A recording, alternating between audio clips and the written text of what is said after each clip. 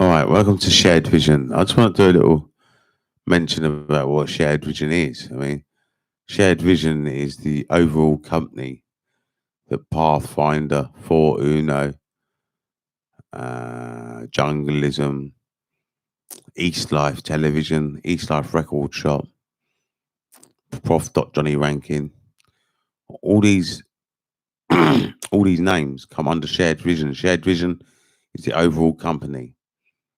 It's the overall company. And Shared Vision has got a good name, like shared vision, like share your stuff with others. That could be the shared vision. And also it can be like having a vision and having that vision shared.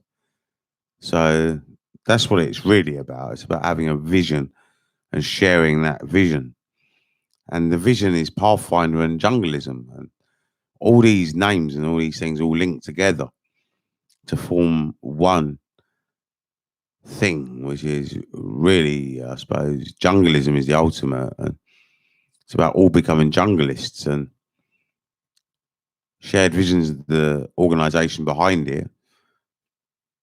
But we all need to become junglists, and all this Pathfinder and the power of now and all this stuff is about becoming junglists, and this is how we do it. Right, let's listen to a bit of music.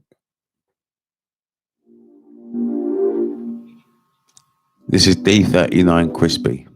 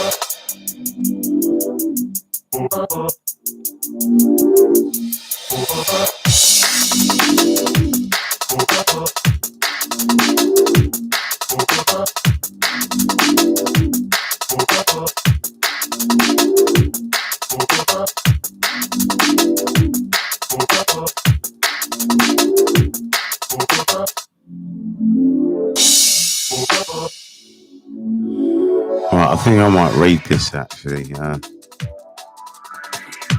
I'll just read this first part. 1. The philosophy of the Tao. Zen Buddhism is a way of and a view of life which does not belong to any of the formal categories of modern Western thought.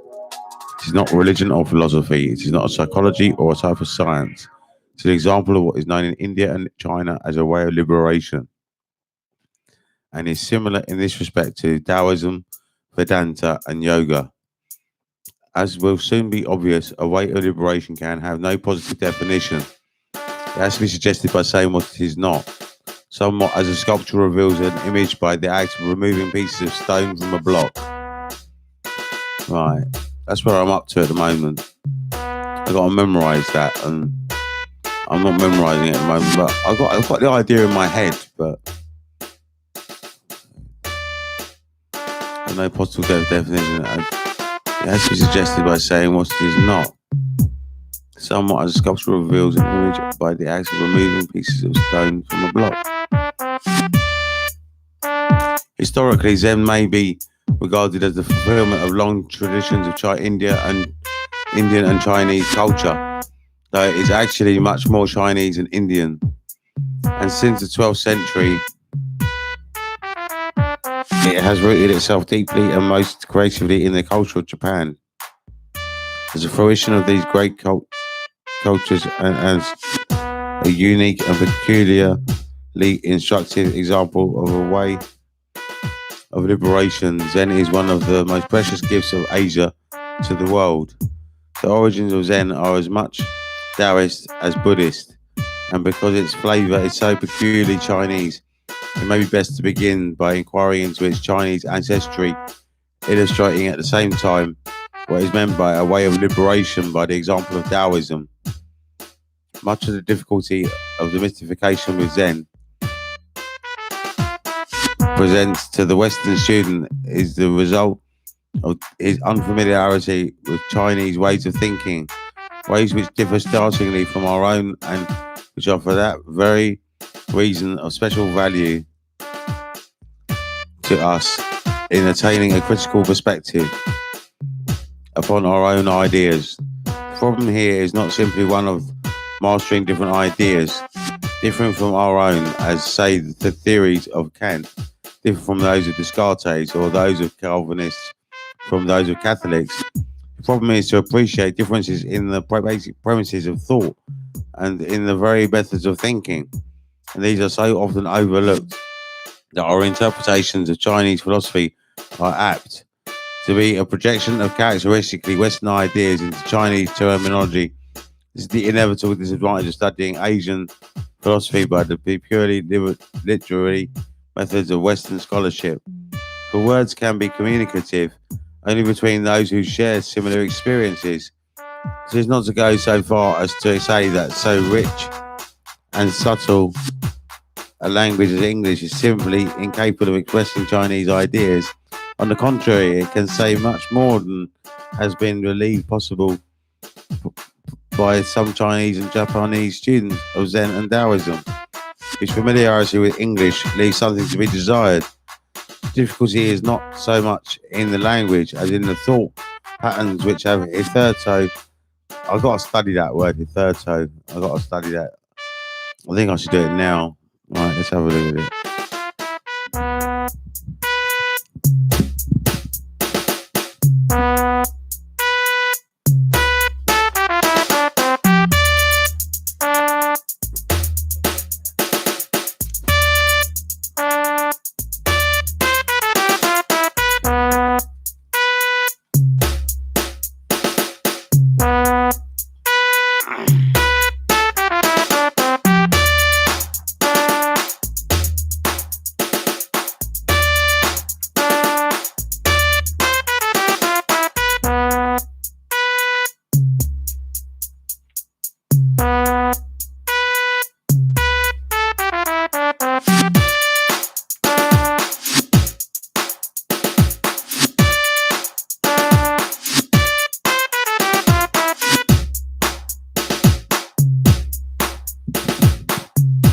Right here, third toe, we've got to remember this now.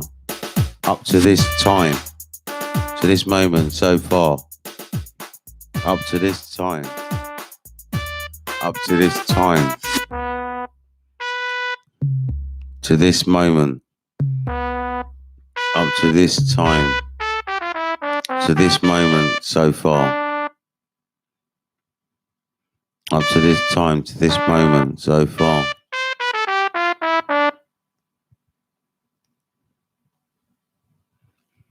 Up to this time is enough to remember, really. I mean, to this moment so far. It's a very interesting word. Alan Watts is obviously a very genius guy to use a word like that. Up to this time, to this moment so far. I don't know what it means in the book yet, but I've got to memorise the definition first. And when it will become clear when I read the book next time. Up to this time, to this moment so far. Third toe. Let's just look at the page for a bit. The third toe, up to this time. It helps to get a physical representation in your mind of what the words look like. I could write it down in my book, but I can't be bothered. This is how I used to study without writing it down. You don't have to write things down all the time. I'm reading a book here, I've got the dictionary here, the books are in there to write things down. Just a bit of a nuisance, so up to this time, to this moment so far.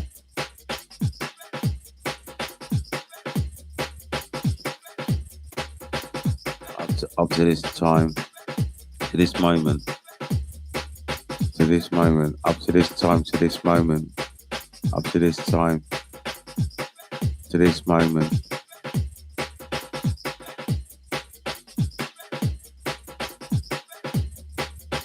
Up to this time, to this moment, so far. Up to this time, to this moment, so far. Up to this time, to this moment, so far. Up to this time, to this moment, so far. This is how I memorise stuff. I just repeat it. Up to this moment, so far. To this moment, so far. Up to this time, to this moment, so far.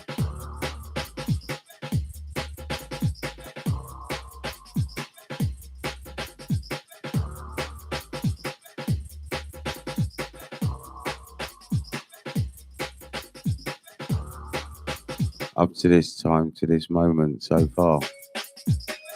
Right.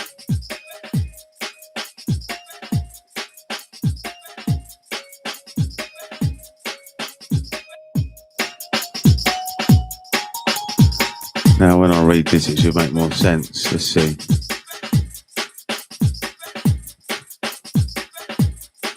So the difficulty is not so much in the language as in the thought patterns which have, up to this point, seemed inseparable from academic and scientific way of approaching a subject. The unsuitability of these patterns for such subjects as Taoism and Zen is largely responsible for the impression that the Oriental mind is mysterious, irrational, and indestructible.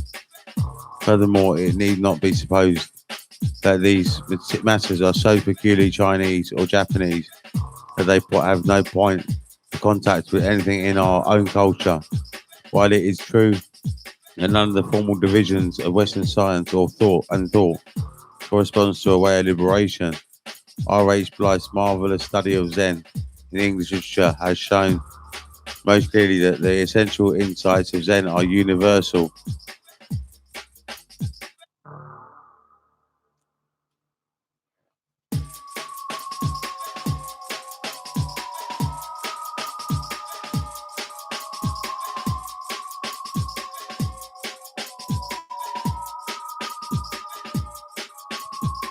The reason why Taoism and Zen present at first sight such a puzzle to the Western mind is that we have taken a restricted view of human knowledge.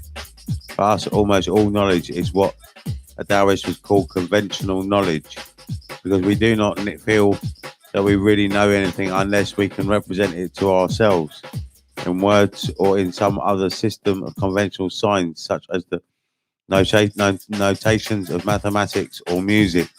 Such knowledge is called conventional because it is a matter of social agreement as to the codes of communication.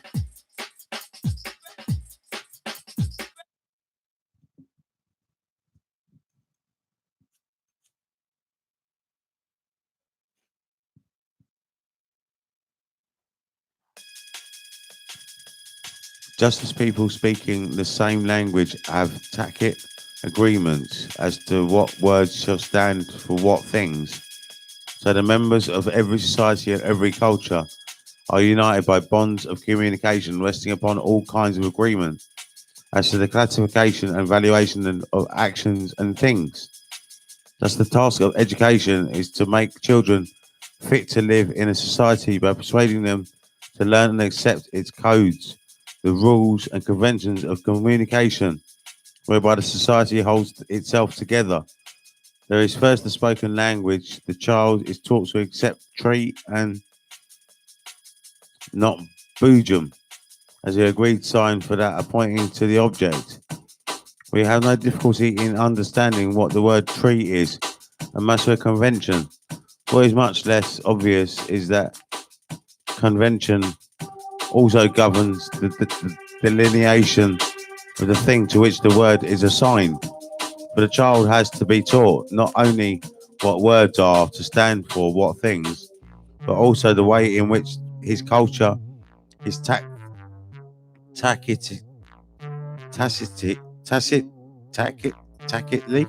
agreed. I don't know what that means, man. It's another word. As tacitly, I think it's tactically. I don't know really. Tacitly agreed to divide things from each other. Let's read that again, man. Let's begin. For the child has to be taught not only what words are to stand for what things, but also the way in which his culture has tacitly agreed to divide things from each other, to mark out the boundaries within our daily experience. The scientific convention decides whether an eel shall be a fish or a snake, or a grammatical convention determines what experiences shall be called objects and what shall be objects and what shall be called events or actions. How arbitrary such conventions can be seen from the question, what happens to my first noun object when I open my hand? The object miraculously vanishes because an action was disguised by a part of speech, usually assigned to do a thing in English. The differences between things and actions are clearly, if not always logically distinguished, but a great number of Chinese words do duty for both nouns and verbs, so that one who thinks in Chinese has little difficulty in seeing that objects are also events. Our world is a collection of processes rather than entities.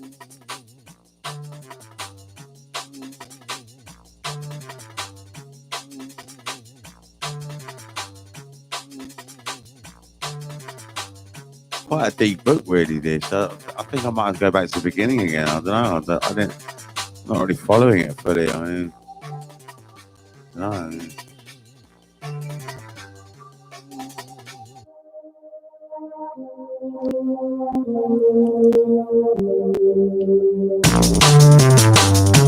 We read quite a bit there, but I had to go back to the beginning. I've got to go back to the beginning. Maybe that's enough of that book for now.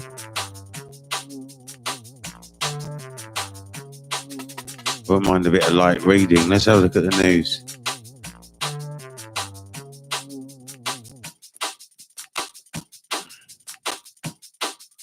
Coronavirus, first Welsh case among 3 new UK diagnoses.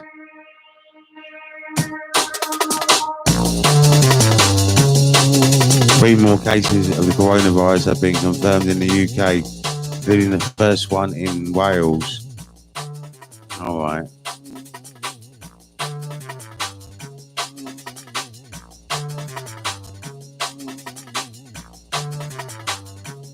All right, let's go back to Kindle.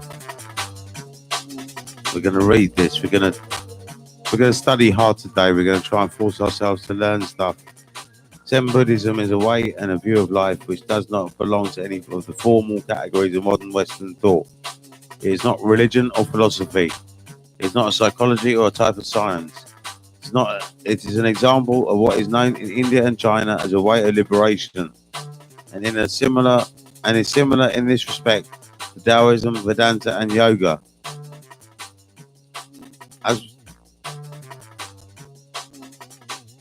As will soon be obvious, a way of liberation.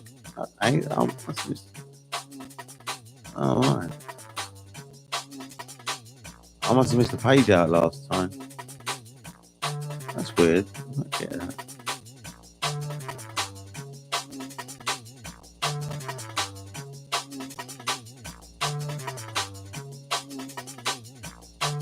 Oh yeah, that's right. As will soon be obvious, a way of liberation can have no positive definition. It has to be suggested by saying what it is not. Somewhat as a sculpture reveals an image by the act of removing pieces of a stone from a block.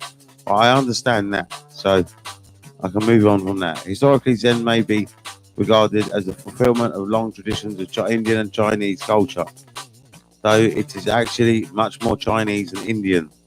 And since the 12th century, it has rooted itself deeply and most creatively in the culture of Japan. The fruition of these great cultures, and as a unique and peculiarly instructive example of a way of liberation, Zen is one of the most precious gifts of Asia to the world. I understand that. The origins of Zen are as much Taoist as Buddhist, and because its flavor is so peculiarly Chinese, it may be best to begin by inquiring into its Chinese ancestry, illustrating at the same time what is meant by a way of liberation by the example of Taoism. Much of the difficulty and mystification which Zen presents to the Western student is a result of his unfamiliarity with Chinese ways of thinking, ways which differ startlingly from our own, and which are, for that very reason, of special value to us in attaining a critical perspective upon our own ideas. The problem here is not simply one of mastering different ideas differing from our own. As they say, the theories of Kant differ from those of Descartes, or those of Calvinists from those of Catholics. The problem is to appreciate differences in the basic premises of thought and in the very methods of thinking, and these are so often overlooked that our interpretations of Chinese philosophy are apt to be a projection of characteristically Western ideas into Chinese terminology. It's the inevitable disadvantage of studying Asian philosophy by the purely literary methods of Western scholarship, for words can be communicative only between those who share similar experiences. This is not to go so far as to say that so rich and subtle a language as English is simply incapable of expressing Chinese ideas. On the contrary, it can say much more than it has been believed possible by some Chinese and Japanese students of Zen and Taoism, whose familiarity with English leaves something to be desired. The difficulty is not so much in the language as in the thought patterns which have hitherto, which basically means up till now, seemed inseparable from the academic scientific way of approaching a subject. Right. See, inseparable from the academic scientific way of approaching a subject. Right. Unsuitability of these patterns for such subjects as Taoism and Zen is largely responsible for the impression that the Oriental mind is mysterious, irrational, and indestructible. Furthermore, it need not be supposed that these matters are so peculiarly Chinese or Japanese that they have no point of contact with anything in our own culture. While it is true that none of the formal divisions of Western science and thought corresponds to the way of liberation, R.H. Blyth's marvelous study of Zen in English literature has shown most clearly that the essential insights of Zen are universal.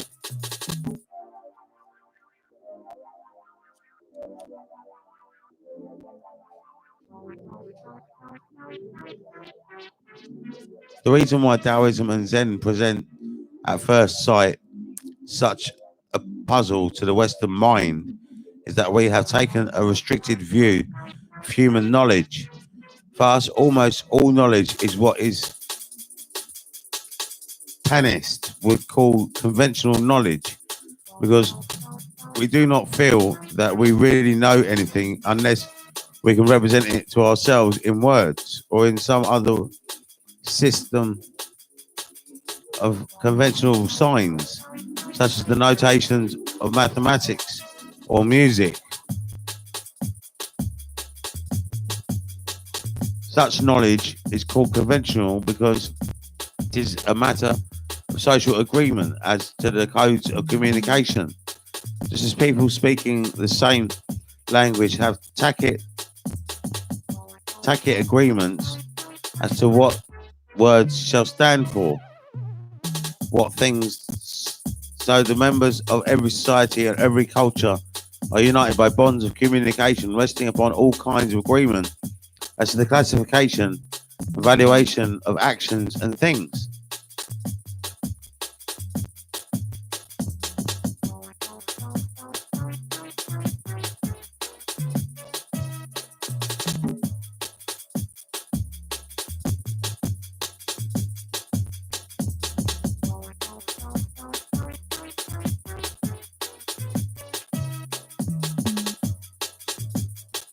But I think I need to read that last part again, because if I'm not sure if I understand it, I have to read it again and again till I understand it. The reason why Taoism and Zen present at first sight such a puzzle to the Western mind is that we have taken a restricted view of human knowledge. For us, almost all knowledge is what a Taoist would call conventional. Oh, hang on, my phone's ringing. Hello? Hello? I'm alright. Who's this?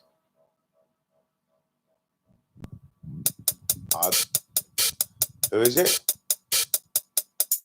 I got your number, but it's just I can't remember your name.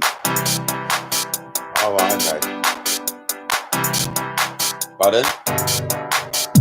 3-5? No, I haven't got 3-5.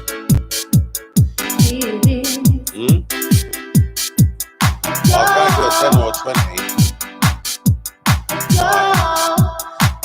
Okay, bye. Be free.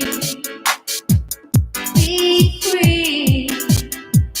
The reason why Taoism and Zen present at first sight such a puzzle to the Western mind is that we have taken a restricted view of human knowledge. For us, almost all knowledge is what.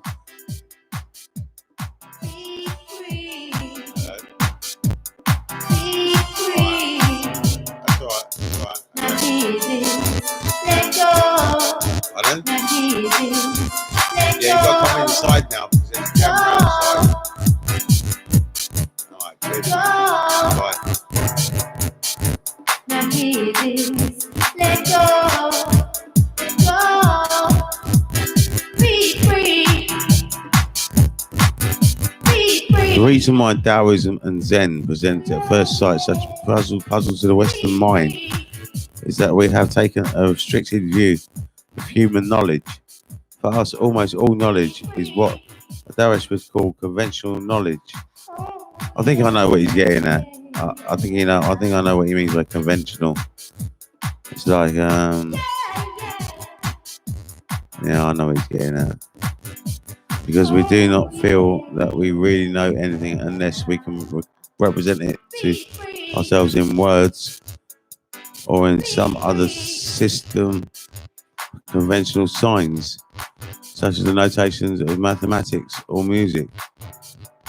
Such knowledge is called conventional because it is a matter of social agreement as to the codes of communication. Just as people speaking the same language have tacit agreements as to what words shall stand for, what things. So the members of every society and every culture are united by bonds of communication, resting upon all kinds of agreement as to the classification and evaluation of actions and things. Thus, the task of education is to make children fit to live in a society by persuading them to learn and accept its codes, the rules and conventions of communication, whereby the society holds itself together. There is first the spoken language. The child is taught to accept tree and not boojum as the agreed sign for that pointing to the object. We have no difficulty in understanding that the word tree is a matter of convention. What is much less obvious is that convention also governs the delineation of the thing to which the word is assigned. So the child has to be taught not only what words are to stand for what things. All right.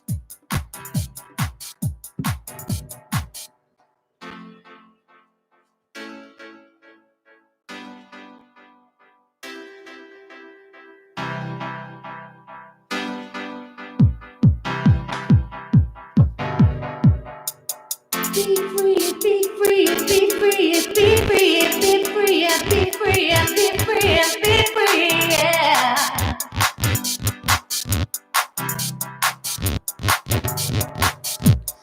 Open up your mind and open up your eyes and open up your heart and see.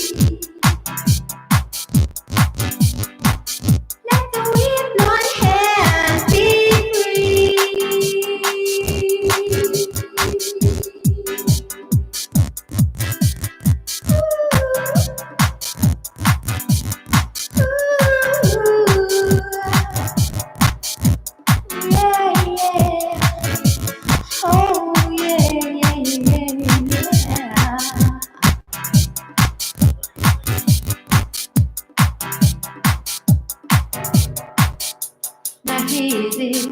Let go.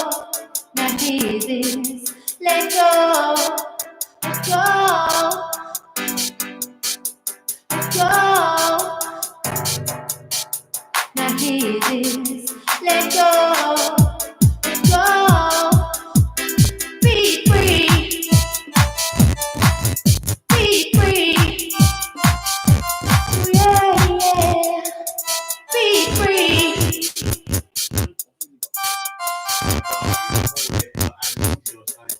Be free. Oh yeah, yeah, yeah. Yeah, yeah. Oh yeah, yeah, yeah.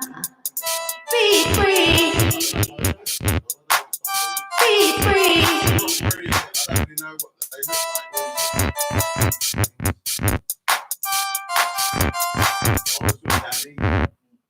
Be free, be free. Oh yeah, yeah, yeah. Be free, be free. Oh yeah, yeah, yeah. Freedom, freedom, freedom. Yeah, yeah. Free, free, free. Free, free, free. Free, free, free. Free, free, free. Yeah. Free, free, free. Free, free, free. Free, free, free. Free, free, free.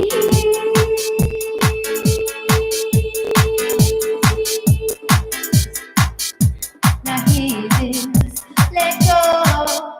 Now hear this, let go. Be free, be free. Oh yeah, yeah, yeah, yeah. Free, free, free, free, free, free, free, free, yeah. Got to be free. Got to be free.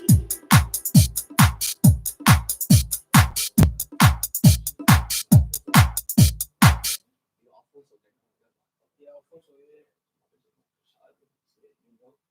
don't answer that phone though, so there's no point ringing that phone. I've got another number, I've got another card as well.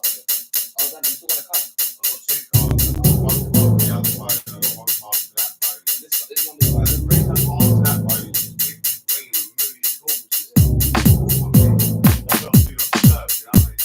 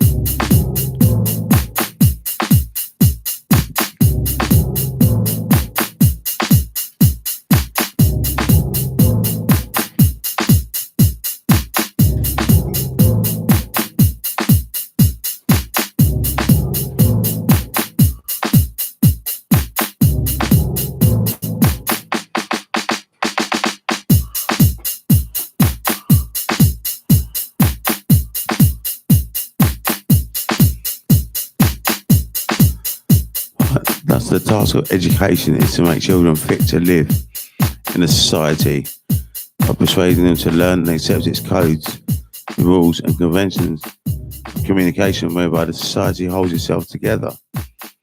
There is first the spoken language. The child is taught to accept tree and not boojum as the agreed sign without pointing to the object.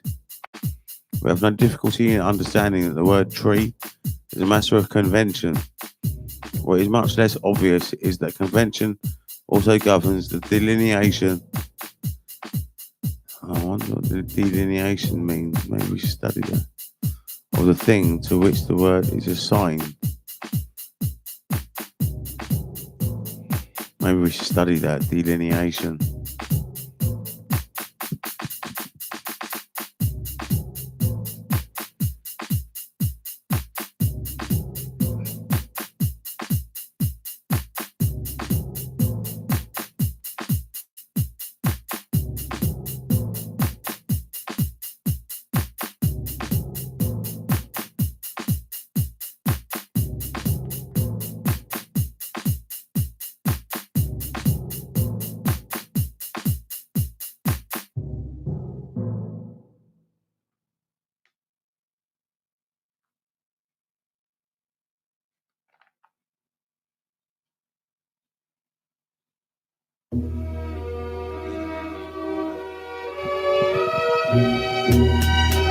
Delineation. Correct word is the word just before delineate. To trace in, outline, to depict, draw, to describe in words. Delineation. Result of this portrait, picture, whether in words or lines.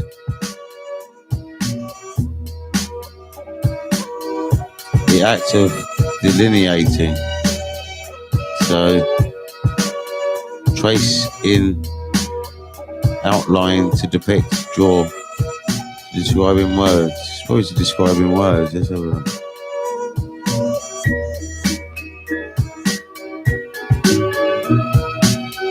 Yeah, delineation. So, to describe in words. governs to describe the word as the thing to which the word is assigned. The child has to be taught not only what words are to stand for, what things, but also the way in which his culture has tacitly agreed to divide things from each other to mark out the boundaries within our daily experience. Tacitly, man. It's another word, but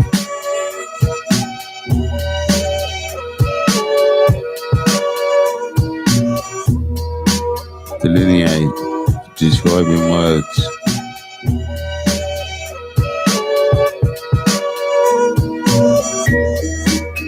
Delineation, to describing words.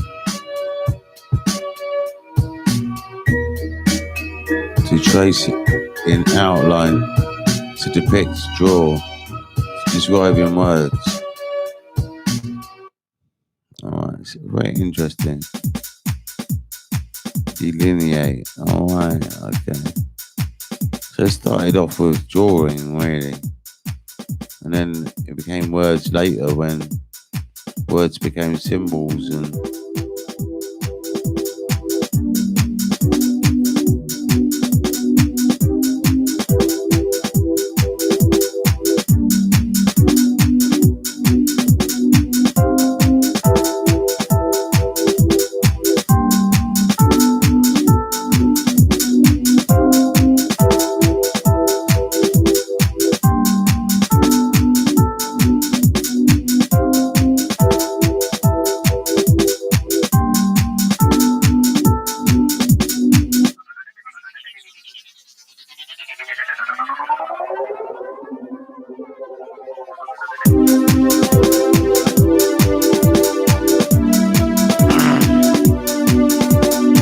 you can study words for ages, but I mean, I do need to get to know this. I mean, the whole point of learning is that you do memorize the words and the definition to describe in words, and I've got to memorize this really.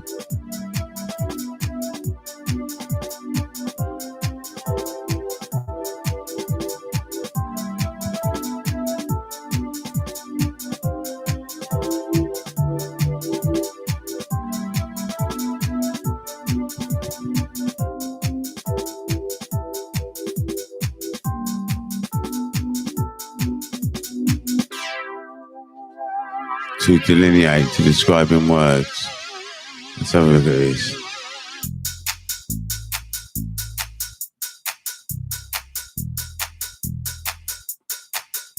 So it says here, what is much less obvious is that convention also governs the delineation of the thing to which the word is assigned.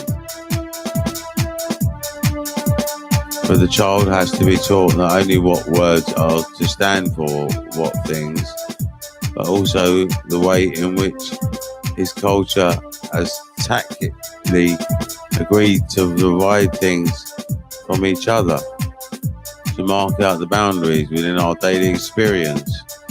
The scientific convention decides whether an eel shall be a fish or a snake, and grammatical convention determines what experiences shall be called objects and what shall be called events or actions.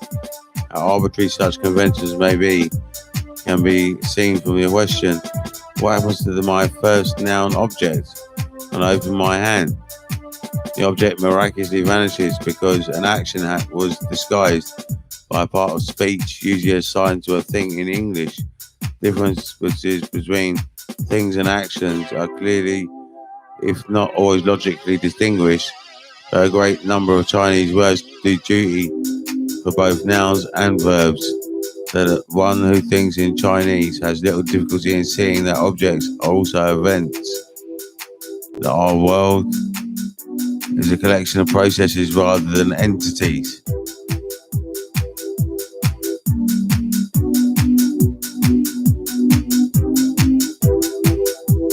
But I don't know if I should get something to eat yet. I just don't know. I mean,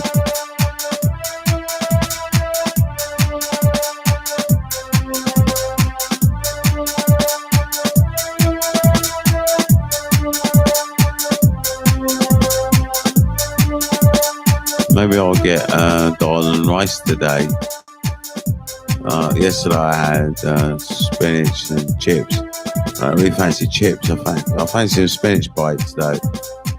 Maybe I can get some spinach bites and see how I go, and I'll get chips later or get more spinach bites. Let's see how much money we've got and what the day is. It's Friday today, isn't it? So, it's Friday.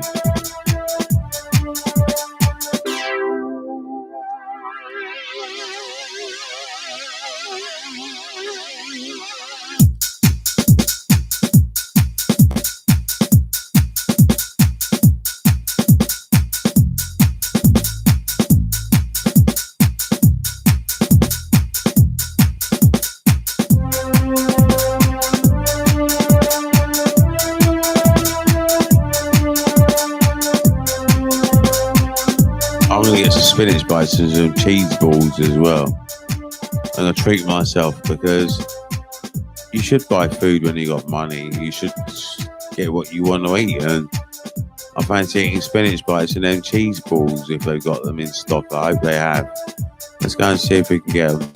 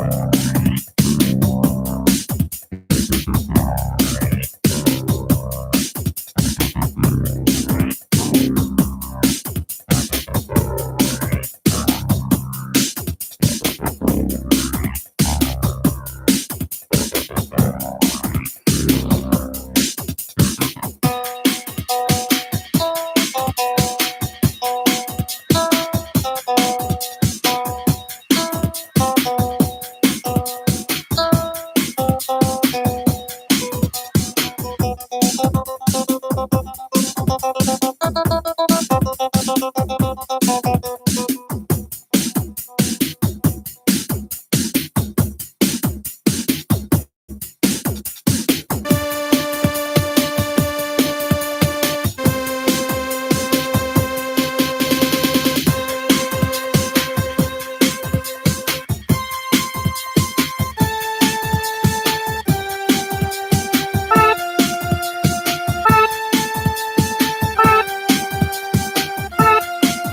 think I'm going to go to Wenzel's and get something to eat from Wenzel's because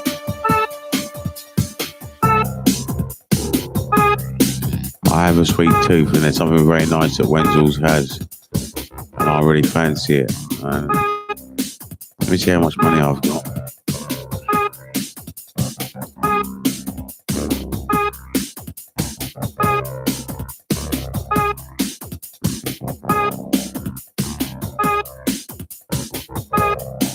I can probably afford it, I think, so I might as well get it.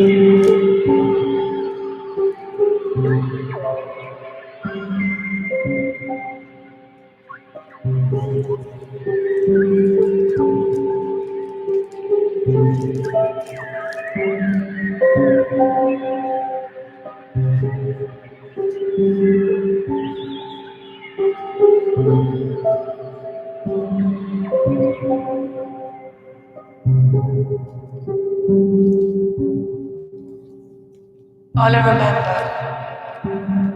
because I forgot so much over the years, is the naughtiness of her fingers.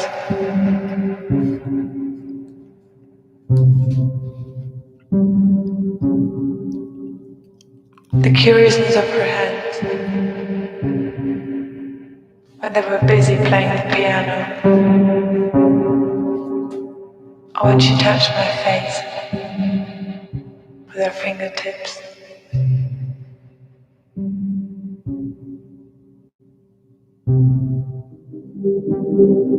So soft and gentle.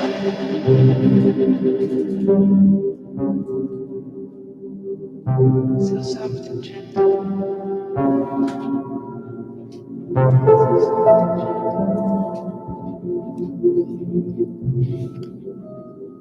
So soft and gentle.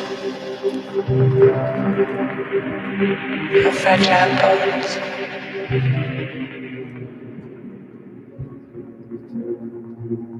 Tiny bones.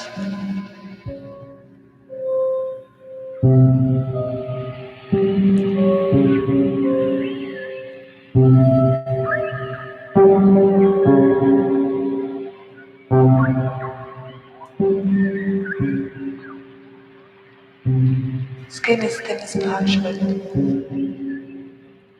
covering them closely, transparently.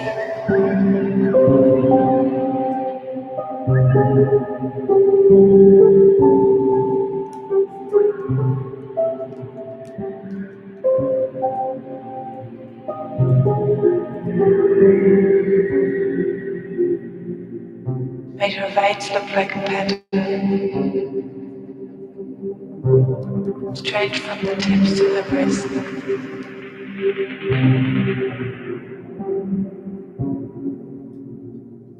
A net of rivers, streams on this unknown continent.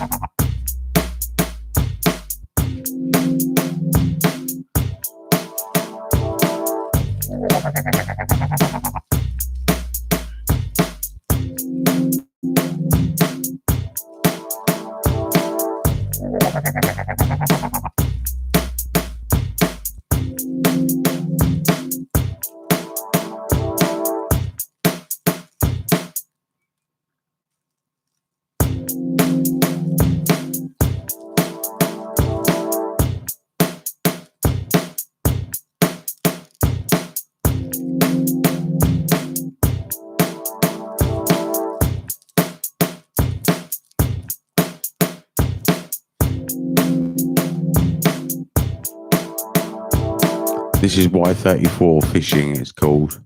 If you want to request it.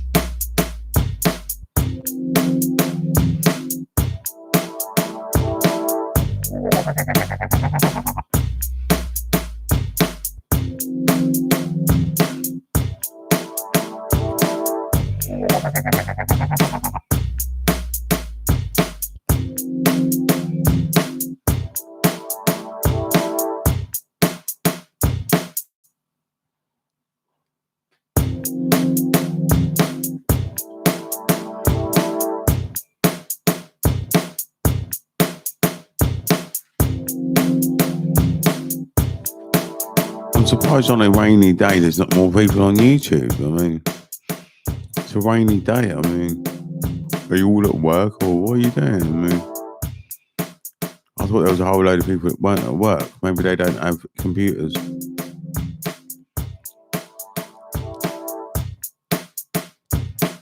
Maybe that's a whole load of people that there's room for growth on YouTube and on these sort of platforms. I was swimming for miles and miles. And I'll take it that most of these people are not sort of people that would be broadcasters. I felt at one They're subscribers, like they're consumers, because someone who's going to broadcast would have set it up by now. It's still good to broadcast in the future, but they're mainly going to be like subscribers.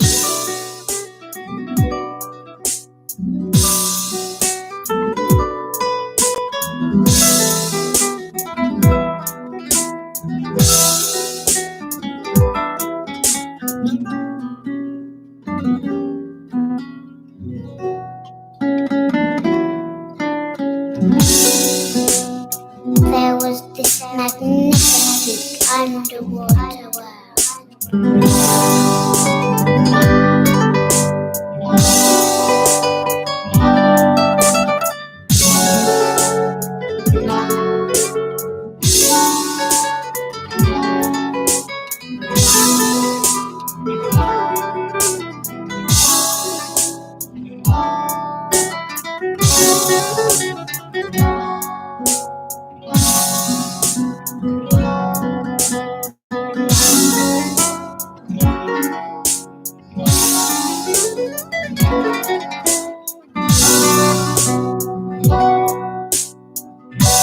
I saw a shivering light.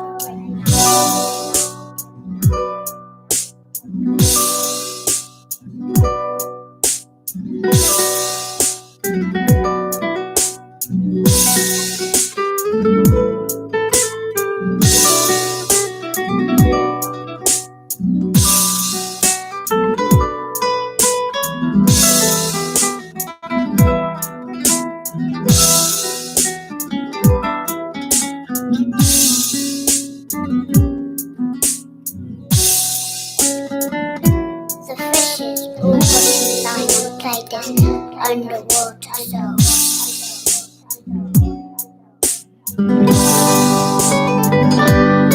It was amazing.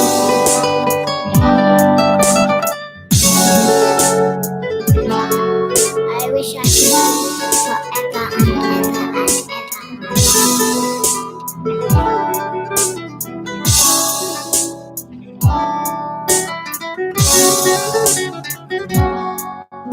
my perfect friend over the water and me, like a dream.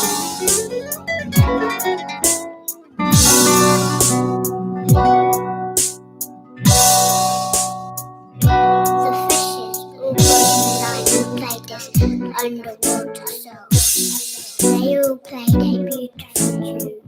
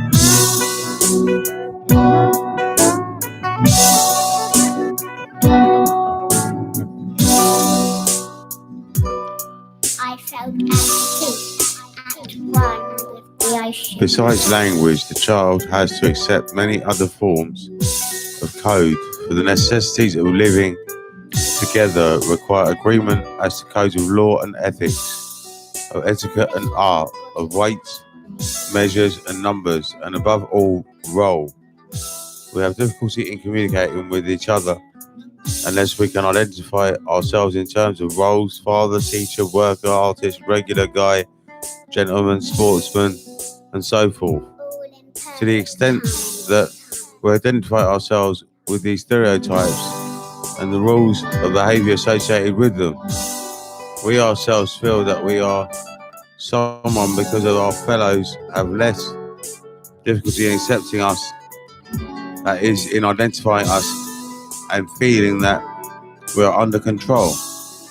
A meeting of two strangers at a party is always somewhat embarrassing when the host has not identified their roles in introducing them, for neither knows what rules of conversation and action should be observed. Once again, it is easy to see the conventional character of roles.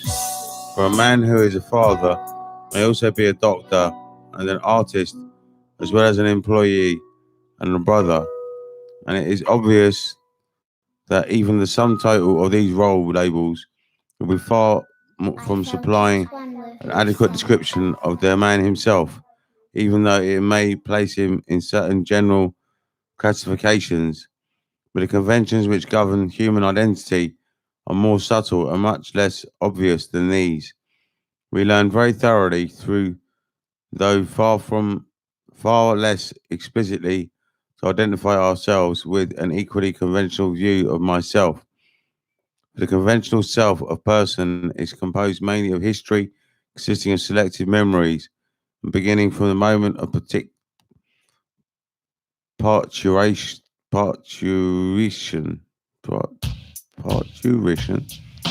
According to convention, I'm not simply what I am doing now, I am also what I have done. And my conventionally edited version of my past is made seem almost more real me, the real me, than what I am at this moment. What I am seems so fleeting and intangible, but what I was is fixed and final. This is the firm basis for predictions of what I will be in the future. So it comes about that I am more closely identified with what no longer exists than with what actually is.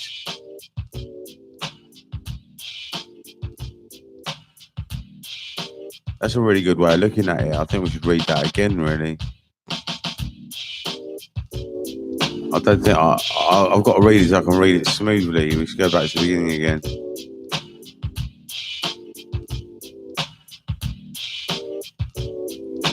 That was very powerful, that. I'll read it from the beginning again in a minute.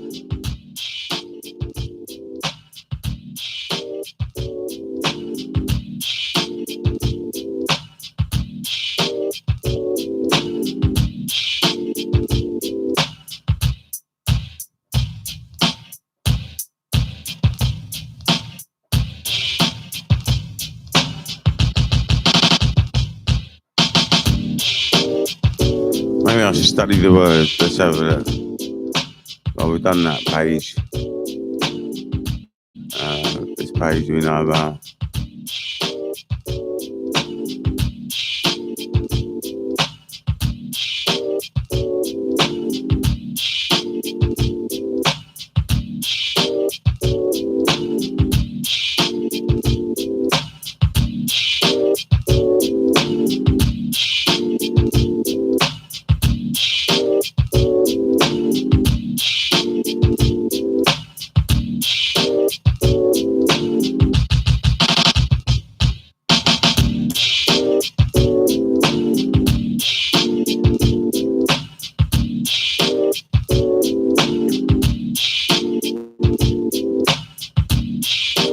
I found the part that I'll carry on reading from, I think.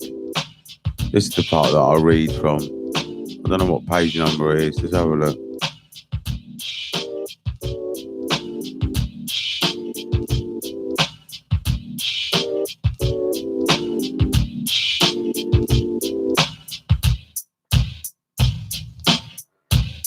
Well, it's on 5%. I don't know what that means really, but I can't believe I've read 5% of the book already. That's a lot of the book, and there's only a few pages been turned, but maybe the book's not that big.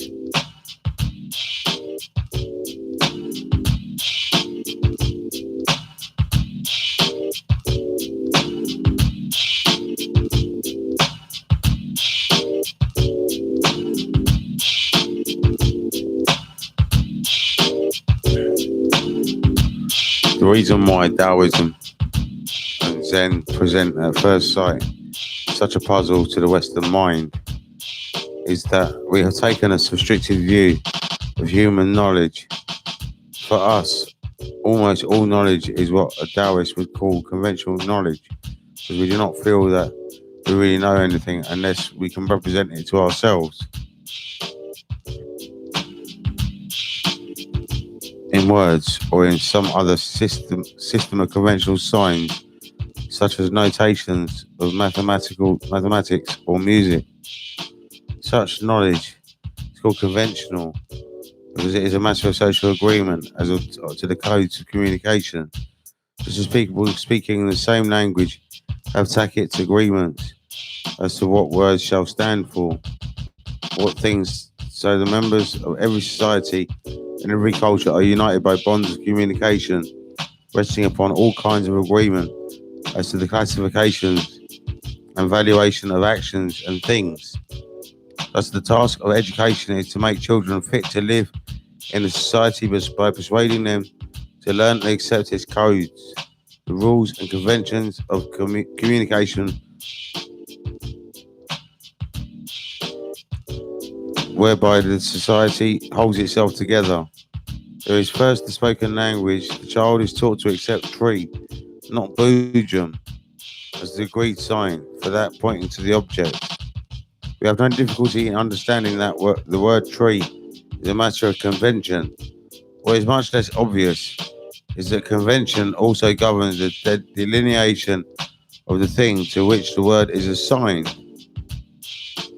For the child has to be taught not only what words are to stand for, what things, but also what ways in which his culture has tacitly agreed to divide things from each other to mark out the boundaries within our daily experience. Thus, scientific convention decides whether an eel shall be a fish or a snake, and grammatical convention determines what experiences shall be called objects and what shall be called events or actions. How arbitrary such conventions can be seen from the question, what happens to my first noun object when I open my hand?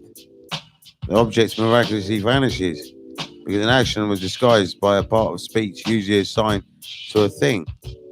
In English, the differences between things and actions are clearly, if not always logically distinguished, but a great number of Chinese words do duty for both nouns and verbs, so that one who thinks in Chinese has little difficulty in seeing that objects are also events, that our world is a collection of processes rather than entities. Besides language, all right, let's read that in a minute.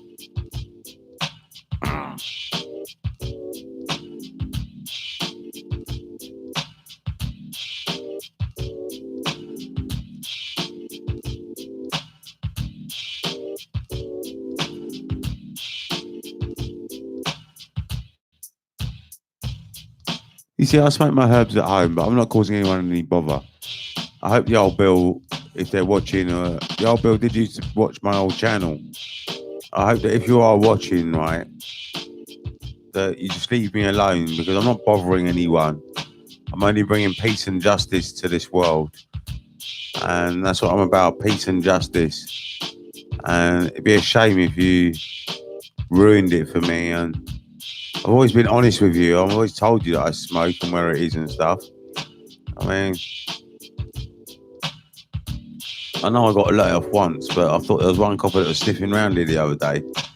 And I'd like you to get the message out that Johnny Rankin should be left alone. He should become an outlaw, a weed outlaw.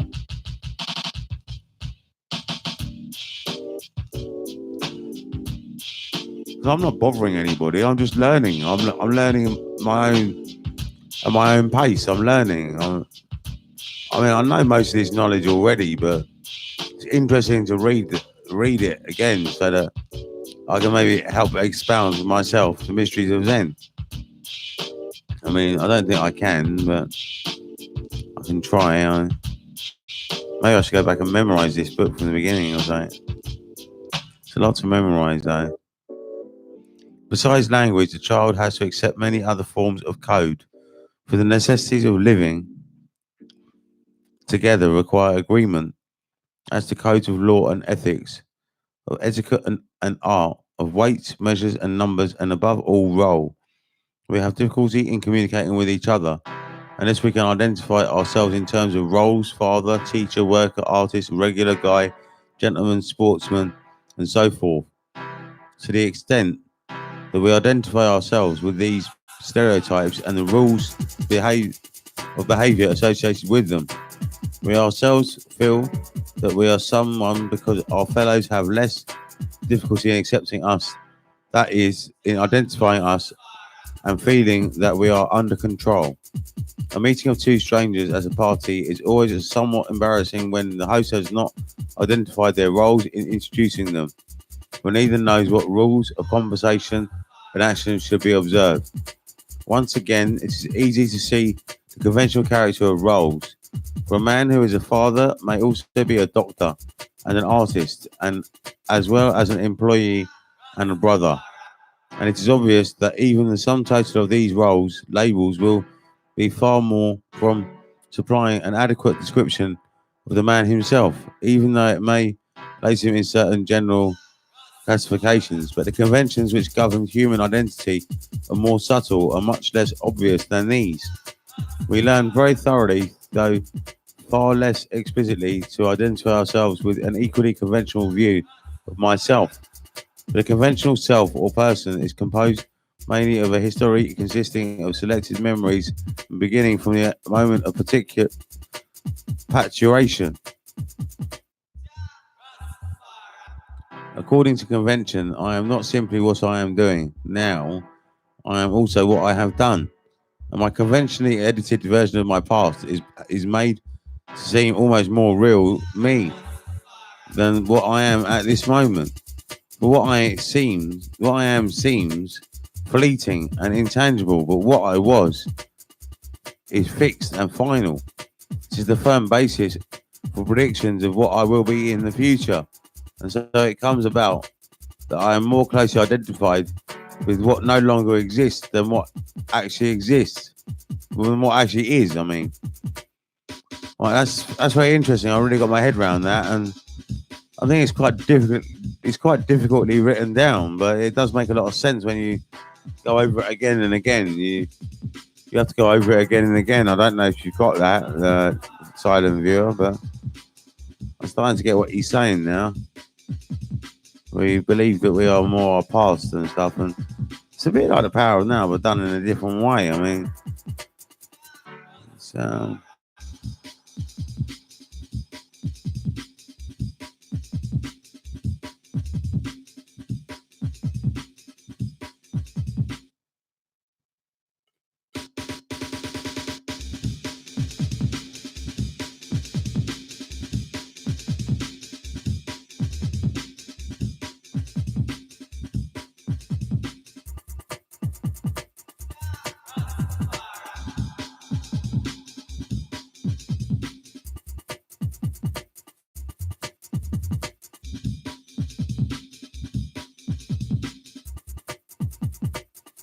It's important to recognise that the memories and past events which make up a man's historical identity, are no more than a selection from the actual infinitude of events and experiences. Some have been picked out, abstracted as significant.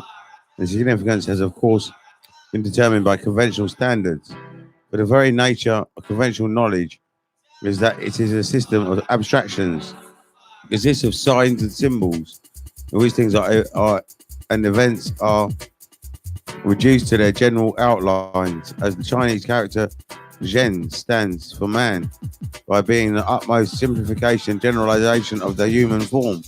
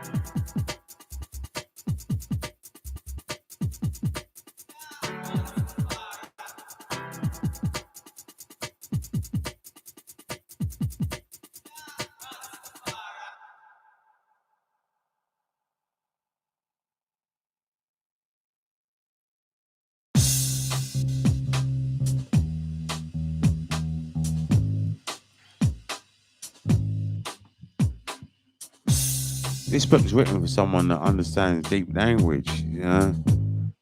Maybe my uncle would prefer this book to Harold Now. I mean, it does seem like a very good book to me. You know? The same is true of words other than ideographs. The English words man, fish, star, flower, run, grow all denote classes of objects or events which may be recognized as members of their class by very simple attributes extracted from the total complexity of the things themselves. Abstraction is thus almost a necessity for communication, since it enables us to represent our experiences with simple and rapidly made grasp of the mind. When we say what we can think only of one thing at a time, this is like saying that the Pacific Ocean cannot be swallowed at a gulp. It has to be taken in a cup and down bit by bit. Abstractions and conventional signs are like the cup. They reduce experience to units, simple enough to be comprehended one at a time. In a similar way, curves are measured by reducing them to a sequence of tiny straight lines, or by thinking of them in terms of the squares which they cross when plotted on graph paper. Other examples of the same processes are the newspaper, photograph, and the transmission of television. In the former, a natural scene is reproduced in terms of light and heavy dots arranged in a screen or grid-like pattern, so as to give the general impression of a black and white photograph when seen without a magnifying glass. Much as it may look like the original scene, it is only a reconstruction of the scene in terms of dots, somewhat as our conventional words and thoughts are reconstructions of experience in terms of abstract signs, even more like the thought process. The television camera transmits a natural scene in terms of a linear series of impulses which may be passed along a wire. Thus, communication by conventional signs of this type gives us an abstract, one at a time translation of a universe in which things are happening all together at once a universe whose concrete reality always escapes perfect description. In these abstract terms, the perfect description of a small particle of dust by these means would take everlasting time, since one would have to account for every point in its volume. The linear one at a time character of speech and thought is particularly noticeable in all languages using alphabets, representing experiencing in long strings of letters. It is not easy to say why we must communicate with others, speak, and with ourselves think. But this one at a time method, life itself, does not proceed in this cumbersome linear fashion, and and our own organisms can hardly live for a moment. They had to control themselves by taking thought of every breath, every beat of the heart, and every neural pulse. But if we are to find some explanation for this characteristic of thought, the sense of sight offers suggestive analogy. For we have two types of vision, central and peripheral. Not unlike the spotlight and floodlight, central vision is used for accurate work like reading, in which our eyes are focused on one small area. After another, like spotlights, peripheral vision is less conscious, less bright than the intense ray of the spotlight. We use it for seeing at night and for taking subconscious notice of objects and movements not in the direct line of central vision. Unlike the spotlight, it can take in very many things at a time. There is then an analogy, and perhaps more than mere analogy, between central vision and conscious, one at a time, thinking, and between peripheral vision and the rather mysterious process which enables us to regulate the incredible complexity of our bodies without thinking at all. It should be noted further that we call our bodies complex as a result of trying to understand them in terms of a linear thought of words and concepts. But the complexity is not so much in our bodies as in the task of trying to understand them by this means of thinking.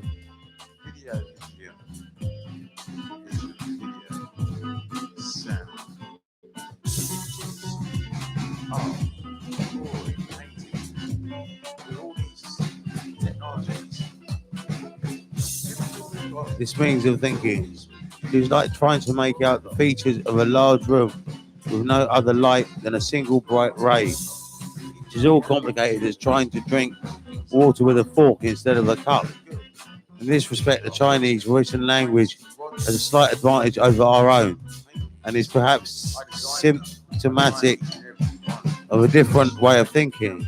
It is still linear, still a series of abstractions taken in one at a time, but its written signs are a little closer to life than spelled words because they are essentially pictures, and as a Chinese proverb puts it, one showing is worth 100 sayings. Compare, for example, the ease of showing someone how to tie a complex knot with the difficulty of telling him how to do it with words alone.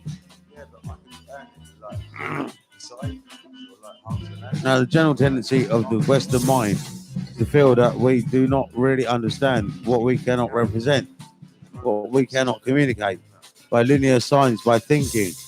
We are like the wallflower who cannot learn a dance unless someone draws him a diagram of the steps, who cannot get it by the feel. For some reason, we do not trust and do not fully use the peripheral vision of our minds. We learn music, for example, by restricting the whole range of tone and rhythm to a notation of fixed tonal and rhythmic intervals, a notation which is incapable of representing Oriental music, but the Oriental musician has a rough notation which he uses only as a reminder of a melody. He learns music not by reading notes, but by listening to the performance of a teacher, getting the feel of it, and then copying him. And this enables him to acquire rhythmic and tonal sophistications matched only by those Western jazz artists who use the same approach. We are not suggesting that Westerners simply do not use the peripheral mind, being human. We use it all the time, and every artist, every workman, every athlete calls into play some special development of its powers. But it is not academically and philosophically respectable.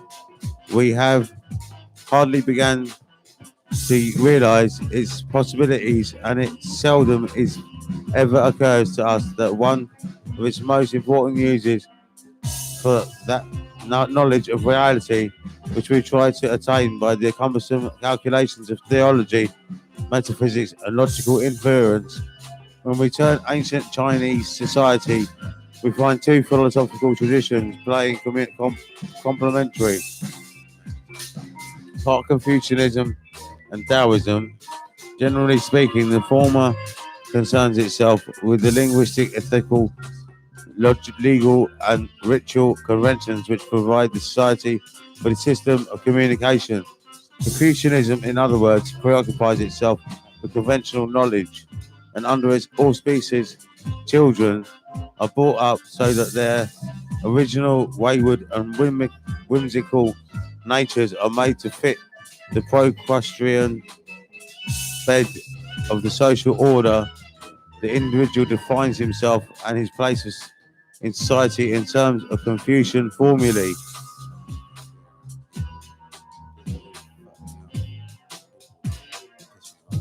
It's a deep book, isn't it? It's not for a beginner, really.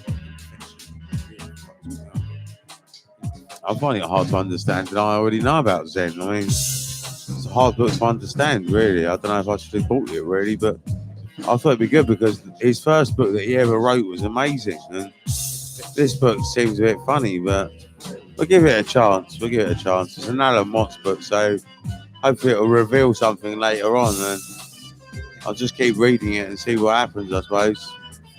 So today I'll just keep reading it and see what happens. If I have to go back a bit and read it again, I will.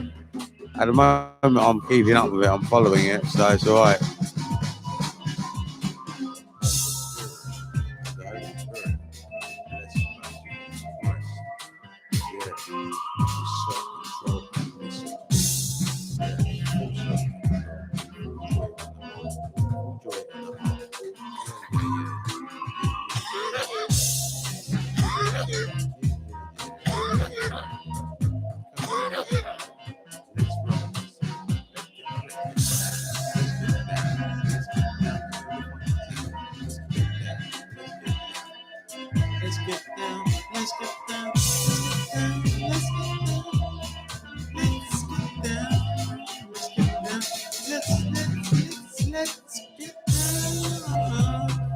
Let's get down to the funky sound of the underground. Yeah, come on, let's get down. Every day we should get down and boogie and play. Oh yeah, come on, everybody. Rock tonight. Let's rock and roll it. I don't think I'm going to buy books with the narrator on them, because if I buy them with the narrator on them, I won't actually read them. I think from now on, I'll buy the books as I've done this one. It encourages me to actually read it, and when you actually read it, it's better. It is better to actually read a book rather than just listen to the narration. I'm sure about that.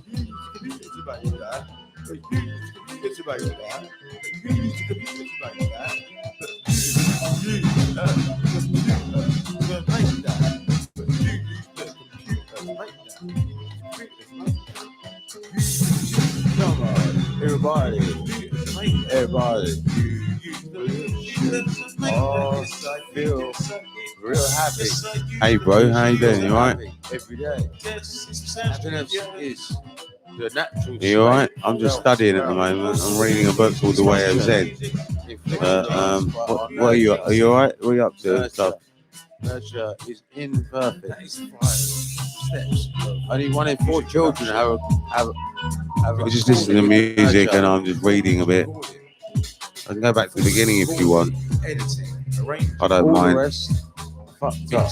Or I can play a presentation from another book. Just 5 steps. 5 steps in production. Yeah, recording. Recording is the most important thing. And the performance. Practice each and every day.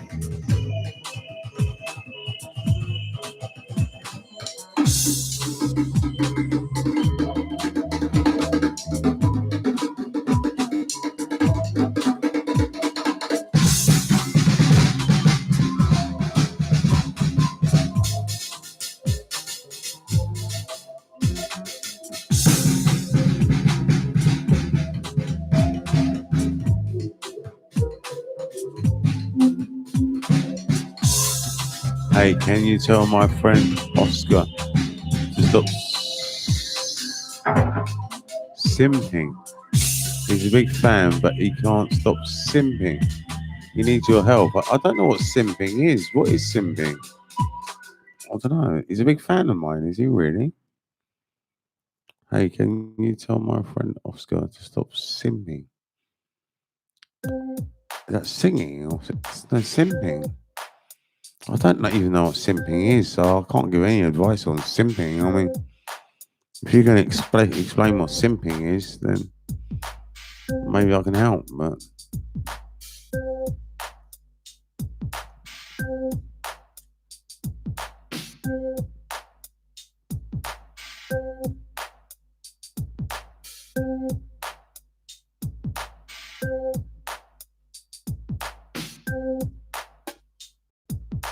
simping is when you're desperate to get a girl, so you keep sucking up to them. Oh, well, I mean,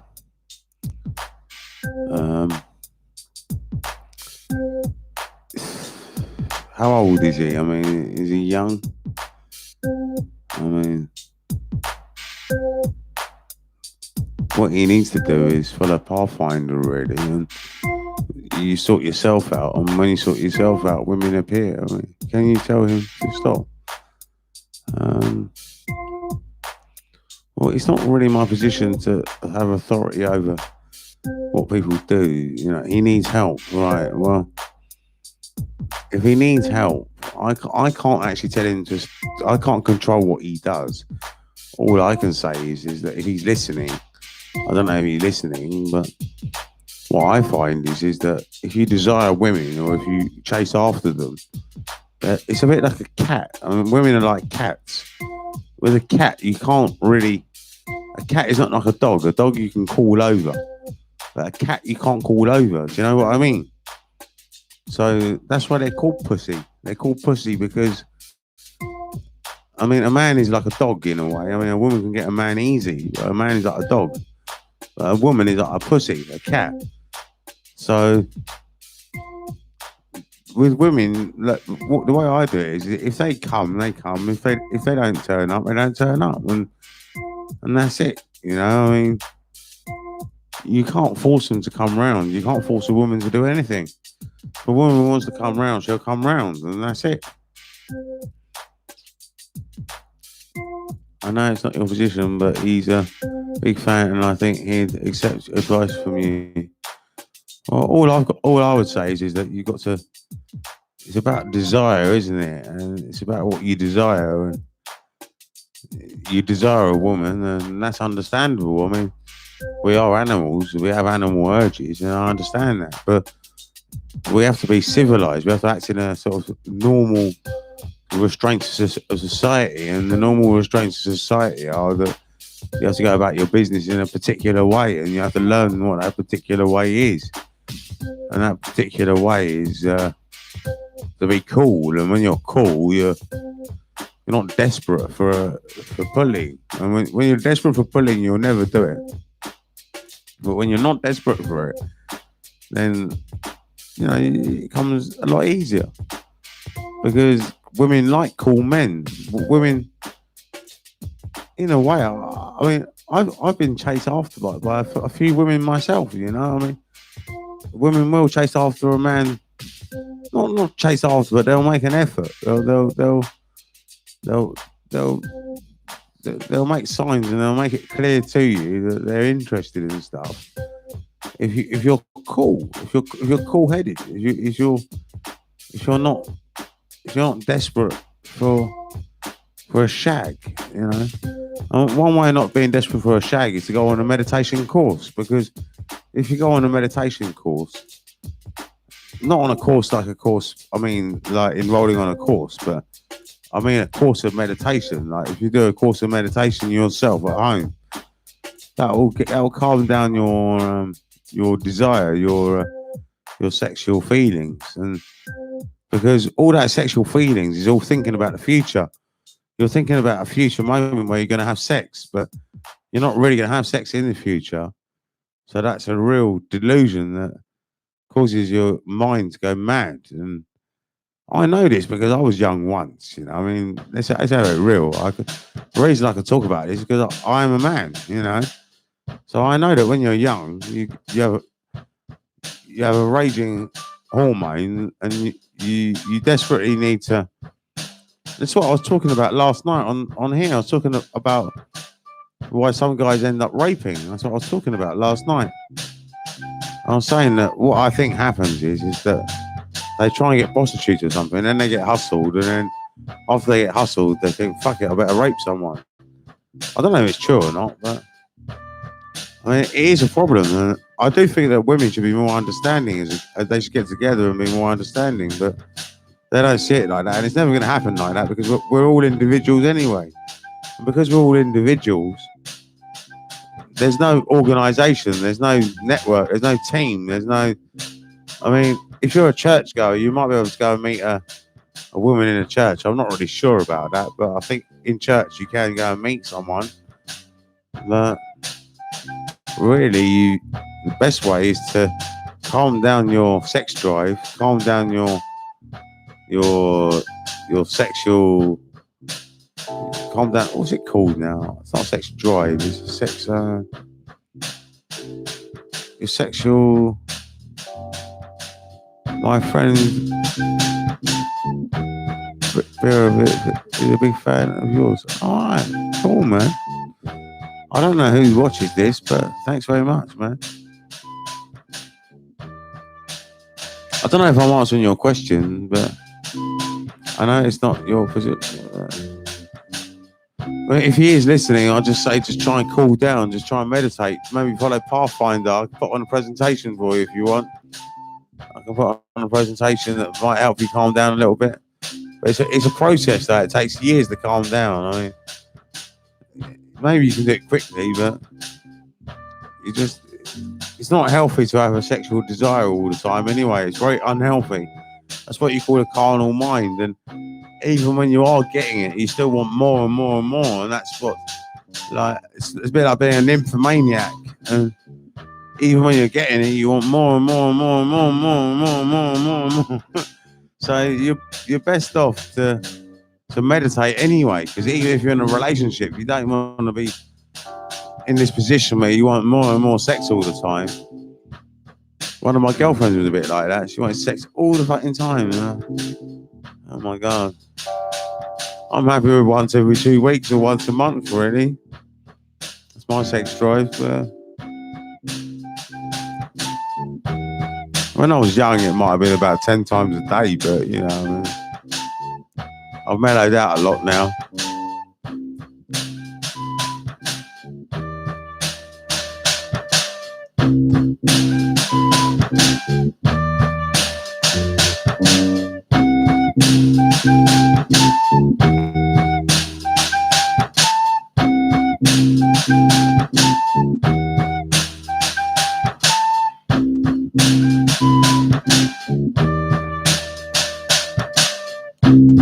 Hey, my guy, yeah.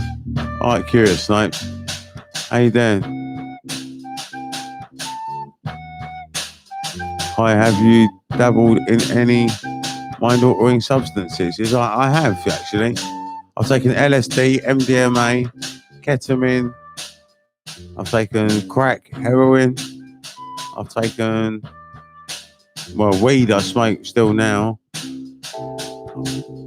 I've never been addicted to any of these things, really. I just had a little dabble. Cocaine as well. I've tried that.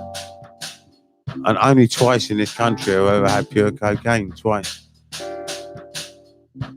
Can I get you some good weed? Well, I'm not really the person to get it, but I do get it. I mean, I've got some. I don't know where you live. Where do you live?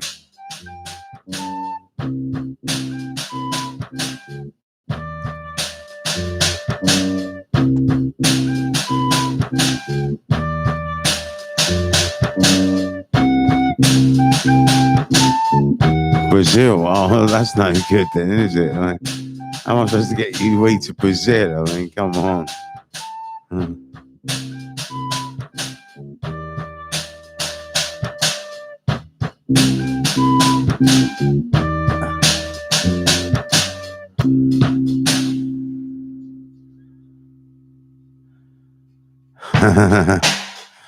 I can't actually send any weed any distance or anything. Do I think God exists? Well, in the dictionary, it's got two definitions for God. It's got one definition. The first definition is that God is the Most High, which means that He's like the King of Kings, the Alpha Male. That's one definition of God. The second definition of God is that it's a spirit, something you can't see, and it causes all phenomena. Phenomena means like the weather and things like that. Things that happen causes phenomena. Even me speaking on this mic now is phenomena. Phenomena is like something that happens. So this is what the dictionary says. Now, Haile Selassie was supposed to be the last king of kings. That's what we know this. I mean, it is true that Haile Selassie was the last king of kings. I don't know where the king of kings is now, but I mean, is it okay to be racist? Well, I wouldn't say it's okay to be racist, but what I would say is that I wouldn't condemn someone for being racist. I wouldn't condemn them because it's only ignorance that causes racism. Because it's only ignorance. Well, there's enough people that are ignorant for other reasons, and there's enough ignorance out there. Why condemn one man for being ignorant for one thing when everyone's ignorant about so much stuff anyway? And I wouldn't really do that. Let's have a look at this. My friend is overdosing on ketamine right now. What do I do? Well, what is it? Is he actually gone in the K-hole? Is he on the floor on 4 legs? Is he standing on 2 legs or is he on 4 legs? Have you worked in a home base in South Harrow? I've never worked in the home base in South Harrow, but I worked in the home base in Harrowville, Finchley Road, North Finchley, all over the place, but not the one in South Ruislip. Is it South Ruislip you mean? Are you black?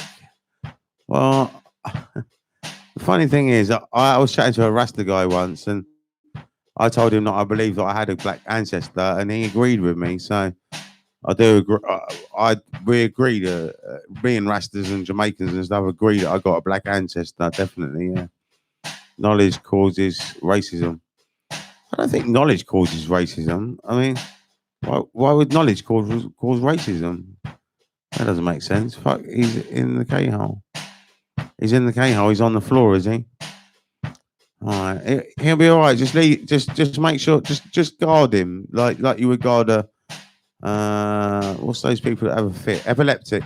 Just guard him like an epileptic. He's not really lost it. He's all right. He's probably having the time of his life, really. Probably enjoying it a lot. He's gone blue. Oh right. He's gone blue and on the floor. Fuck, he's not breathing. Help. My friend's stuck in the K-hole. Have you been arrested? I've been arrested loads of times. He's in the K-hole. Well, he's not breathing. Cool. You realise how evil they are. Calling 999. Yeah, you better call 999. That's the only thing I can say. What you can do is pump his chest like 2 times and breathe into his mouth 15 times. Breathe into his mouth 15 times and pump his chest twice, I think. I think that's what you do. You sort of pump the heart twice and you breathe in 15 times. And you got to keep the oxygen going into the brain. The idea is to keep the oxygen going into the brain. So you have to breathe into it. But you also have to pump the heart, circulate the actual air. That's what I would do. He's talking about Ben Child. Okay, doing CPR and kisses. I just saw a black person. Do I call the police?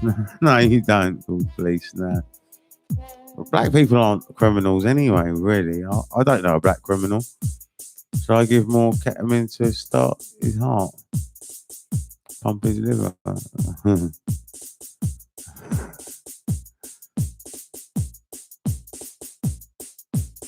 You guys are crazy.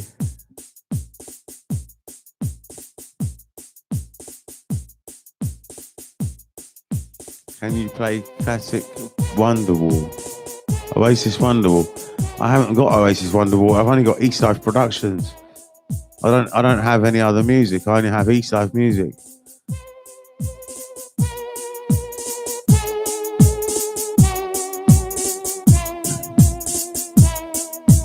I just spiked my girlfriend's drink with opioids, but she hasn't woken up. Has been a week. My friend's just fucking died. I want you to sing it. Are you a producer? I am a producer, yeah. I'm going to kill myself. Alright. Shut shit up. Shit up. Bill Bobson. East Eye is the best. What do you think about divorce? I'm not bothered about divorce. I'm not even bothered about marriage, really. I mean, to me, I don't think marriage should exist in the first place, and I don't. Divorce is just, well, I'm not bothered about that neither.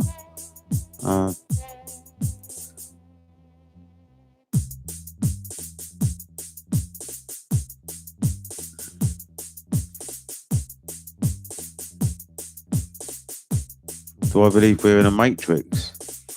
Well, matrix is just like a series of dots, isn't it? It's like a mathematical thing. And the universe is sort of made of dots anyway. If you look carefully into the sky, if you look carefully into the air, you can see a load of dots. I mean, when you look at the wall, you can see a load of dots. It's like everything's made of dots. The air's got dots in it. I mean, so I'd say we are in a matrix, yeah. Do you need any plumbing? I know a guy. No, I don't need any plumbing. What the fuck? I need to call 999 now. Brexit. Brexit, I'm not, I don't know, I ain't got nothing to say about Brexit now. It's too fast for this moving. It's moving fast now. What software do you use? I use Logic, Recycle, SoundForge, and Windows Media Player. CPR not work. Well, you might not get him back to life, but what you'll be doing is maintaining the oxygen into his brain. The idea is that you maintain the oxygen in the brain until the ambulance man turns up. You just get the oxygen going into his brain. If the oxygen doesn't get to his brain for a certain time period, then if the oxygen doesn't get to his brain for a certain time period, that's what will cause him brain damage, or he'll die, or whatever. I don't even know if you're being real, but I never voted Brexit. I don't vote anyway.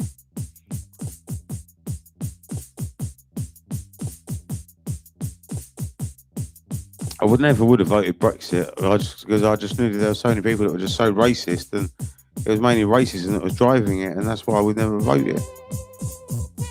I'm not a racist person, and then these people just wanted people of colour out of this country. And that's why they voted Brexit, and they're going to be very upset when they realise this isn't going to happen.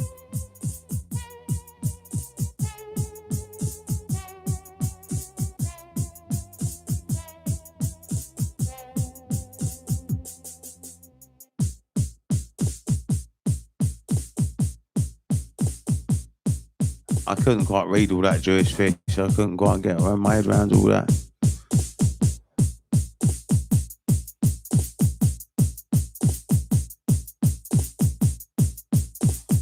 There's no one at my window. I would be able to hear it. There's no face at my window. The window's very high up. No one can get their face up here. You can't look through these windows. They're about 20 foot high.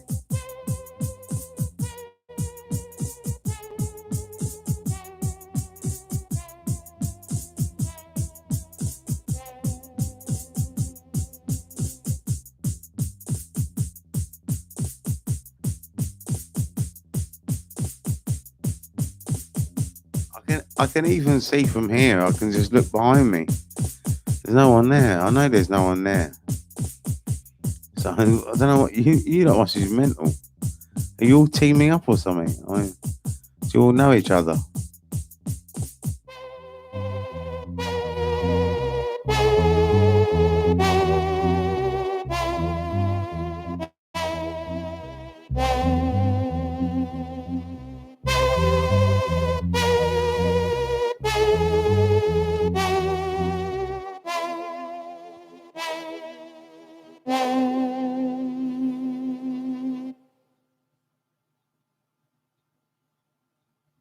Well, this is what we do on a rainy afternoon then, isn't it? We all try and make Johnny look through a window which has got no one there. That's what we do on a Wednesday, on a Friday afternoon. Friday rainy afternoon. We play, he's over there, he's over there, he's over there. That's what we play.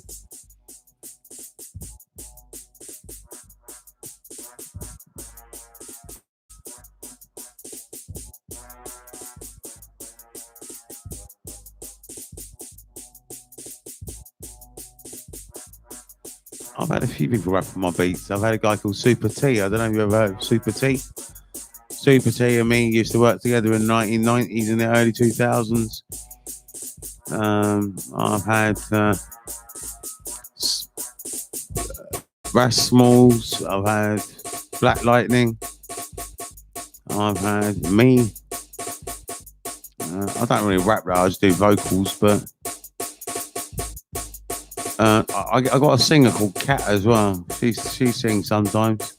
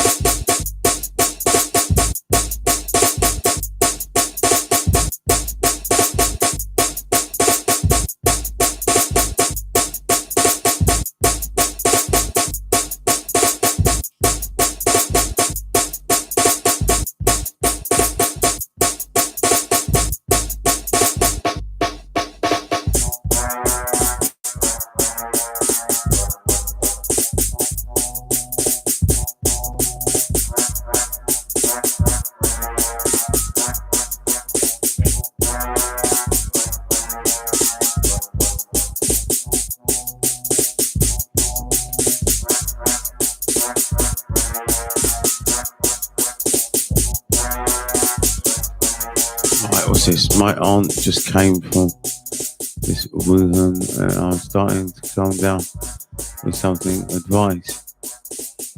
Well, self-isolate, that's what I do, isn't it? I self-isolate all the time. Just self-isolate. That's what you got to do, man. You can't go out. You can't go nowhere. You can't go anywhere. It's only if you're in contact for 15 minutes or something anyway.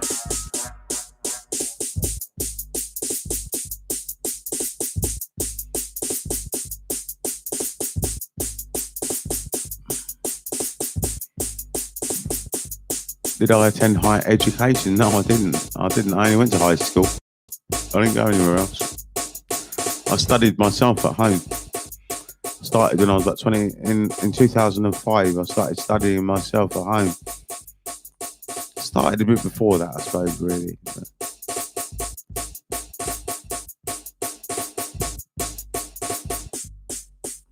I don't know anything about nurseries. Any advice on mum with least security? Why do you want least security? I don't get it.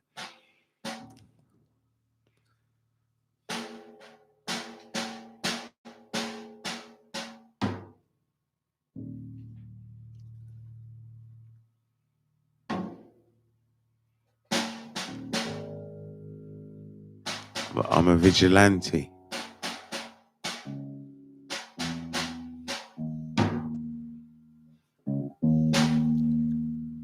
Goodbye, I'm going into a coma right now.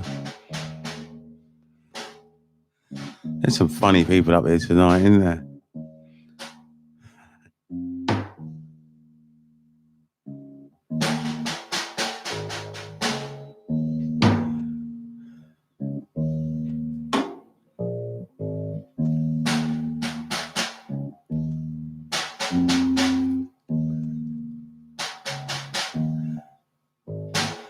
Do you support a football team? No, I don't support a football team.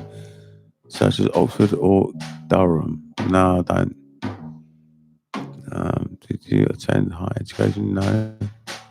My aunt just came from this one. I've done that one.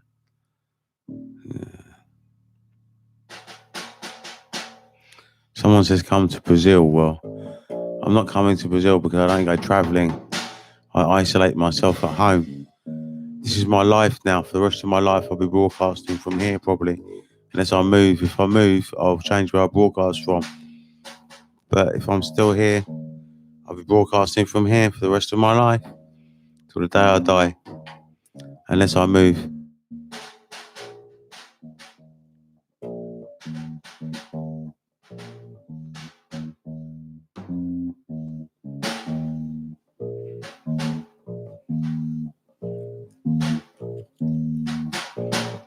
I've just got to broadcast 365 days of the year. I've got to be consistent. If I want to try and get paid by YouTube by having subscribers and stuff, I've got to be consistent. I've got to be here every day. I have to be. That's what I realised. It's about consistency. If I'm here every day, then people can rely on me. And that's the way it's got to be.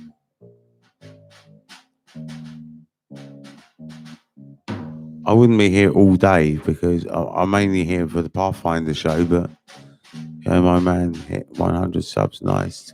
Bro, keep at it. Yeah, I know. I couldn't believe it. I've done that in less than 2 months, actually. It's not too bad, is it?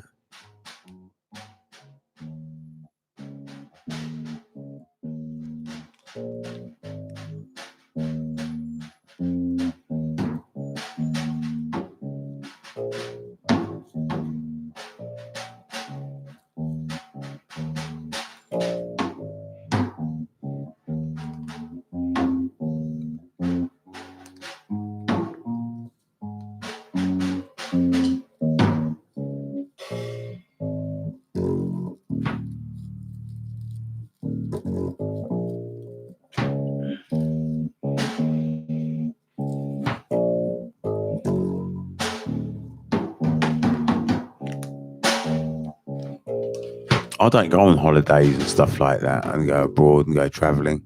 It's not my thing. My thing is just to be at home. And that's why I'm hoping that I can make a career out of broadcasting on YouTube. If I can do that, then I'll be very happy. If I get adverts or whatever just to support me. I don't think people would mind having a little advert at the beginning. I don't know if I can get that. I don't know if YouTube will do that. But I'm sure that if YouTube think they can make money out of me, they'll contact me and they'll do it.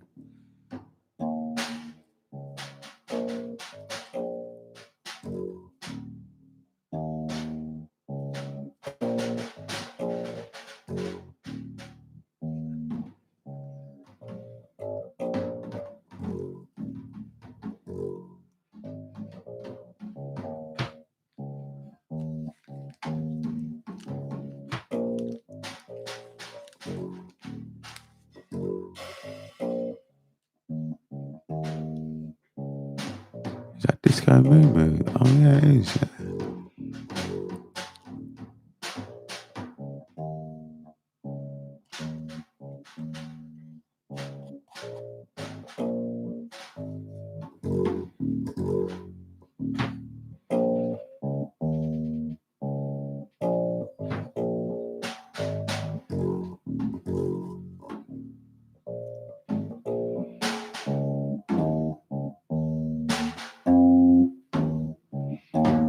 Disco Moo Moo is a good name because you don't know if it's a man or a woman. You can't tell. I like names when you can't really tell. Jewish Fish, you don't really know if it's a man or a woman, but it does look like the picture's a man, but I don't know. Jewish Fish did seem like a man anyway.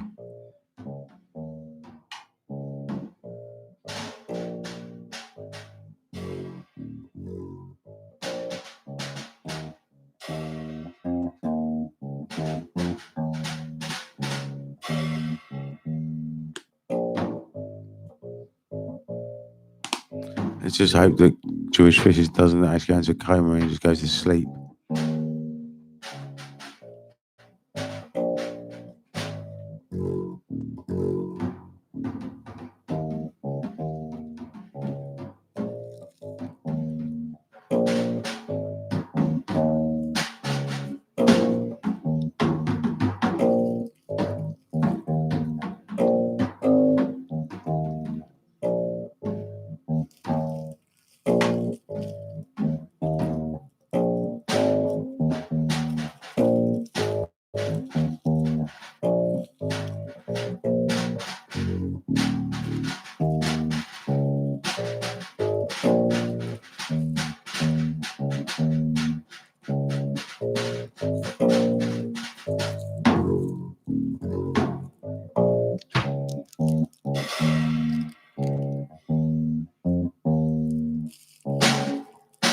Yeah,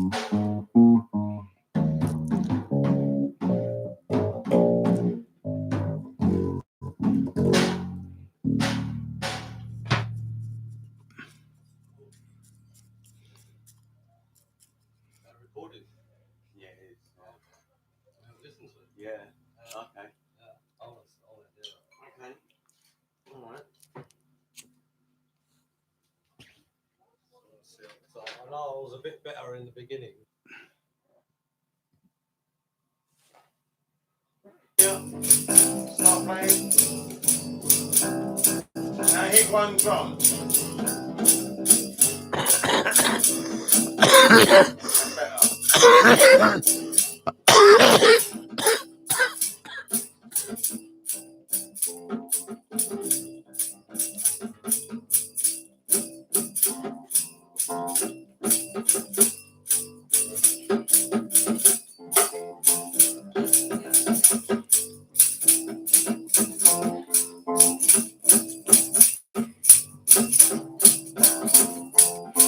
Taoism, on the other hand, is generally a pursuit of older men, and especially of men who are retiring from active life in the community. Retirement from society is a kind of outward symbol of inward liberation from the bounds of conventional patterns of thought and conduct. But Taoism concerns itself with unconventional knowledge, with the understanding of life directly, instead of the abstract, linear terms of representational thinking. Confucianism presides then over the socially necessary task of forcing the original spontaneity of life into the rigid rules. Convention, a task which involves not only conflict and pain, but also the loss of that peculiarly naturalness and unself-consciousness from which little children are so much loved, and which is sometimes regained by saints and sages. The function of Taoism is to undo the inevitable damage of this discipline, and not only to restore, but also to develop the original spontaneity, which is termed Suzhan, or self-sowness. For the spontaneity of a child is still childish. Like everything else about him, his education fosters his rigidity, but not his spontaneity. Certain natures, the conflict between social convention and repressed spontaneity, is so violent that it manifests itself in crime, insanity, and neurosis, which are the prices we pay for the otherwise undoubted benefits of order. Oh, we need to read these again, I think. All right.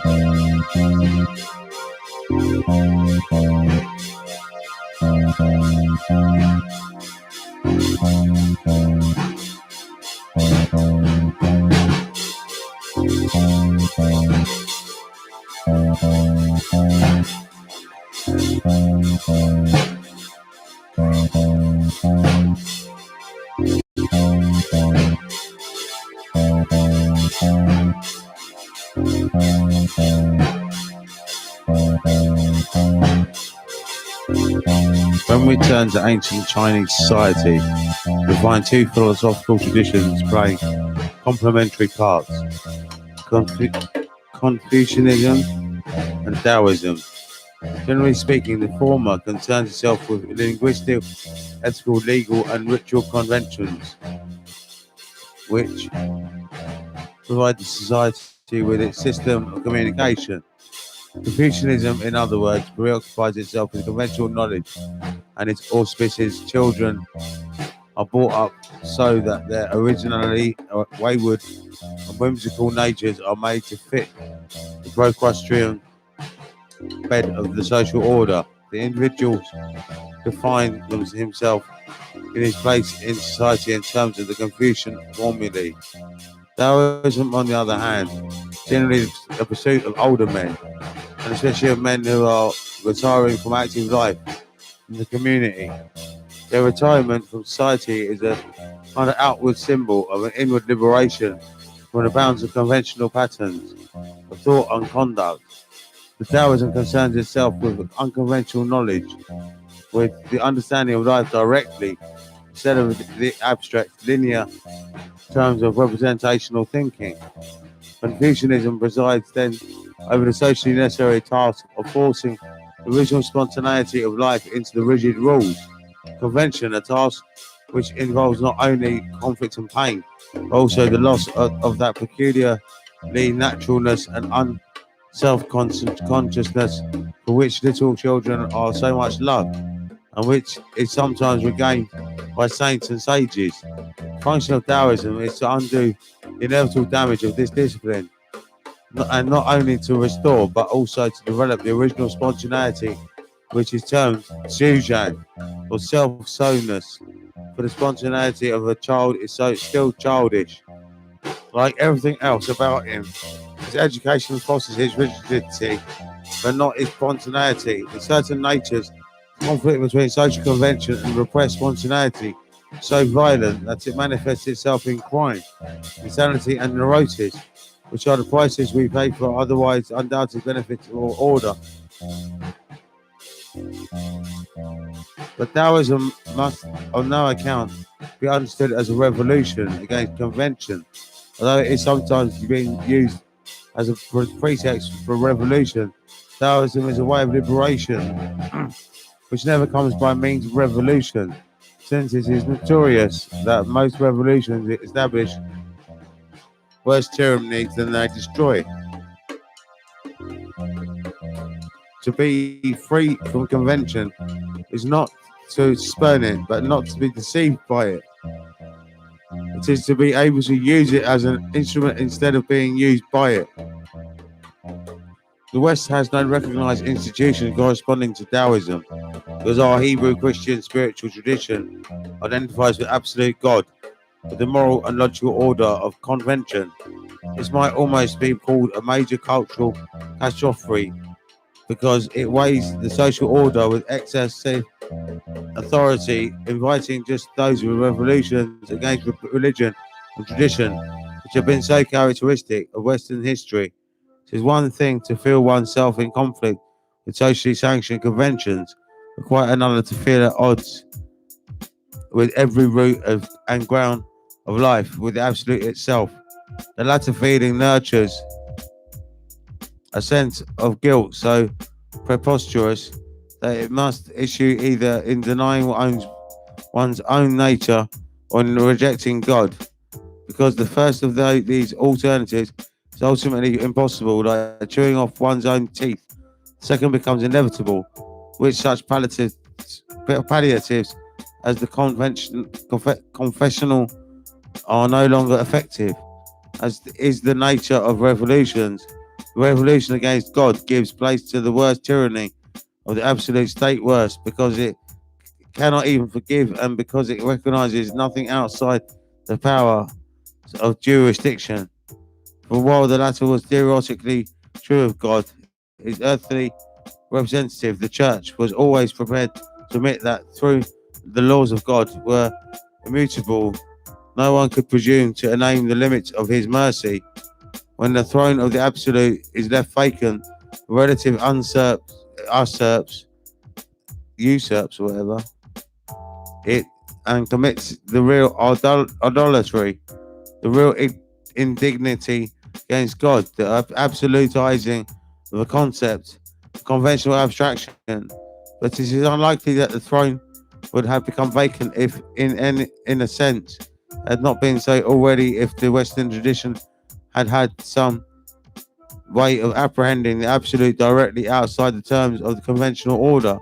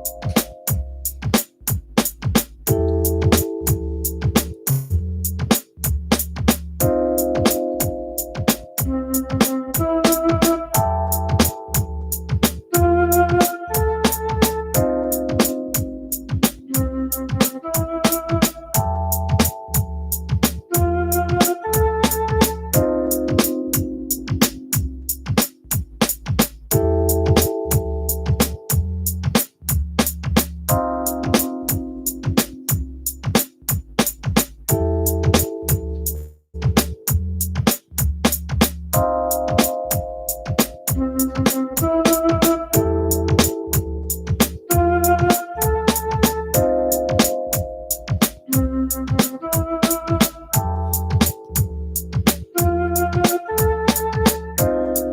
course, the very word absolute suggests to us something abstract and conceptual, such as pure, being. Our very idea of spirit, as opposed to matter, seems to have more kinship with the abstract than the concrete. But with the Taoism and with the other ways of liberation, the absolute must never be confused with the abstract. On the other hand, if we say that the Tao, as the ultimate reality is called, is the concrete rather than the abstract, this may lead to other confusions. We are accustomed to associate the concrete with the material and physiological and biological and natural as distinct from the supernatural. But from the Taoist and Buddhist standpoints, these are still terms for conventional and abstract spheres of knowledge.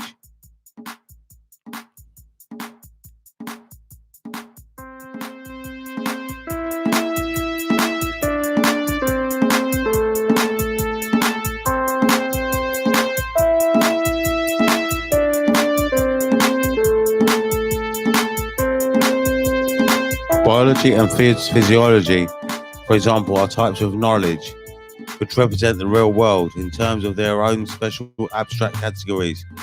They measure and classify that world in ways appropriate to the particular uses they want to make of it, somewhat as a surveyor deals with the earth in terms of acres, a contractor in truckloads or tons, and a soil analyst in types of chemical structures.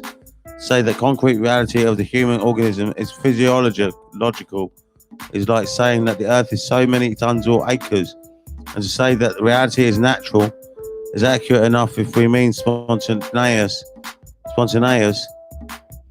Sujan, or naturing,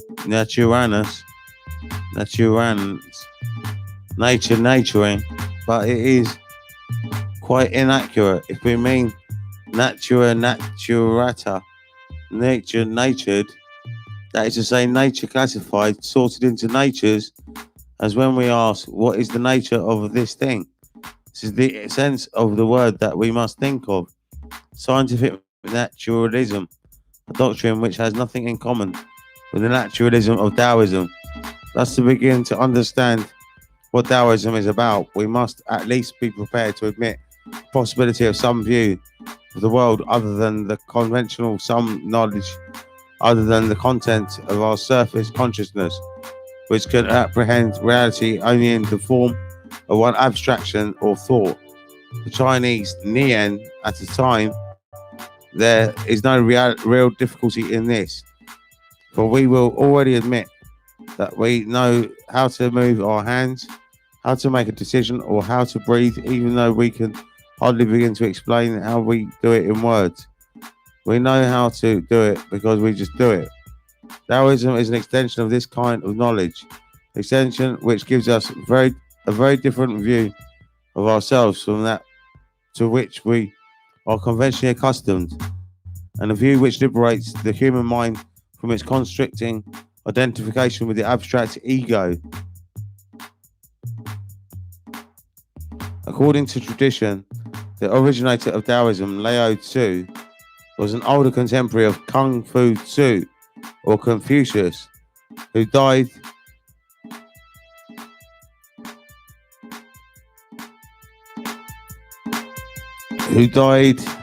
in 479 BC.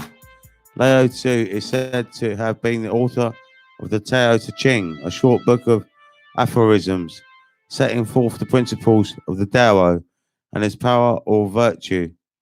T.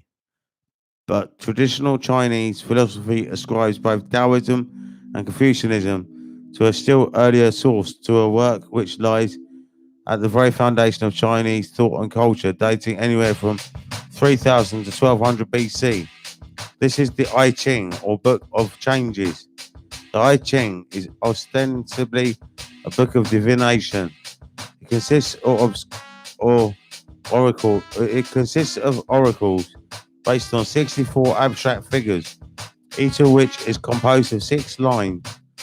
The lines are of 2 kinds of divided negative an undivided positive, and the 6 line figures or hexagrams are believed to have been based on the various ways in which a tortoise shell will crack when heated.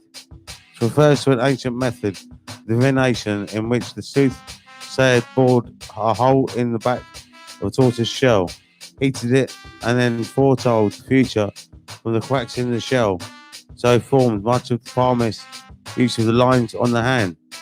Naturally, these cracks were most complicated, and the 64 hexagrams are supposed to be a simplified classification of the various patterns of cracks.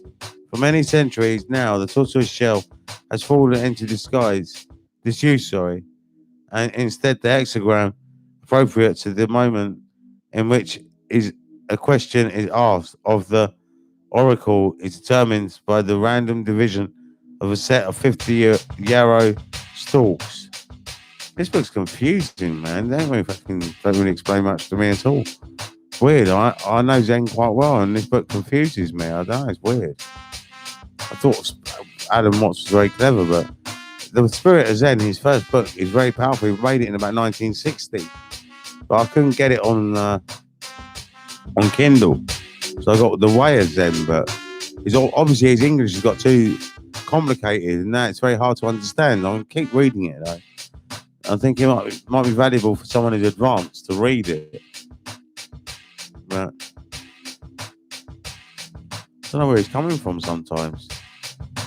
Maybe an outsider would understand it easier, I'm not sure.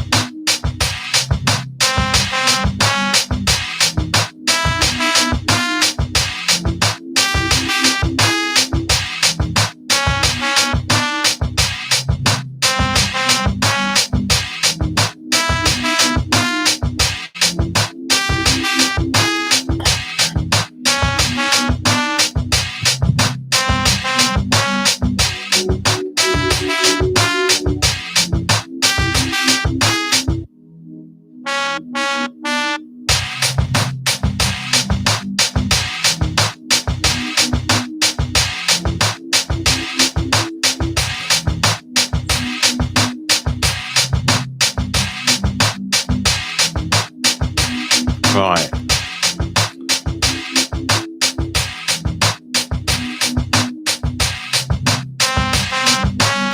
But an expert in I Ching need not necessarily use tortoise shells or yarrow stalks. He can see a hexagram in anything, in the chance arrangement of a bowl of flowers, in objects scattered upon a table, in the natural markings on a pebble. A modern psychologist recognized in this something not unlike a Rorschach test, in which the psychological condition of a patient is diagnosed from the spontaneous images which he sees in a complex ink blot. Could the patient interpret his own projections upon the ink blot, he would have some useful information about himself for the guidance of his future conduct. In view of this, we cannot dismiss the divinatory art of the I Ching as mere superstition.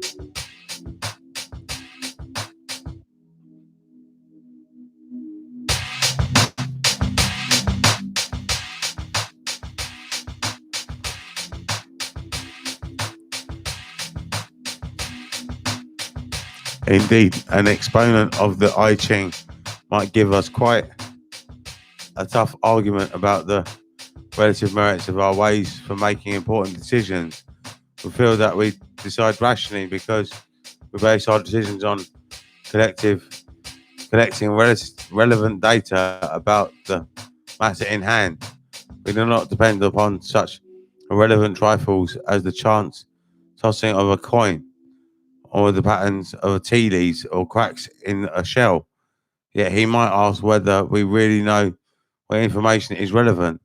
Since our plans are constantly upset by utterly unforeseen incidents, he might ask how we know when we have collected enough information from which to decide. If we were rigorously scientific in collecting information for our decisions, it would take us so long to collect the data that the time for action would have passed for long before the work had been completed. So how do we know when we have enough? Does the information itself tell us that it is enough? On the contrary, we go through the motion of gathering the necessary information in a rational way, and then just because of a hunch, or because we are tired of thinking, or because the time has come to decide, we act. We would ask whether this is not depending just as much upon irrelevant trifles as if we had been casting the arrow stalks. In other words, the rigorously scientific method of predicting the future can be applied only in special cases where prompt action is not urgent, where the factors involved are largely mechanical, or in circumstances so restricted as to be trivial. By far, the greater part of our important decision depends upon hunch, in other words, upon the peripheral vision of the mind. Thus, the reliability of our decisions rests ultimately upon our ability to feel the situation, upon the degree to which this peripheral vision has been developed. For every exponent of the I Ching knows this. He knows that the book itself does not contain an exact science, but rather a useful tool which will work for him if he has a good intuition, or if, as he would say, he is in the Tao. Thus, one does not consult the oracle without proper preparation, without going quietly and meticulously through the prescribed rituals in order to bring the mind into that calm state where the intuition is felt to act more effectively. It would seem then that if the origins of Taoism are to be found in the I Ching, they are not so much in the text of the book itself as in the way in which it was used, in the assumptions underlying it. For experience in making decisions by intuition might well show that this peripheral aspect of the mind works best when we do not try to interfere with it, when we trust it to work by itself, Su Jan, spontaneously, self-so. Thus, the basic principles of Taoism begin to unfold themselves. There is first of all the Tao, the indefinable, concrete process of the world, the way of life. The Chinese word means originally a way or road, and sometimes to speak so that the first line of the Tao Te Ching contains a pun on the two meanings. The Tao, which can be spoken, is not eternal Tao, but in trying at least to suggest what he means, Lao Tzu says, there was something vague before heaven and earth arose. How calm, how void it stands. Alone, unchanging, it acts. Everywhere, untiring, it may be considered the mother of everything under heaven. I do not know its name, but call it by the word Tao. And again, the Tao is something blurred and indistinct. How indistinct, how blurred. Yet within it are images. How blurred, how indistinct. Yet within it are things. How dim, how confused. Yet within it is mental power. Because this power is most true.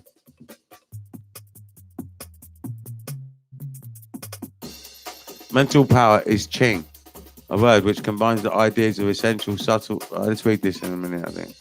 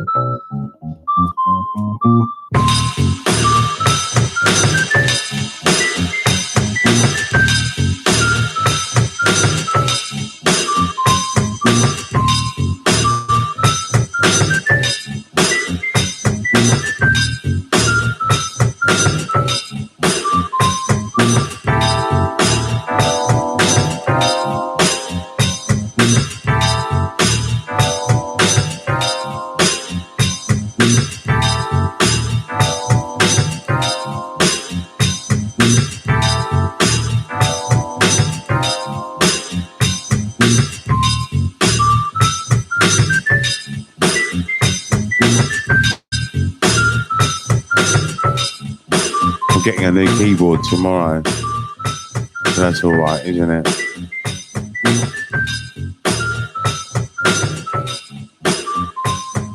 This is quite a quiet track.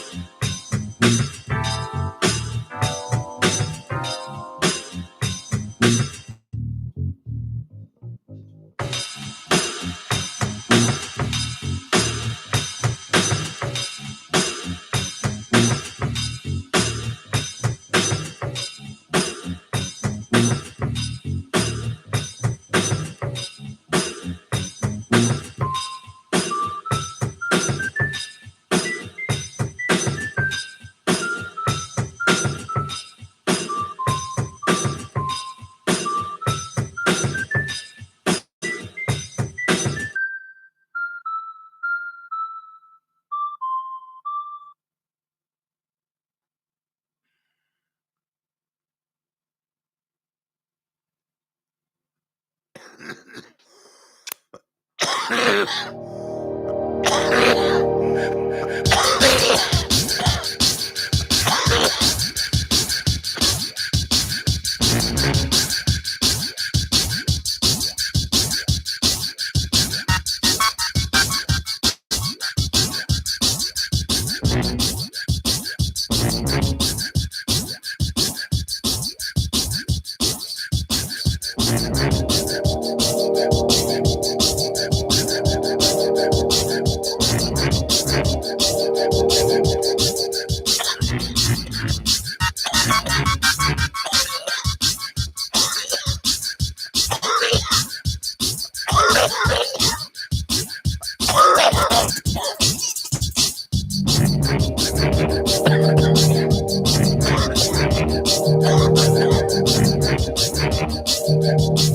We are exactly halfway through the Shared Vision show.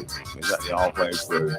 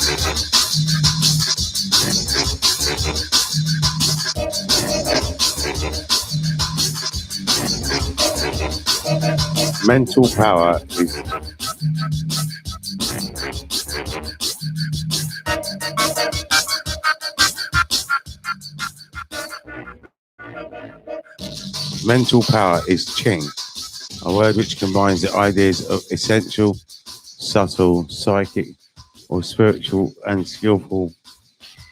But the point seems to be that as one's own head looks nothing to the eyes, yet it is source of intelligence, so the vague voids seeming as indefinable.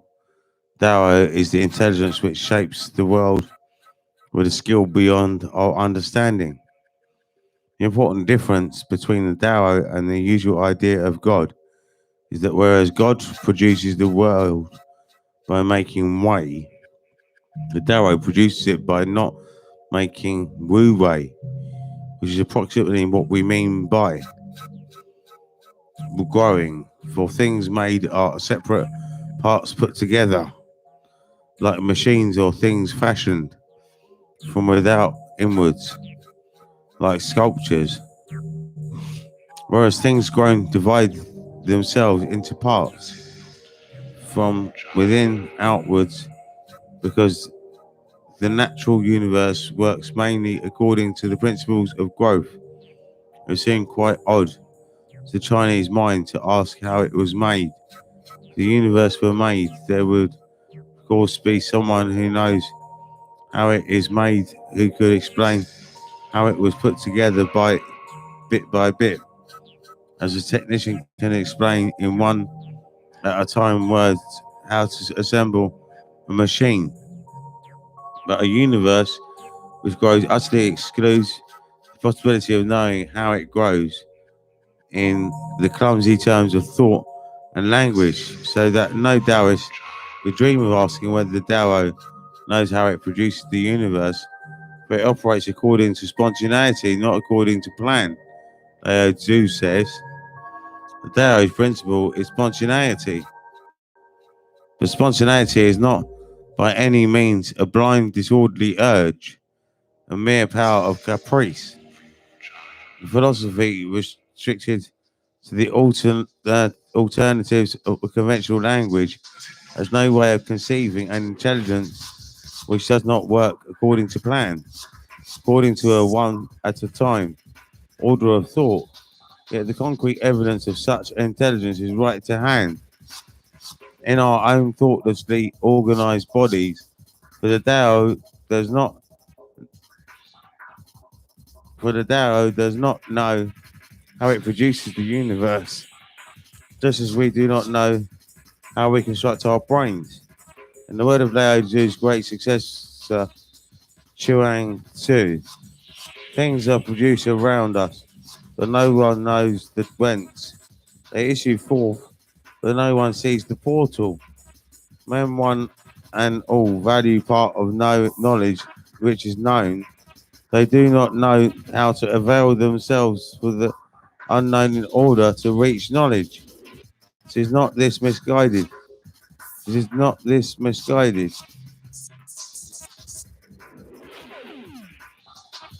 The conventional relationship of the knower to the known is often that of the controller to the controlled, and thus of lord to servant.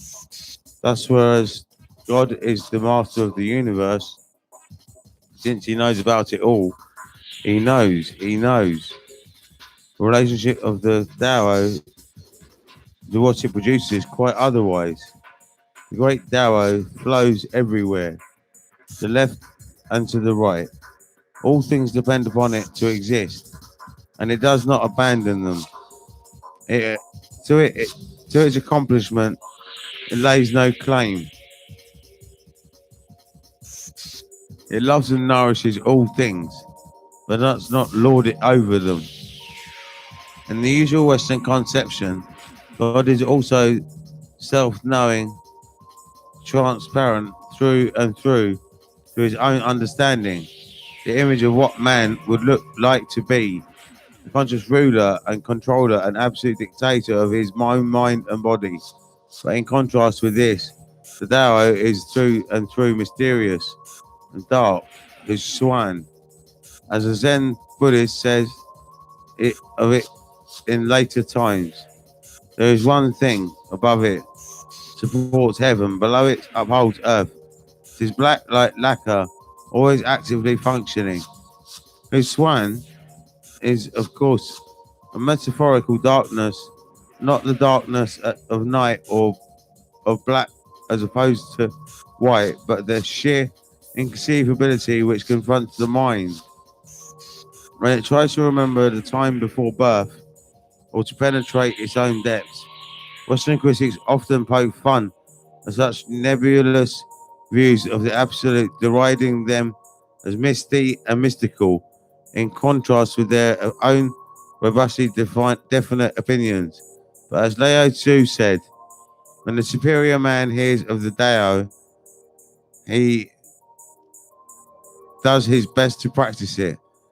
When the middling man hears of the Tao, he sometimes keeps it and sometimes loses it. When the inferior man hears of the Tao, he will laugh out aloud at it at it. If he did not laugh, it would not be the Darrow.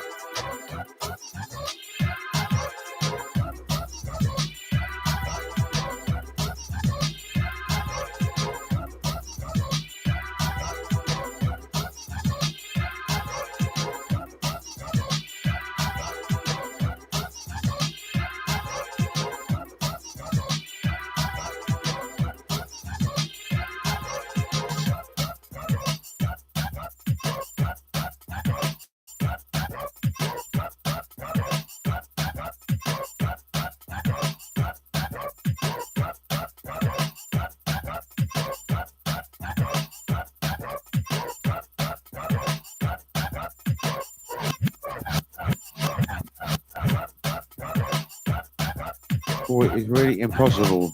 Right.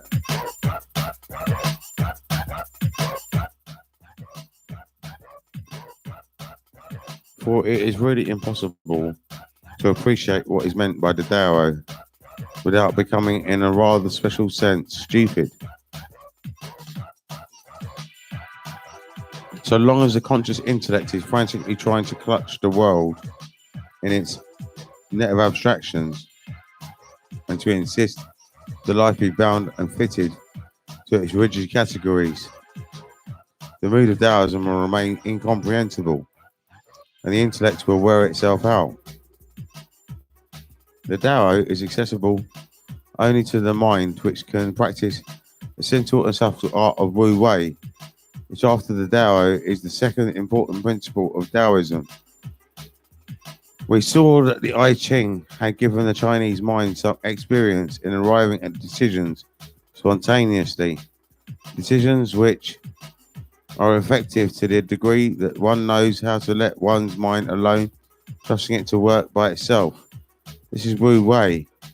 Since Wu means not or none, and Wu Wei means action, making, doing, striving, straining, or busyness. To return to the illustration of eyesight, the peripheral vision works most effectively as in the dark when we see out of the corners of the eyes and do not look at things directly. Similarly, when we need to see the details of distant objects, such as a clock, eyes must be relaxed, not staring, not trying to see. So too, no amount of working in the muscles of the mouth and tongue will enable us to taste our food more acutely. The eyes and the tongue must be trusted to do the work by themselves. But when we have learned to put excessive reliance upon central vision, upon the sharp spotlight of the eyes and the mind. We cannot regain the powers of peripheral vision unless the sharp and staring kind of sight is first relaxed. The mental or psychological equivalent of this is the special kind of stupidity to which Lao Tzu and Chang Tzu so often refer. It is not simply calmness of mind, but non-graspingness of mind. In Chang Tzu's words, the perfect man employs his mind as a mirror. It grasps nothing, it refuses nothing, it receives but does not keep. One might almost say that it fuzzes itself a little to compensate for too harsh a clarity. Thus, Lao Tzu says of himself, cut out cleverness and there are no anxieties. People in general are so happy as if enjoying a feast, or as going up. People in general are so happy as if enjoying a feast, or as going up a tower in spring. I alone am tranquil and have made no signs, like a baby who is yet unable to smile, forlorn as if I had no home to go to. Others all have more than enough, and I alone seem to be in want. Possibly mine is the mind of a fool, which is so ignorant.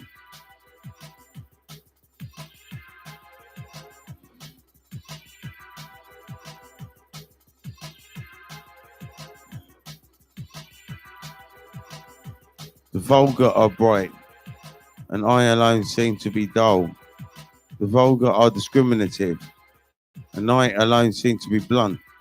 I am negligent, and as if being obscure, drifting as if being attached to nothing.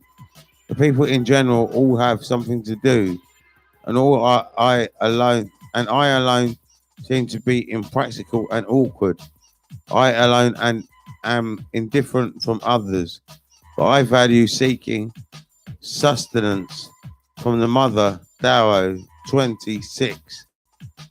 In most Taoist writings, there is a slight degree of exaggeration or overstatement, to the point which is actually a kind of humor, self-caricature. Thus, Chang Tzu writes on the same thing. The man of character, T, lives at home without exercising his mind, performs actions without worry. The notions of right and wrong and the praise and blame of others do not disturb him.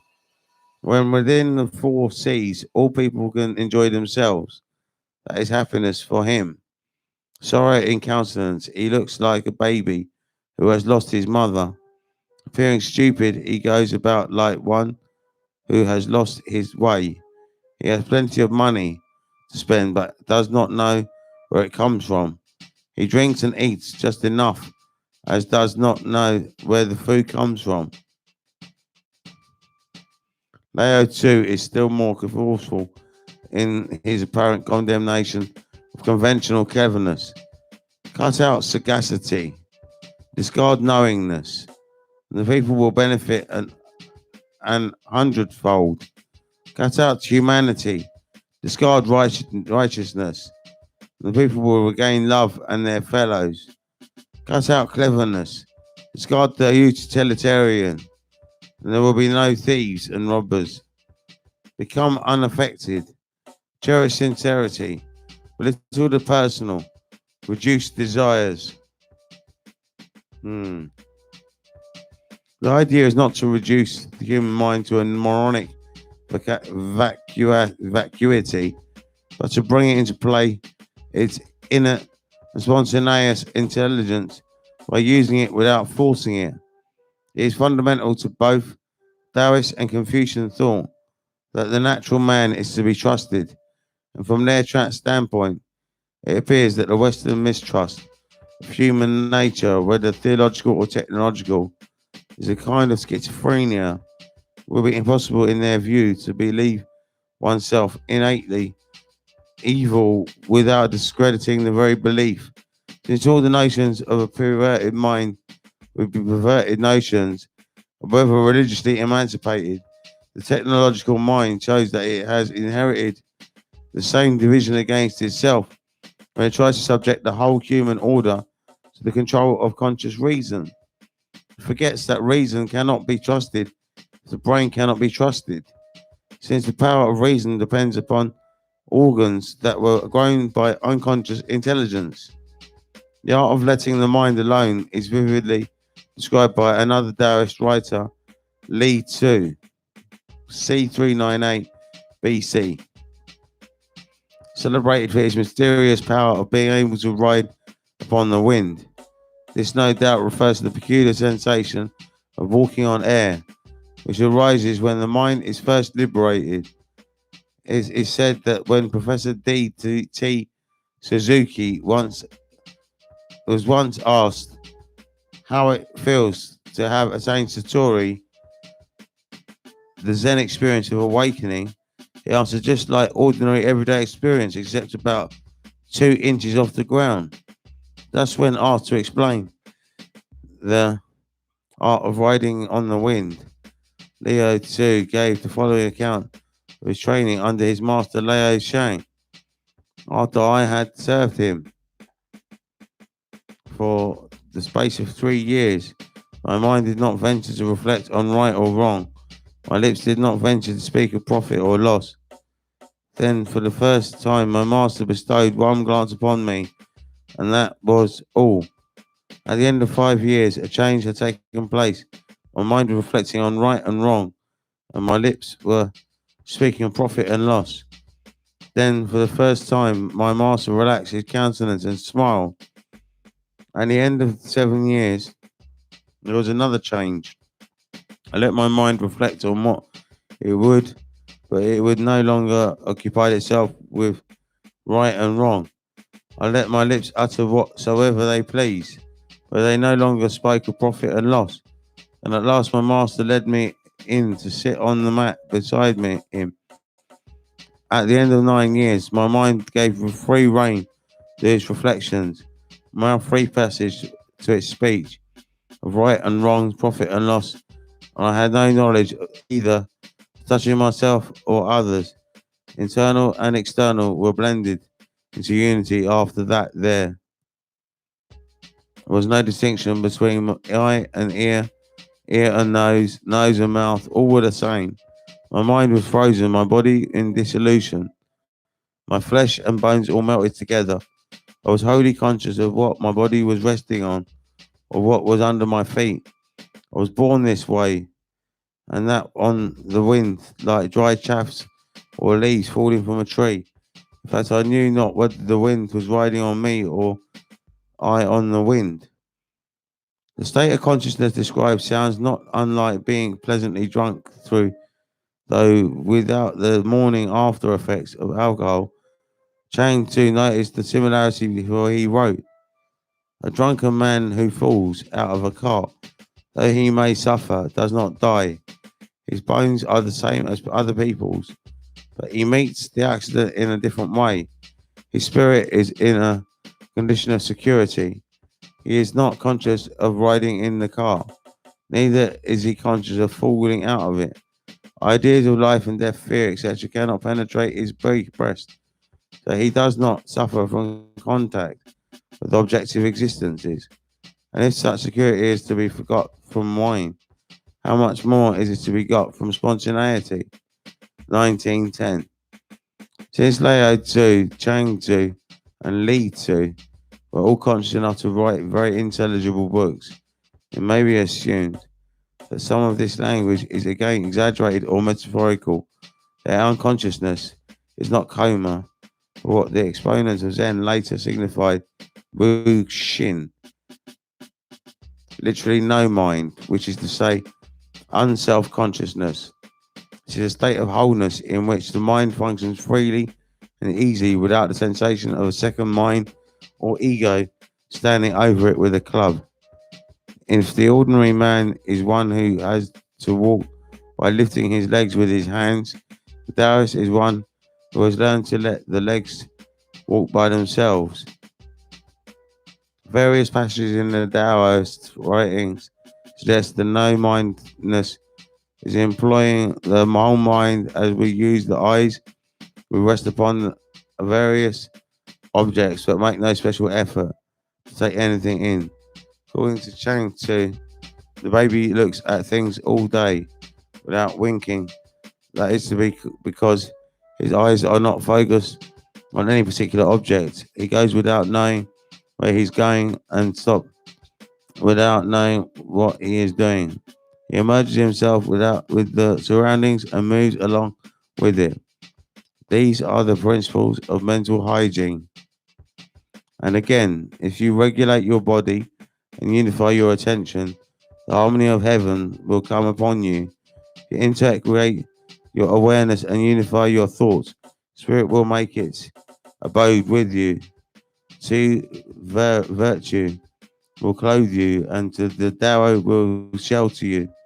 Your eyes will be like those of a newborn calf, which seeks not the wherefore.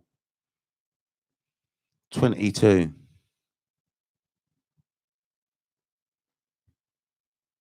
And I'm saying with your seal. And I'm saying with your seal. And I'm saying with your seal. And I'm saying, oh.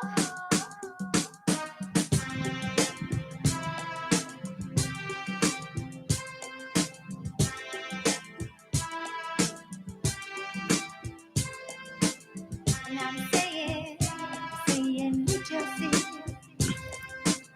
And I'm saying, oh. Look into the sky and open up your mind. You'll see so far away, it's there in a heartbeat. In a second you can almost touch the clouds. Been always in your hands, so go and rejoice. Rejoice, rejoicing. Rejoice, rejoicing. Rejoice, rejoicing. Rejoice, rejoicing. Now I feel the peace deep inside my soul. Celebrate this joy that I feel within me. When I focus, I can see the distant lands where peace on earth is here with justice to make. Rejoice, rejoicing. Rejoice, rejoicing. Rejoice, rejoicing. Rejoice, rejoicing. Rejoice, rejoicing.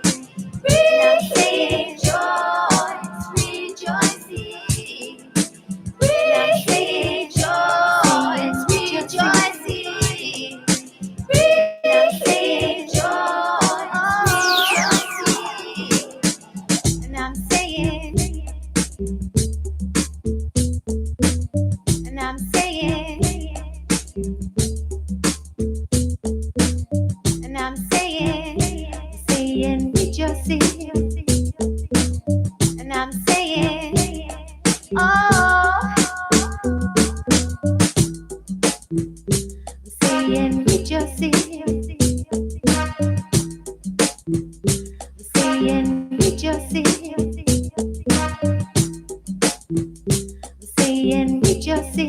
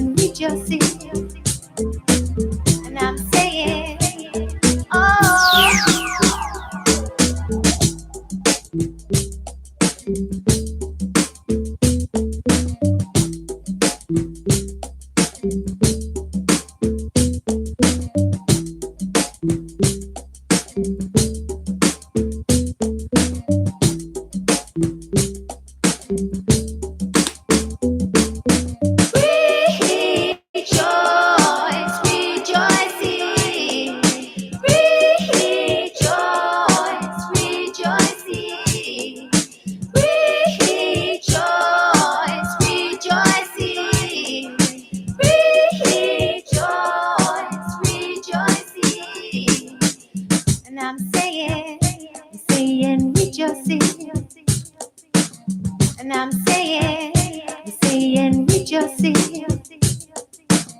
And I'm saying rejoice. And I'm saying, oh.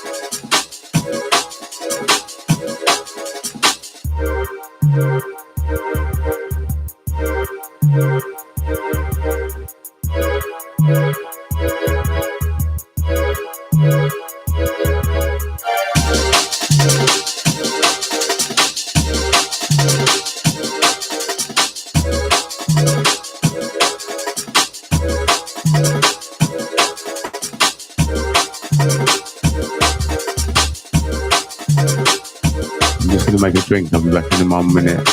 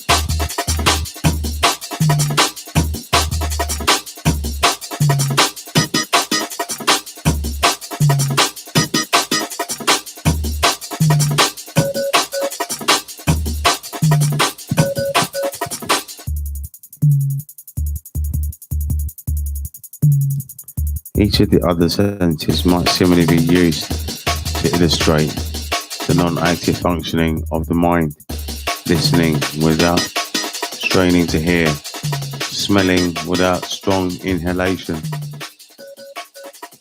tasting,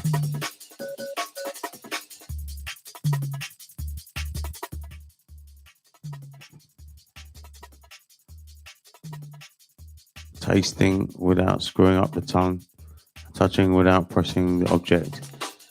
Each is a special instance of the mental function which works through all and which Chinese designates with the peculiar word is sin.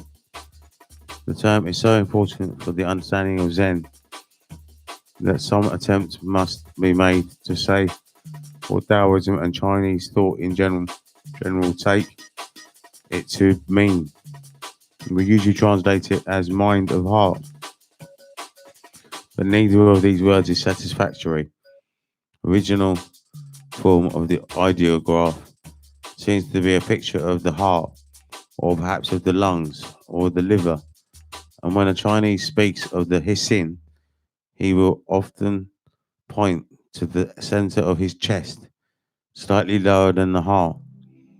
The difficulty with our translation is that mind is too intellectual, too cortical, and the heart in its current English usage is too emotional, even sentimental. Furthermore, Hissin is not always used with quite the same sense. Sometimes it is used for an obstruction to be removed, as in Wuxin, no mind. But sometimes it is used in a way that is almost synonymous with the Dao. This is especially found in Zen literature, which abounds with such phrases as original mind, pen Hissin, Buddha mind, Fu Hissin, or faith in mind, Hissin. This apparent contradiction is resolved in the principle that the true mind is no mind, which is to say that the Hissin is true, is working properly, when it works as if it were not present in the same way. The eyes are seeing properly when they do not see themselves, in terms of spots or blotches in the air. All in all, it would seem that the Hissin means the totality of our psychic functioning, and more specifically, the center of that functioning, which is associated with the central point of the upper body. The Japanese form of the word kokoro is used with even more subtleties of meaning, but for the present, it is enough to realize that in translating it mind, a sufficiently vague word, we do not mean exclusively the intellectual or thinking mind, nor even the surface consciousness. The important point is that, according to both Taoism and Zen, the center of the mind's activity is not in the conscious thinking process, not in the ego. When a man has learned to let his mind alone so that it functions in the integrated and spontaneous way that is natural to it, he begins to show the special kind of virtue or power called Ti. This is not virtue in the current sense of moral rectitude, but in the older sense of effectiveness, as when one speaks of the healing virtues of a plant. Ti is furthermore unaffected or spontaneous virtue, which cannot be cultivated or imitated by any deliberate method. Lao Tzu says, superior Ti is not Ti, and thus has Ti. Inferior Ti does not let go of Ti, and thus is not Ti. Superior Ti is non-active, wu wei, and aimless. Inferior Ti is active and has an aim.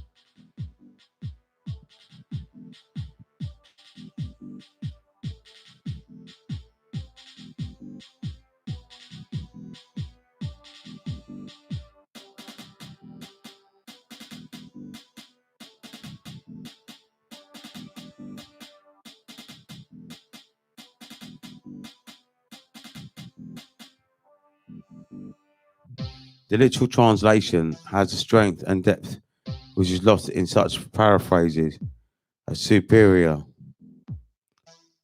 Virtue is not conscious of itself as virtue, and thus really is virtue. Inferior virtue cannot dispense with virtuosity, and thus is not virtue. When the Confucians prescribed a virtue which depended upon the artificial observance of rules and precepts, the Taoists pointed out that such virtue was conventional and not genuine. Chang Tzu made up the following imaginary dialogue between Confucius and Lao Tzu. Tell me, Lao Tzu, in what consists charity and duty to one's neighbor? They consist, answered Confucius, in a capacity for rejoicing in all things, in universal love, without the element of self. These are the characteristics of charity and duty to one's neighbor. What stuff, cried Lao Tzu. Does not universal love contradict itself? Is not your elimination of self a positive manifestation of self? Sir, if I would cause the empire not to lose its source of nourishment, there is the universe, its regularity, its unceasing.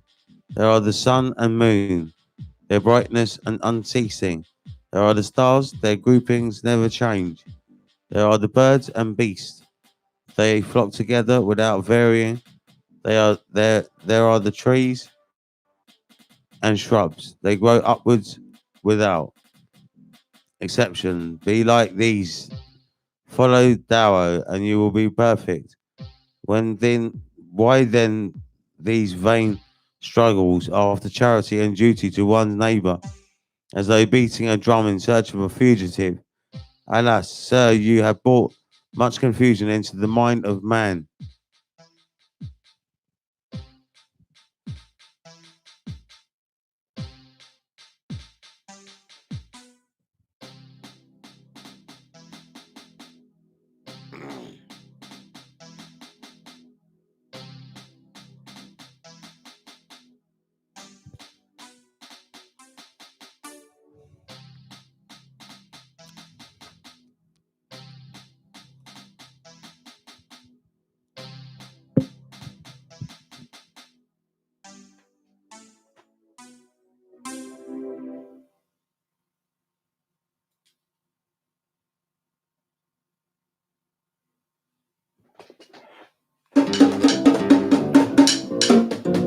Right, 1, 2, 1, 2. Right, I don't know if I've had enough reading from the book today. It's interesting reading it, but I'm not really keeping up to date with it. What's going on? I might have to read it from the beginning again and keep reading from the beginning till it makes proper sense and look up the words properly. And it's just that's what puts me off. That's what used to put me off reading books, when you can't follow them. And this one I'm finding hard to follow, and I'm surprised. I thought I'd find it easy to follow. That Alan Watts book that I read, The Spirit of Zen, is better. This book seems more, I don't know, this guy's a lot older now, he's writing this book, and it might be a really good book for someone who's really, I don't know, I mean, it's a bit weird. But The Spirit of Zen is not, you can't get it on Kindle, but The Spirit of Zen is a better book than The Way of Zen, I think. The Spirit of Zen is a magic book, it's very good.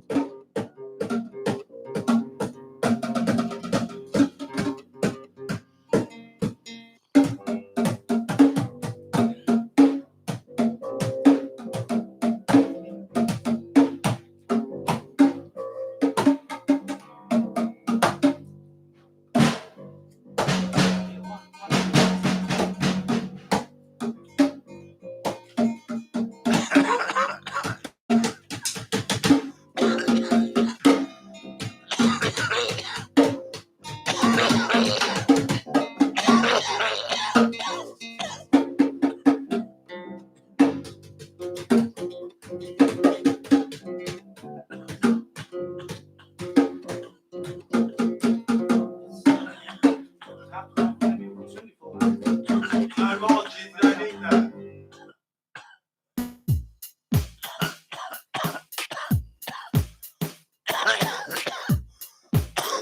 Eastside Studio. Rastafari. Let's up.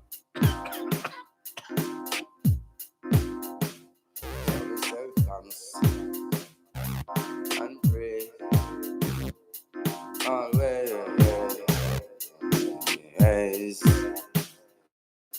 Say thanks and I like to pray. Always. So me say, rise up in the morning and with the most I am give thanksgiving. Outside give me love and discipline. Say, and I will please the uprising. Always uprising. Keep on surviving, stay focused, don't lose it. Cause you gotta get ready, mentally, and you gotta get ready spiritually. You gotta get ready. So me say, get ready, I rock steady. I stop right there, so I will have it.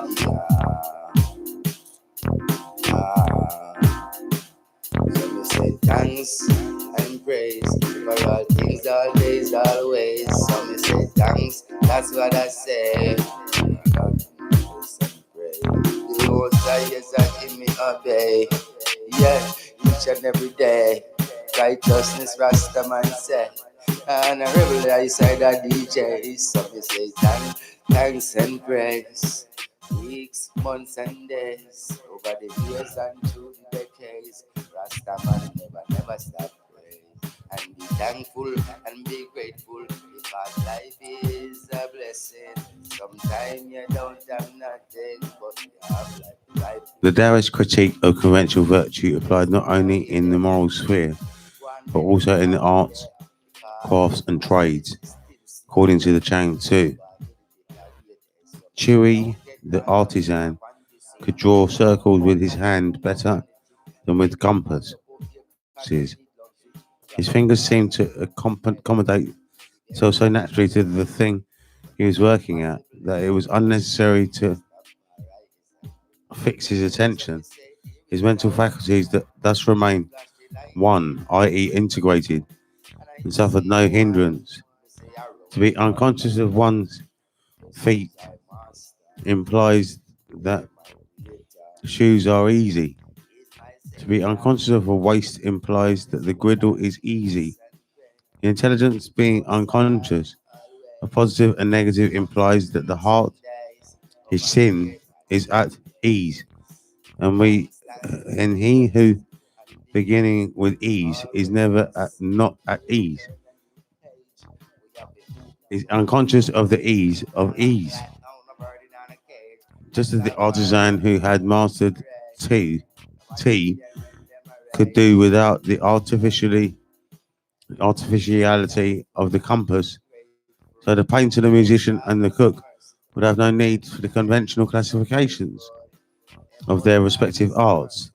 Thus Lao Tzu said, the 5 colours will blind a man's sight, 5 sounds will deaden a man's hearing, 5 tastes will spoil a man's palate, chasing and hunting will drive a man wild, things hard to get will do harm to a man's conduct. Therefore, the sage makes provision for the stomach and not for the eye. This must by no means be taken as an aesthetic hatred of sense experience, for the point is precisely that the eye's sensitivity to colour is impaired by the fixed idea that there are just 5 true colours. There is an infinite continuity of shading, and breaking it down to divisions and names distracts the attention from its subtlety. This is why the sage makes provision for the stomach and not for the eye, which is to say that he judges by the concrete content and of the experience, and not by its conformity with purely theoretical standards. In sum, then, the tea is the unthinkable ingenuity and creative power of man's spontaneous and natural functioning of power, which is blocked when one tries to master it in terms of formal methods and techniques. This is like the centipede's skill in using 100 legs at once. The centipede was happy quite until a toad in fun said, "Pray, which leg goes after which?" This worked his mind to such a pitch. He lay distracted in a ditch, considering how to run. The profound regard for tea underlies the entire higher culture of the Far East, so much so that it has been made the basic principle of every kind of art and craft. While it is true that these arts employ what are to us highly difficult technical disciplines, it is always to recognise that they are instrumental and secondary, and that superior work was the equality of an accident. This is not merely a masterful mimicry of the accidental and assumed spontaneity in which a careful planning does not show. It lies at a much deeper and more genuine level, for what the culture of Taoism and Zen proposes is that one might become the kind of person who is, without intending it, is a source of marvelous accidents. Taoism is then the original Chinese way of liberation, which combined with Indian Mahayana Buddhism to produce Zen. This is liberation from convention and of creative power of tea. Every attempt to describe and formulate it in words and one at a time, thought symbols must necessity distort it. The foregoing chapter has perforce made it seem one of the vitalist or naturalistic philosophical alternatives for Western philosophers are constantly bedeviled by the discovery that they cannot think outside certain well-worn ruts, that however hard they may try, their new philosophies turn out to be restatements of ancient positions, monist or pluralist, realist or nominalist, vitalist or mechanist. This is because these are the only alternatives which the conventions of thought can present, and they cannot discuss anything else without presenting them in their own terms. When we try to represent a third dimension upon a two-dimensional surface, it will of necessity seem to belong more or less to the two alternatives of length and breadth. In words of Chang Tzu, were language adequate, it would take but a day fully to set forth Dao. Not being adequate, it takes that time to explain material existences. Dao is something beyond material existences. It cannot be conveyed either by words or by silence. Modern scholarship has questioned both the date and the history of the Lao Tzu, but it is hard to say whether this is really more than a manifestation of fashion, since there are periodic tendencies to cast doubts on the existence of great sages, or to question the hoariness of their antiquity. One recalls similar doubts in connection with Jesus and the Buddha. There are some serious arguments for a later date, but it seems best to keep the traditional date until evidence to the contrary becomes more conclusive. See Feng Yu Lang, Volume 1, pp. 170 to 76. Feng Yu Lan 1, Volume 1, pp. 379 to 80. Du Vendak 1 suggests that Dao did not have the meaning of to speak at this date, and so translates the passage the way that may truly be regarded as the way is other than a permanent way. It really comes to the same thing for what Du Vendak means by a permanent way. A fixed concept of the Dao, i.e. a definition. Almost every other translator and most of the Chinese commentators take the second Dao to mean spoken. The above was written before I had seen the second volume of Joseph Needham's Masterly Science and Civilizations in China, where he discusses the organismic nature of the Chinese and especially the Taoist conception of the universe. See especially section 13F PP 279 FF Needham also draws attention to the essential differences between Hebrew Christian and Chinese views of natural law, the former deriving from the word of the lawgiver, God, and the latter from the relationship of spontaneous processes working in an or orgasmic pattern. See section 18 F and H, especially PP 557 to 64 and 572 to 83. H.A. Giles 1 P345. Tung Shan, Ling Xing, Dumoulin, and Sasaki 1 page 74. Save for the first time line, I have followed Chu Taikaro 1 page 30, Lin Yungtung 1 page 129. Unaffected is an attempt to render Su, a character which referred originally to unbleached silk or to the unpainted silk background of a picture. Humanity refers to the central Confucian principle of Zhen, which would ordinarily mean human heartedness, though it is obvious that Lao Tzu refers to its self-conscious and affected form. L. Giles 1 pp 40 42 from Li Tzu to H.A. Giles 1 page 232, Lin Yutang 1 page 86. Well, that was all very confusing.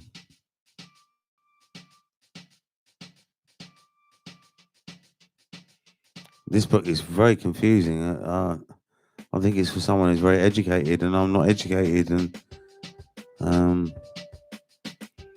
knowing what the hell he's going on about, I've got no idea. I think I should stop reading it. I don't know. It's deep, man.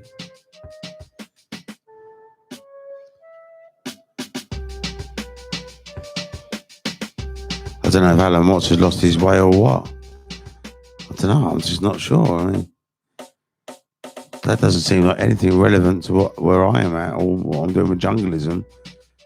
It seems to be right off point. I don't know where he's getting to, but maybe I should carry on reading it. But oh.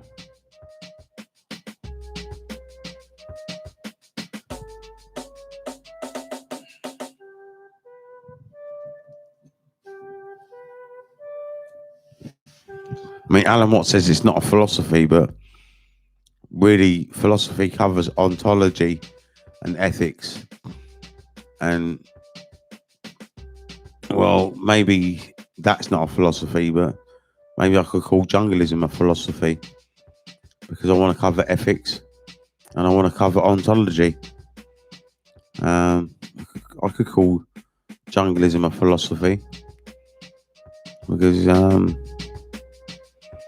you get to understand metaphysics from jungleism. You get to understand it from Zen, really. Zen's the teacher. But in jungleism, you're allowed to explore philosophy. And ethics is important. And Zen and Taoism doesn't really cover ethics, I don't think. They might just say stop being bad or something. But ethics is important. Disrespect. If you cause harm on someone else, it's not fair.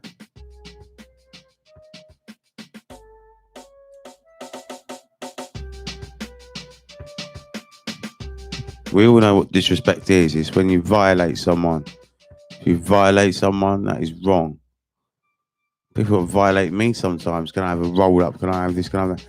I'm not a rich man. If I had loads of money, it'd be all right. But you shouldn't really ask me anyway. You should wait till you're offered. I don't know why these people think they can ask me for roll-ups and ask me for tobacco. And well, if you haven't got it, why am I supposed to have it? And why am I always got it and you've never got it? You know what I mean? You've never fucking got any. I've always got it. You're always asking me, well, why is that? You're a thief then, aren't you? Fuck off then. I shouldn't let you up here.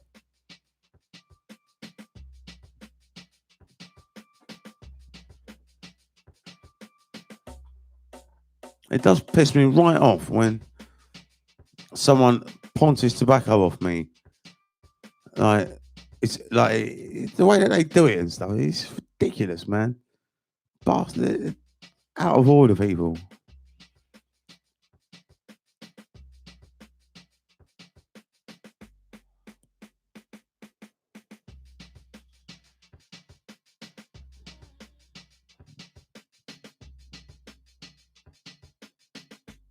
If I had a lot of money, I wouldn't mind, but I wouldn't want to give it to people like that anyway.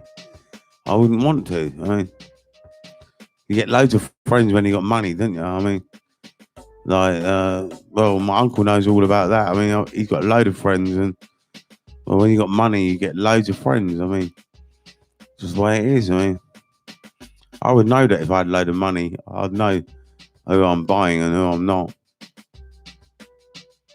It'd be obvious to me because I wouldn't be giving money to many people.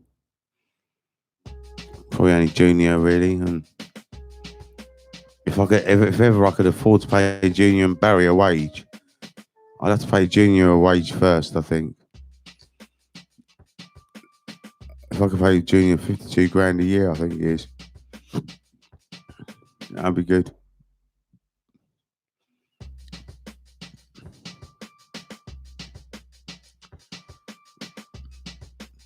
I'll have to raise up some money first, though.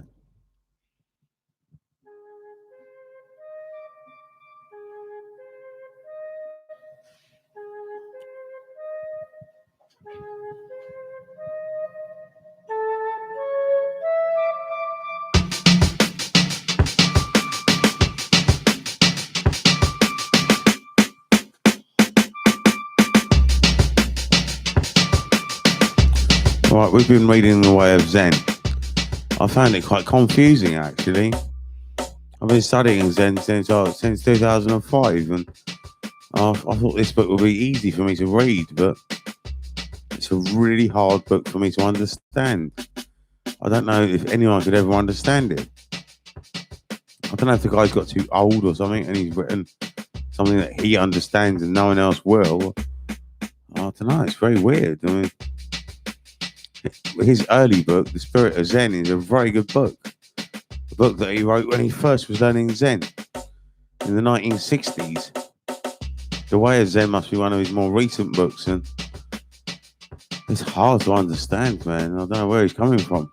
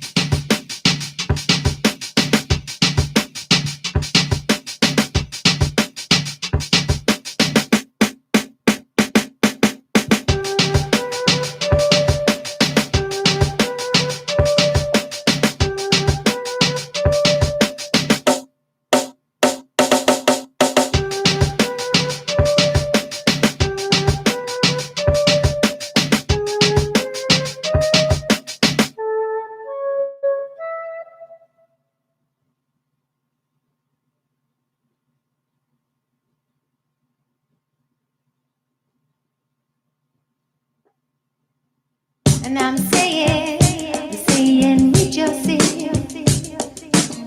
And I'm saying with yourself. And I'm saying with yourself. And I'm saying, oh,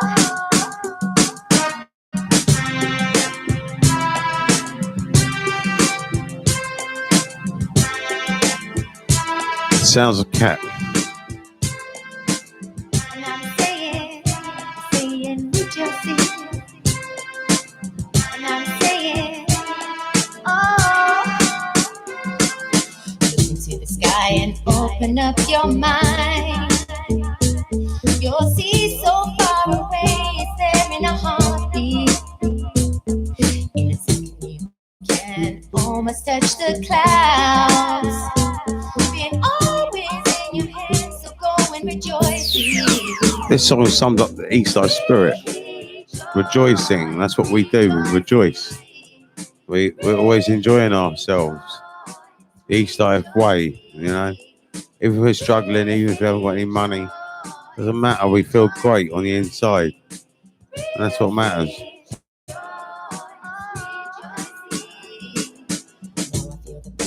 Deep inside my soul, celebrate this joy that I feel within me.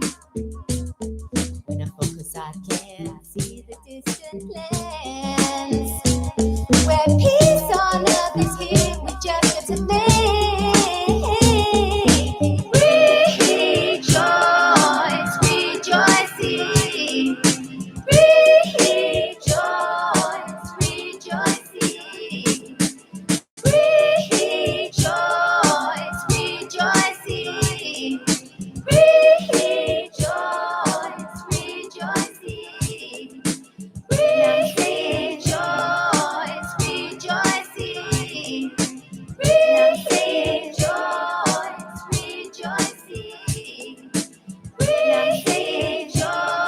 Rejoice, rejoicing. Rejoice, rejoicing. And I'm saying,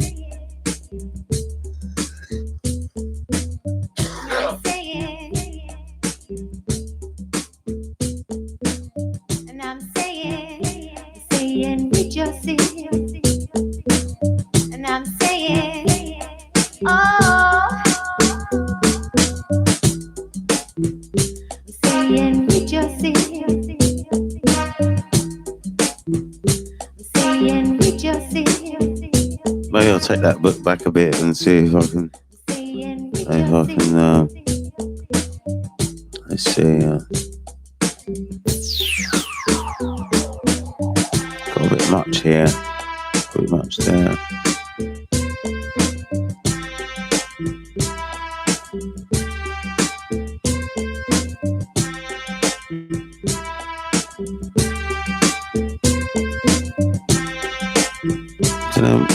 It can't be gone away by. That doesn't make sense.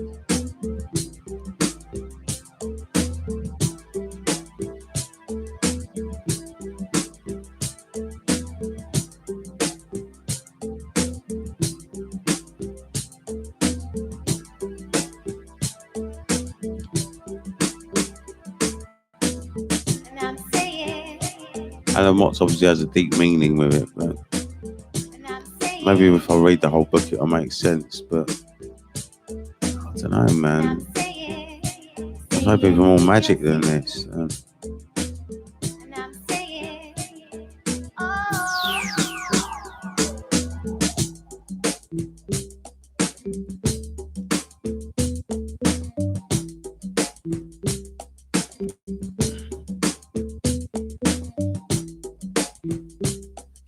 There's no good just reading a symbol. That's not going to really help you very much.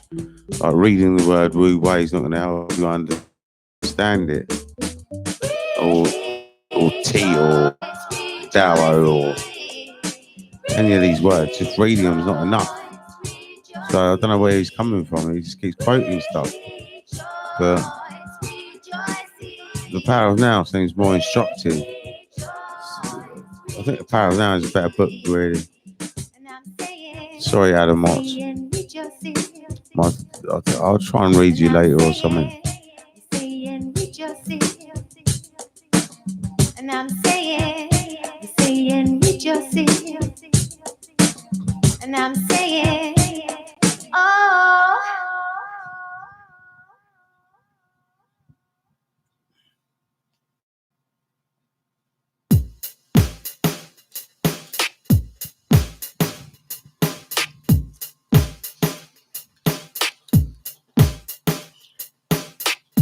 Let's stop all the fussing and fighting. Let's stop all the fussing and fighting. Let's stop all the fussing and fighting. Let's stop all the fussing and fighting. Because when you hurt me, you hurt you. And when you hurt you, you hurt me.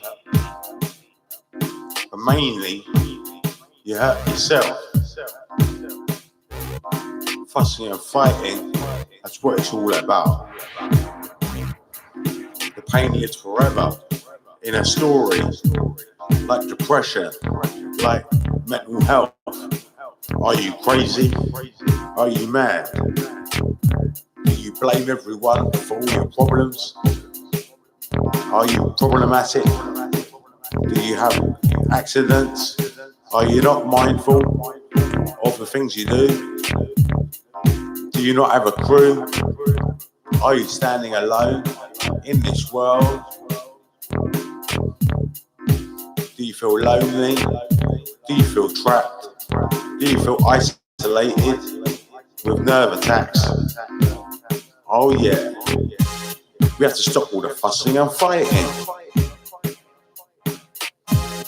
We have to stop all the fussing and fighting. We have to stop all the fussing and fighting. So come on, let's hear a story. I've never really been a fighter. I've never really been a wrestler. I've always been verbal. Lyrical J, on the spot, on the spot, on the dot. Yeah. We gotta stop all the fussing and fighting. We got to stop all the fussing and fighting.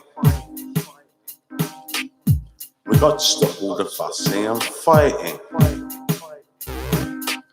We got to stop all the fussing and fighting. It only hurts the ones that are closest to you, so why bother? Because you are bothered, you are hot, you are hot-tempered, you are crazy, you are a mad motherfucker, you're totally insane. That's what your wife says. Yeah. With jealousy, hatred, evil, envy on the mind. We cannot watch someone have their glory. We have to have hatred. I don't know why.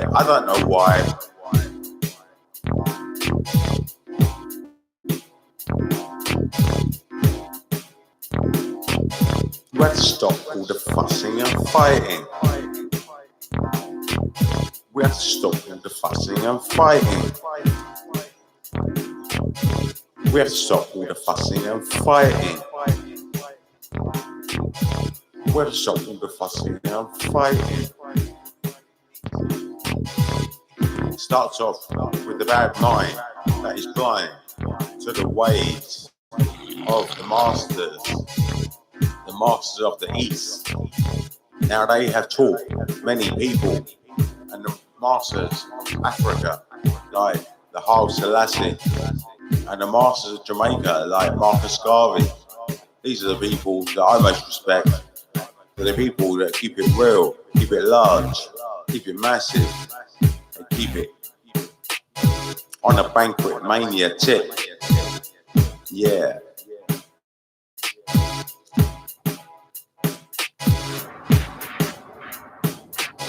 We have to stop all the fussing and fighting.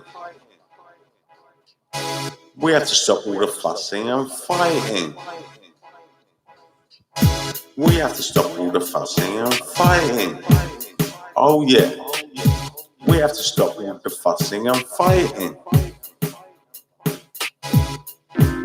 No more hurting. No more hatred. No more envy. No more jealousy. You want to be free? Well, I'm telling you, you have to give up these things. If you've got a bad mind way, you'll never be free. If you don't pick up a book, you'll never be free. If you just watch that telly, you'll always be trapped. You'll always be feeling really heavy, really fucked up, like paranoid schizophrenic. You'll be paranoid of your brother. You'll be paranoid of your mother. You'll be paranoid of your sister, of your brother, of your neighbour. We've got to stop all the fussing and fighting. We've got to stop all the fussing and fighting. We've got to stop all the fussing and fighting. We've got to stop all the fussing and fighting. Oh yeah. We've got to stop all the fussing and fighting. We've got to do it today. Today is the day. You can't do it tomorrow. Tomorrow is never a promise. You can't do it yesterday. Yesterday you fucked up. Probably. If you have a bad mind, you fuck up every day and you blame it on someone else because you are screwed up in the head. You are fucked up. If you believe these things, if you think this is a common belief, then you are fucked up in the head. You're not a Rastafari. You're not living I and I and ruling Babylon. Babylon don't fret me. They don't worry me. I smoke my herbs. They let me smoke my I might herbs. just put a little bit of television on just quickly. I don't know if I should, but now I won't bother. Yeah. I'll leave it off now till Monday My morning. whole crew. Let's have a look at the news now. Living it large, living it massive, living it on the east side. Style of life. Yeah, we call it humble, we call it ascetic. But if man dies from coronavirus in Japan, We have to stop all the fussing and fighting.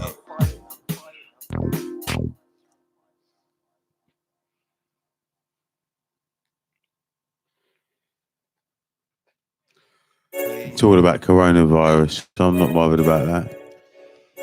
What can I do about coronavirus? Not a lot I can do, so I can't do nothing about it. Free flow. Soul Tower. Yeah. Soul Tower style. Wicked and wild. I know the girls that like the style. Free flow. They love the profile, of course.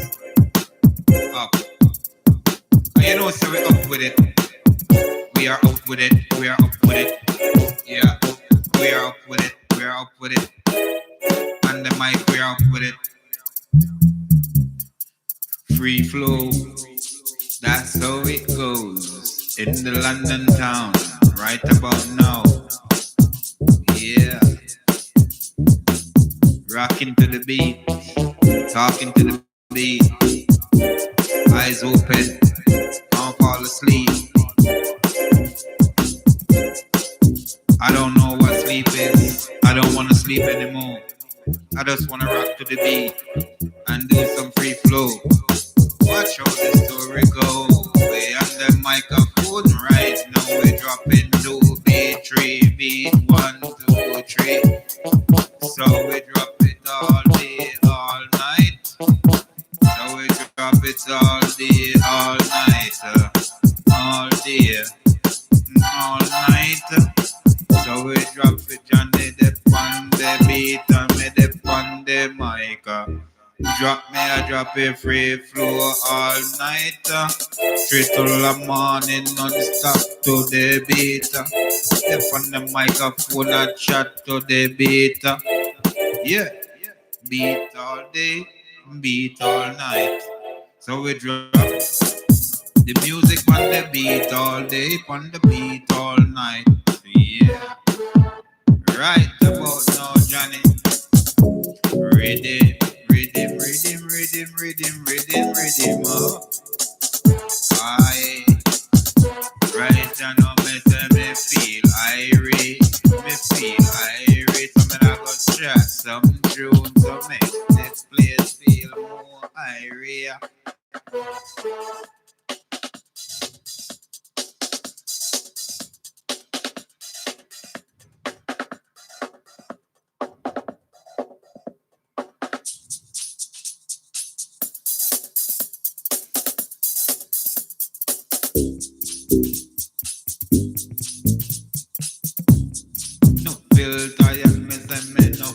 tired, me a go chat from the mic all day, all night.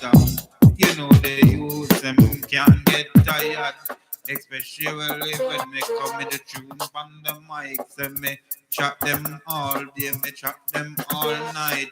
So me drop the flow and so me drop me feel nice. Step on the mic and the phone, me head. Step on the microphone and me a the striker. Me a chat them a tune and chat them all day, all night.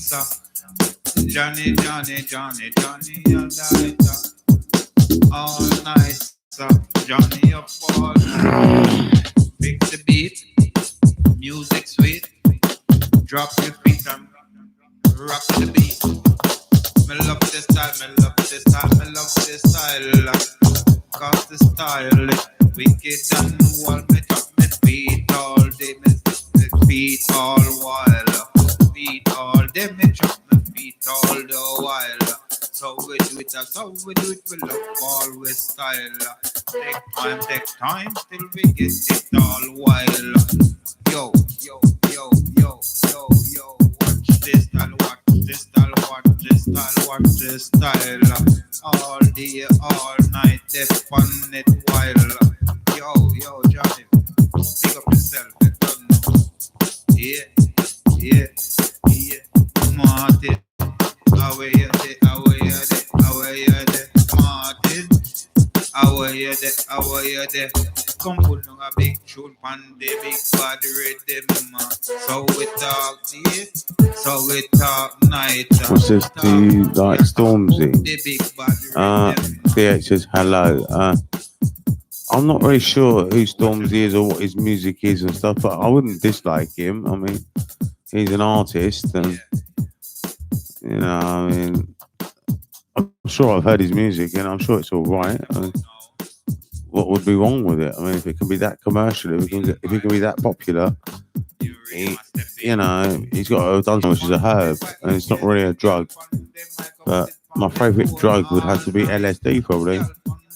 Would you like Stormzy if he was an acceptable colour? Well, he is an acceptable colour. I mean, I don't know what you mean by that, Jewish fish. Yeah.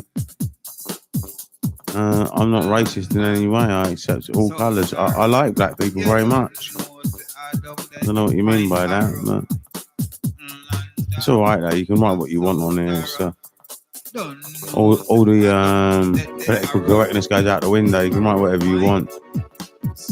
I'd rather that you express yourself the way that you feel, and then we can reason and debate and.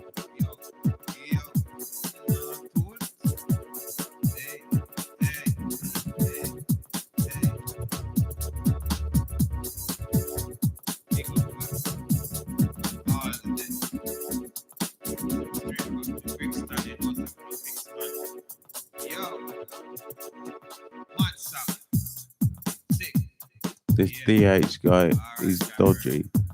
DH? Who's DH? I don't know who's DH guy. He's dodgy. I'm getting some Middle Eastern vibes from him.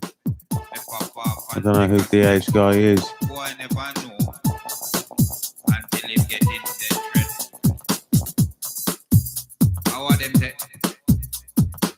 Our them take man, but them not try to make a step. Boy, no make a step. You know, make like you, yo, talk it. If you know me, yo, me not talking. Some boy, step me a step on them, you know, Mr. John. I don't know how old you are, Jewish fish, but step we have step on them. Step we have step on them. We don't give a damn. you don't have to tell me, but you seem quite young, I think. Step we have step on them. I think you're quite young because the things that you're typing seems to be quite a young perspective, I think. I could be wrong, but I think you are young, yeah. Do you like Stormzy, and what's your favourite drug? Would you like Stormy if he was an accessible colour? DH guy is so dodgy. Yeah, you're a young person, I think. Very young.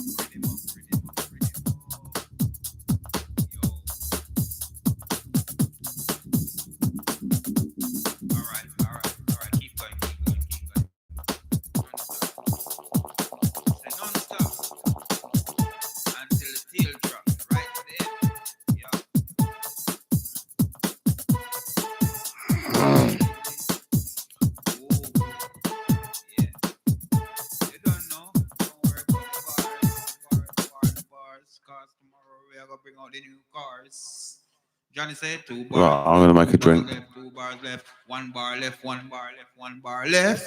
Ah, rhythm there.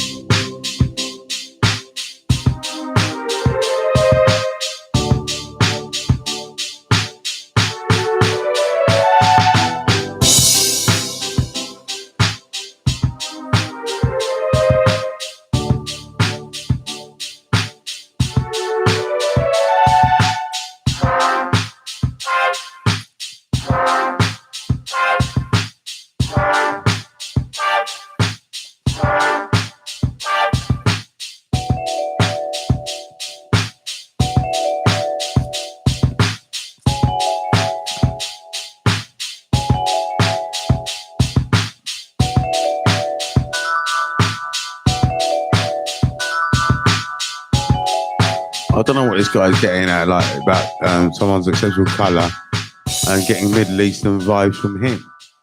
When all the time I hang around people from all around the world and we're all like brothers, we all just get on the same. So I don't understand what this guy's getting at. Like Middle Eastern vibe. What's a Middle Eastern vibe? It's just someone born in the Middle East talking.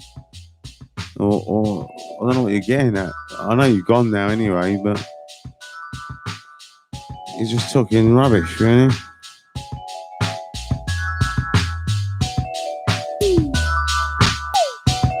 Just prejudiced, bigoted nonsense.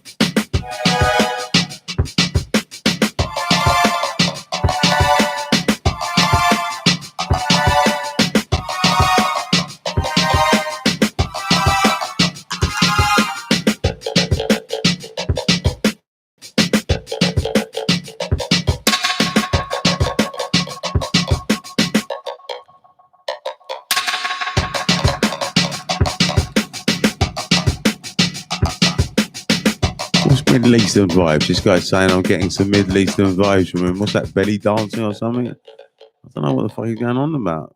Who's he talking about? Me or what? I don't know. This DH guy is dodgy. Who's DH? I don't know, man.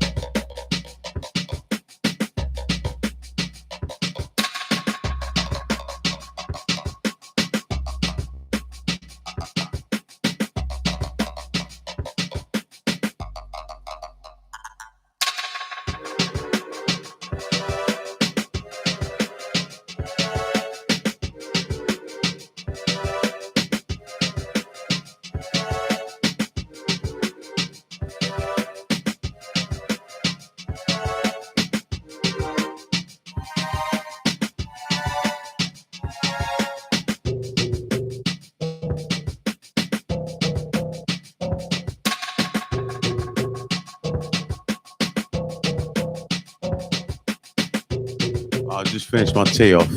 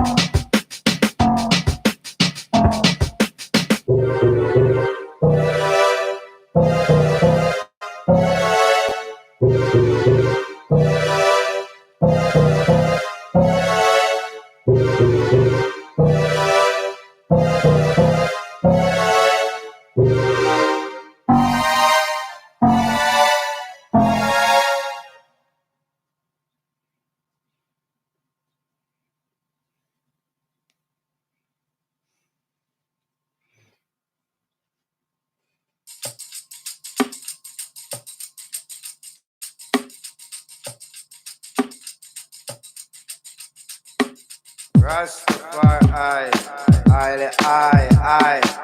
Yeah, man, I don't know, so if I burn them ears, say, no. How none of them ears say thing, you know what thing go. No matter with the car go bring it for me, you me tell them, say, no, no. Hey, no re, no tay, no re, no tay, no re, no tay, no re, no tay, no matter come tell me about what him say or she say. Because you know say Rasta man born the ear say me no re, no play, no hear say, no he say, no she say. The Rasta man born all of them say. All of them they think they not go put you nowhere. Just like what mama say, you won't reach nowhere. So me say me born the rare, the tay, the ear say, the play, the rare, the tay, the ear say, the play. Rasta man no in and no him say or she say. Rastafari me tell you me obey. Me pray for you take the obstacle them out of me way. And push the bad-minded people them and that they claiming and rare. No tay, no he say, no she say. Rasta man burn them they sitting them is say night and day. Oh, the most I me say him we obey. The most I me tell you him a lead the way. Me pray for him clear the obstacle out of the way. And say Rasta man go through because me clear the way. Enough of them that want to see we vanish away. Enough of them that want to see we sink away. And yes, till them come laugh with we night and day. But anything them ready for, we ready for. Tell them LBC Travel line Dave Goff. They were accusing the M25 clockwise after an accident earlier on between junction 16 for the M40 and junction 17 for Maple Cross, but all the lanes have reopened now. It's also slow on the M25 clockwise because of flooding at junction 22% Aldwyn. It's on the exit slip road, so a lane is closed. On the M25 anti-clockwise, it's taking about an hour to get from junction 9 for Leatherhead to Clackett Lane services. It's because of roadworks where one lane stays shut. They're accusing the M11 northbound from junction 5 for Loughton to junction 7 for Harlow after an accident earlier on. In Stonebridge, they're accusing the A404 Brentfield northbound after an accident earlier above the Harrow Road underpass, and there's no Woolwich ferry running. That's because of a strike. This is LBC. At National Tyres and Auto Care, we'll protect your car from wear and tear. So drive carefree and don't be nervous. You're in safe hands with a national service. Now offering servicing starting from only $49.95, plus an extra 10% off 2 or 20% off 4 selected Bridgestone tyres. Call for a quote on 0800 687 687 or find out more at national.co.uk. National Tyres and Auto Care, keeping you and your vehicle on the road. Terms and conditions apply. Call Eddie Mayer 0345 6060 973 LBC. LBC, together with Transport for London, are looking into the issue of air pollution in the capital, one of the most significant challenges facing inner and outer London. This week, Nick Ferrari spoke to Hannah, a Londoner who recently made the switch to a more sustainable way of travelling. Both my fiancé and I invested in a bike. Right. We want to get fit and cycle to work, and also it's a really lovely commute. Watch the full interview and find out how you can help clean up London's air at lbc.co.uk. Head southeast on Chapman Road, where cameras caught 3 untaxed cars this week. Continue onto Rothbury Road, where the DVLA clamped 2 untaxed cars yesterday. Continue towards Queen Elizabeth Olympic Park. This month, 4 untaxed cars have been towed just ahead of you. If your car is untaxed anywhere in London, the DVLA will find it. Tax yours at gov.uk/DVLA/taxitnow. Tax it or lose it. The Big B&Q 20% off bathroom event is now on. We've huge savings on a range of toilets, basins, baths and furniture, so you can get a great deal on the style that suits you. With 20% off, you can do it when you B&Q it. Offer ends 9th of March, subject to availability, see DIY.com. Vodafone 5G will have the power to change your world. From driverless cars to virtual reality and real-time gaming. That's why we're rolling out 5G across the UK. Discover Vodafone 5G on the UK's best mobile data network. The future's exciting. Ready? Vodafone. NPerf testing awarded Vodafone Best 2019 mobile internet performance based on 35,664 tests on the NPerf app in the UK. Coverage may vary. Visit vodafone.co.uk. Here's the thing about block management. If you do it yourself, you're over here sorting out the insurance. And here, keeping everything compliant. Don't forget the grounds maintenance. And that's just what you need to do today. But because the ABC Estates block management team can look after every aspect of your property portfolio, from repairs to service charge collections, your time can, at last, be better spent elsewhere. Be as happy as Larry with block management from Aldermartin, Baines and Cuthbert. What's this? I'm the only one here again. 0800 888 God. 6688 Is or that- visit God, no content. abcestates.co.uk. Email, tweet at LBC. The FTSE 100 Got dropping no nearly content. 13% this week. I'm the only one here Fears of again. the, COVID-19 Well, there was people here earlier, but it comes in phases. You hang around, I'm sure more people will join in. today. As you've arrived, someone else will arrive, and you come in groups usually, and you come in about 3 or 4s or 5s or 6 or 7s sometimes. The threat of it and the worry about it is. We were just listening to LBC, but if you want me to turn it, I'll put music on. I'll put the music on. We You want to listen to LBC or do you want to listen to the music? We survive on tourism. We've had the I quietest thought I'll put this on, but ever. it sounds This could boring easily anyway. kill us and hundreds of other pubs. James, I'm sorry to hear that, and that's just the sort of information I was looking for. It seemed to me. We'll turn that off. We'll put some music on for you.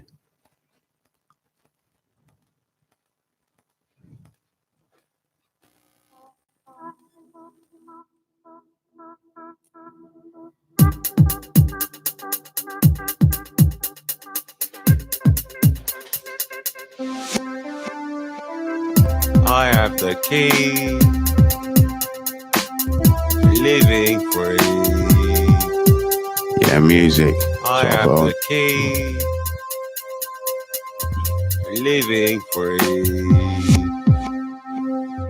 I have the key, living free. I have the key, living free. I have the key. Sorry. You can ask me any questions you want. I told you that someone else would appear, didn't I? So now Curious Snipes is on here. Hi, Curious Snipes. How are you, man? I have the key.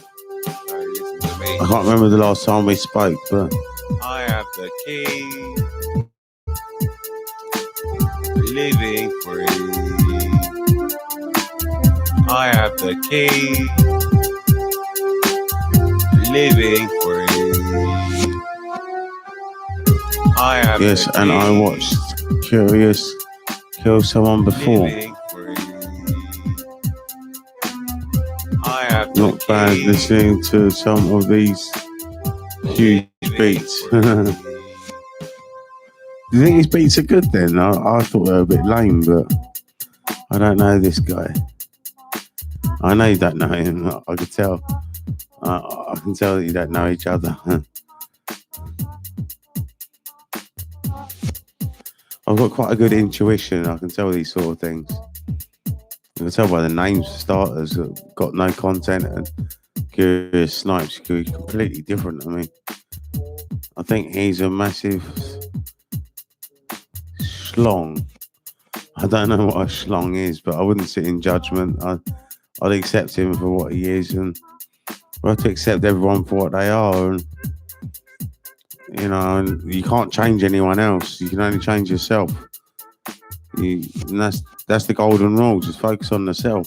That's what I always do. I just focus on myself. I know it sounds.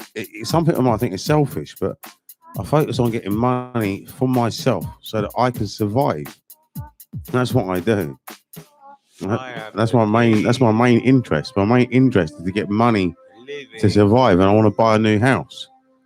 That's my main interest. I have the key, I think he's a massive song. That's true. I have the key for being free. So listen to me carefully as I mean, basically, if we all look after ourselves and remove ourselves from the problem, that's all that we can do. All we can do is remove ourselves from the problem. That's one of the reasons why I don't like go travelling very much, or I think it's a waste of carbon emissions. And I believe that we can work from home, and that's what I'm trying to do. I'm trying to create an industry where we work from home. We can be broadcasters or music makers or whatever we do in creative arts. We can do it working in a city. In a city, I mean, look at the size of Canary Wharf. Is that really necessary? It's not. We can all be working from home, just doing creative arts and trading in art. But no one's paying for art at the moment. And what we need to do is put a currency back into art. Put £1 back into music, £1 back into a photo, £1 back into video. That's what I say. Are you a schlong? What? I don't know what a schlong is, man. But I'd probably say no because I don't know what it is. And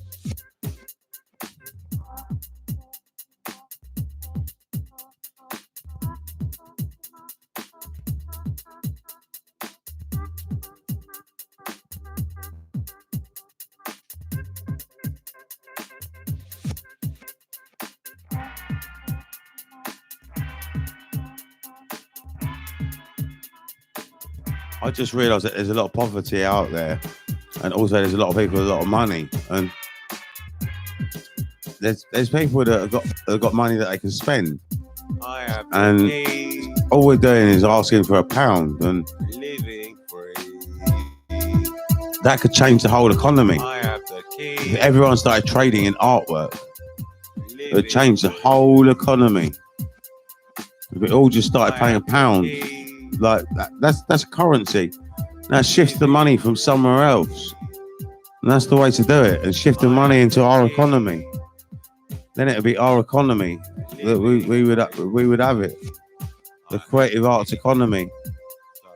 There is already one, but we would extend it or create a new one, or help out and help existing artists as well. I mean, I think we're all struggling as artists, really. It's someone who makes music. It's someone who makes music. Someone who makes music. So you are a schlong. Yeah, I'm a schlong then. Yeah, if I make music, then I'm a schlong then. Yeah, I make music. I have the key. Living free. I have the key. Living free.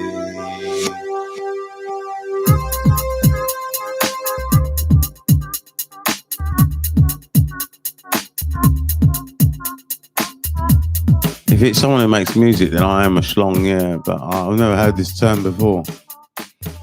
I hope that's what you mean. It is, really is, and I hope that's what it really is.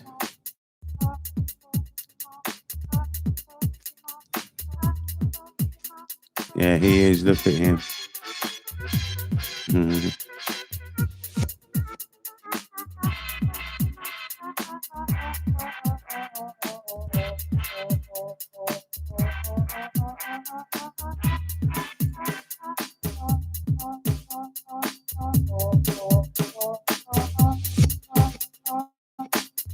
I have the key. Me neither. What made you start music? What, me?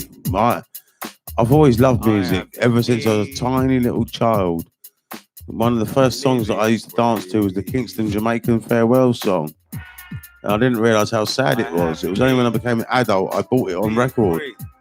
And when I heard it on record, it actually made me cry. But when I was a little child, I used to dance to it. So it just shows you that as a little child, I was dancing to music very young. And like as soon as I was standing, I was dancing. And then I was just always into music. And when I got the recorder, I loved it. And then I asked my parents for a saxophone, and they bought me one. And when I was about 8 or 9 years old, I was playing the saxophone. And that was how I did it, really. And without that saxophone training or that saxophone practice, I probably wouldn't be doing what I'm doing today. I mean, the foundation when you're a young child is probably a very good foundation to have to develop you as a musical artist. I recommend it to any parent to buy their child a sort of electric piano or something, just to let them mess around, even if they don't do it forever. Just that they mess around a bit, and just messing around a little bit will be enough. I mean, you don't have to do it every single day, day in, day out, but just messing around a bit. Where are your parents now? Yeah, well, I would imagine that what's the time? Well, my dad will be at home and my mum might be at work, but I don't know if my mum's at work today or not. She didn't say she was, so she might be at home as well, or they're at the shops or something like that. I mean,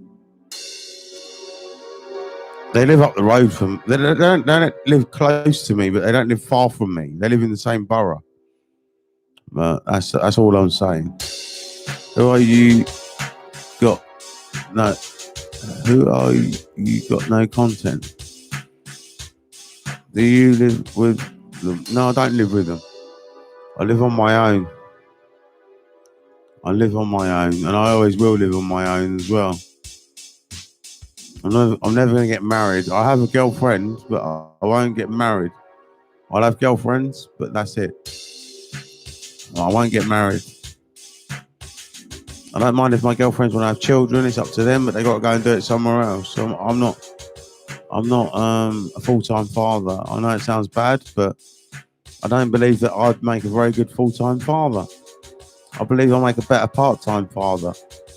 It's just the way I am. That's just the way I see it.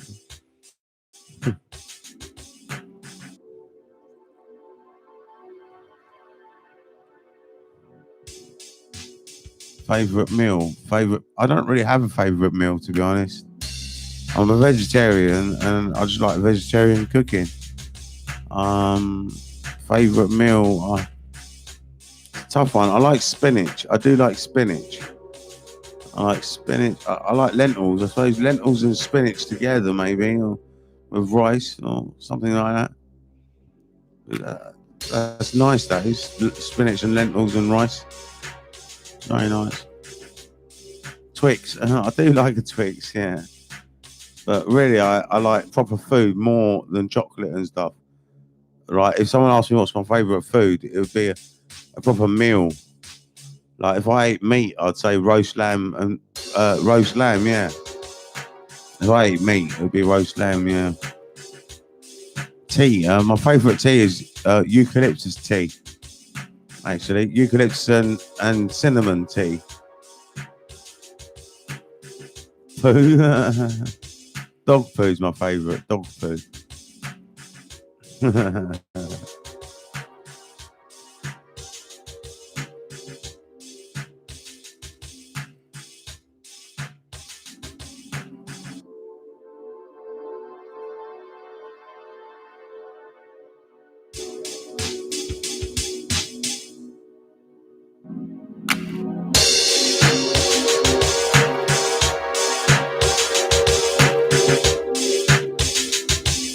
Why dog poo? Because to me, dogs are the most special creatures. To me, the way that they're the most closely related mammal to us.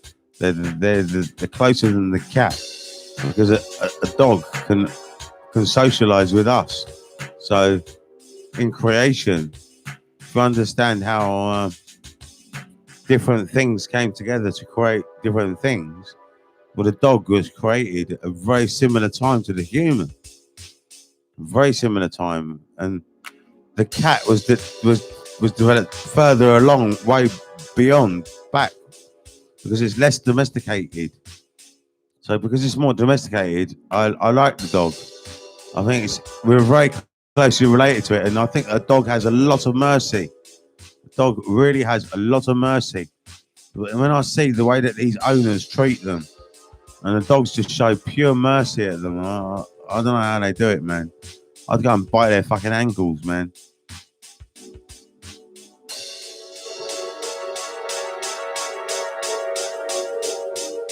I did used to have a part-time job, and I have got a part-time job now. I earn not bad money at doing what I'm doing at the moment, and I'm trying to sell beats. Really, that's my part-time job. But I don't want to get an actual job because I don't like working for an employer. But I want to work self-employed. I want to manufacture beats and sell beats. So I work for 1 hour for £5 and email out beats. That's what I would like to do. Really, I have emailed out some free work, and if someone wants a demonstration of my free work, I can always give them a demonstration of my free work. And then if they want to buy beats off me, they can. £5 for an hour's work. I can make original beats each time, or I can use traditional beats. I can do whatever you want. I can make them any speed you want.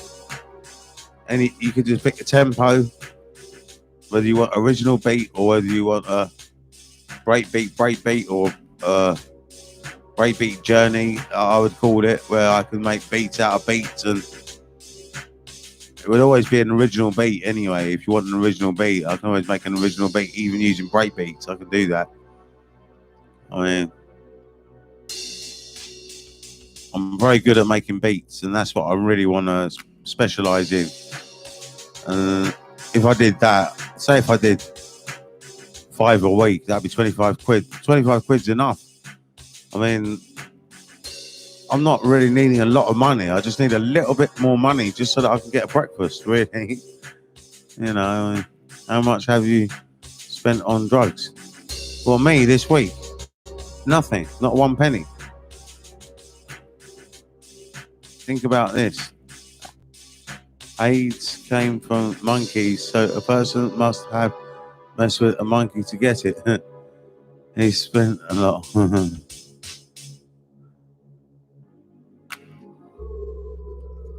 Well, maybe someone did mess with the monkey. I mean, that's the sort of thing that happens in the jungle, but there's no laws in the jungle. I mean, the jungle's different. I mean, we're not supposed to question what they do in the jungle. I mean, they might even have sex with a spider, but I mean, that's just the jungle, isn't it? I mean, it's different laws out there. I mean,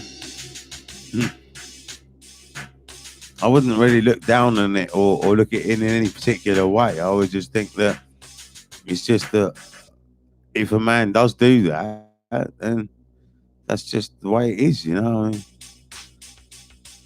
maybe a man did do that, and if he did, then that's just, maybe they still do it now. I mean, I don't know, or maybe he just touched it or something. We don't know.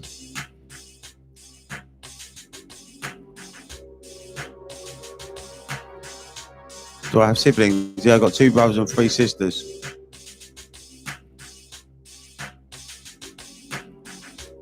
I'm the oldest. I'm the most sensible as well. All the others are a bit backward. Except for one of my sisters is all right. She's quite clever. She listens to me and her family's doing all right. But when I called her last time, the house was in silence. I couldn't even hear the television, nothing. There was no television on, nothing. Brilliant. Yeah, I like them all, man. Why wouldn't I? I mean, they're what do your siblings think of you? I think that most of them look up to me. I think most of them do.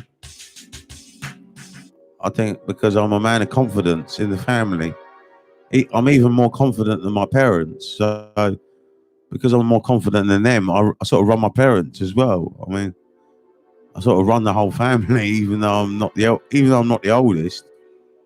I'm the sort of one that sort of says that what we should be believing and what we should be doing, and that's just what I'm like, even in the society, in this community. Sort of like what we're allowed to believe and what is right to believe. I sort of determine that. I mean, I'm not a bad influence, but what I do is I break down delusion. What I do is I break down false belief.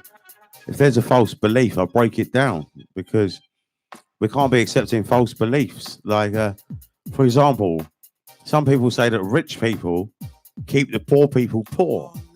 Now, that is a lie, and I'll tell you why. Because the rich people, don't tell poor people to watch EastEnders, go down the pub, chat shit. They don't tell them to do that. So rich people don't keep poor people poor. Rich people would love poor people to actually get some money. And with my system of where we trade creative arts, where we trade music and photos and video for £1 each, if we all started doing that, we would create an economy. We would come out of poverty. All of us would, every single person, because we would all have to pay, and it would get transferred along the line towards people that have got money. Opinion on communism. Well, I'm not really sure about communism, but I know about dictatorship. Like, the only one that I have ever studied is Che Guevara and Fidel Castro. I don't know if that was communism, but it was dictatorship anyway. And I studied that, and I wasn't very happy with it. It made me look at communism and capitalism and do a comparison. I wrote down like on paper. I done like an analysis to try and work it out what had good points and what had bad points. And communism really fell apart. It didn't really have much good about it. I think democracy won over communism in my debate, in my philosophical little arguments that I was making for pros and against, you know. And communism, I don't think actually stood up at all. But democracy had a much better standing. And I think we should stay with democracy, really. We shouldn't really challenge it, because you should write an academic paper on this. Well, I've got it written down somewhere anyway, but I don't know what I've done with it. But I just think that with communism, what's the pros of communism? I mean, what is the pros? You try and tell me what pro-communism is. You tell me. What about socialism? Well, socialism really, I don't know. I mean, the term socialism, does it really mean what they mean by it? I mean, socialism could just mean socialism, you know, like being social. And I haven't got a problem with that, really, being social. But I don't know, taxing the rich. I don't agree with taxing the rich more than what they already are, really. Thanks, East Eye Fully Vision. Oh my God. So what I would say is with socialism is that I think that we all should get £10 a day, every single citizen, regardless of wealth, regardless of income. We should all just get £10 a day for our food. That's what I think, and I think we should freeze the inflation rate. The inflation rate should be frozen, and if anything, it should be taken backwards, so that we can start to afford things again. Because if the inflation rate is high, that's a problem. And why is it getting high? I mean, who says that resource is worth more money? Who says that tax should be there? I mean, why is it getting higher and higher and higher? Why can't it go backwards? Why can't it go down in value to help us out? I mean, why not? I don't see why not. I mean, we should definitely freeze the inflation rate, because at the moment, shopkeepers break the law. They go above the rate of inflation. Inflation is 2%. That means 2 pence in a pound. They always go above that. You'll see Wenzel's will go above it. The cafe will go above it. The chip shop will go above it. The corner shop will go above it. They all go above it. And cigarettes definitely will, but that's because of the tax that they put on it. Thanks, East Side Fully Vision.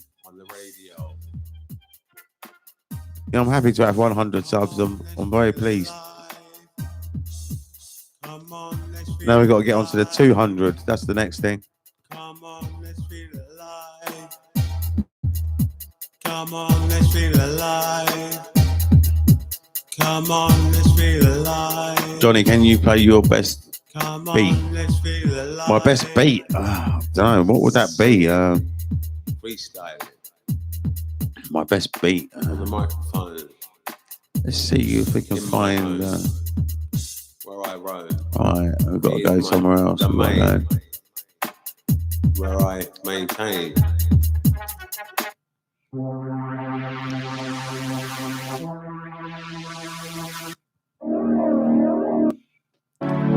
I mean, this beat is probably the most technical beat that I've ever done.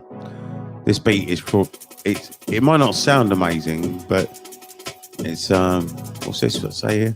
Play me your most mental beat for breakfast. Why don't you go to a food bank?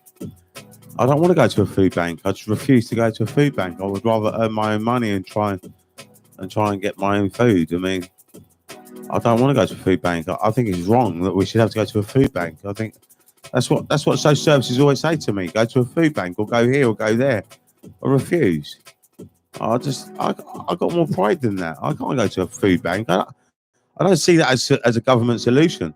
I think the government are terrible for even implying that I should go to a food bank. I think it's terrible.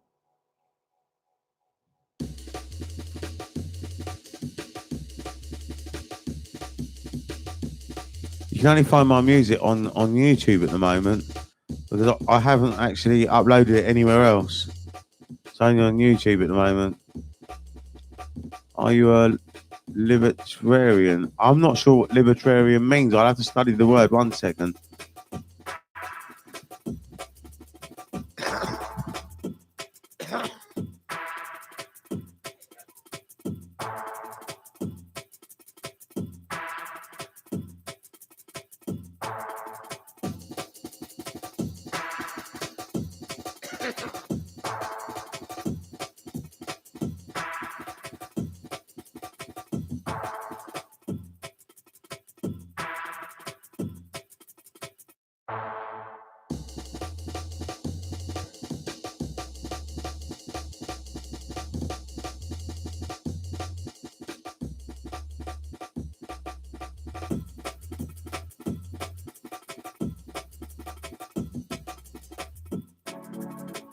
Do you mean libertarian? Is that what you mean, libertarian? I've noticed that I suppose it's libertarian you mean, and the word. I didn't realise how stressed I think it's libertarian you mean.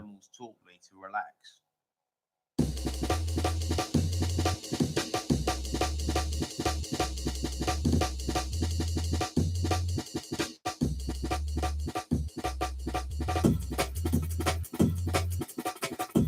Well, I am a believer in freedom of the will, but I believe in that we should submit to our slower will. We shouldn't go to the fast will. We shouldn't go to what we really want to do. We should submit and surrender and slow down to the slow spirit. If you slow your body down, you'll see what I mean. And then you can actually do things mindfully. That's what being mindful is all about.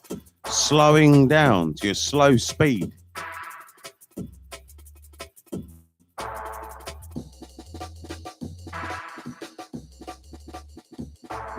When you slow down to your slow speed, you get guided around. You get guided by the slow spirit because it's your slow mind. Your mind's got two speeds: fast and slow, left and right. And you need to surrender to the slow speed. And then I would say that as long as you're not carnal and as long as you're not angry, then free will is okay, because free will is only going to be creative or farming or something to do with reality like that, music or farming or knowledge. And that free will is fine. I mean, what's wrong with that sort of free will?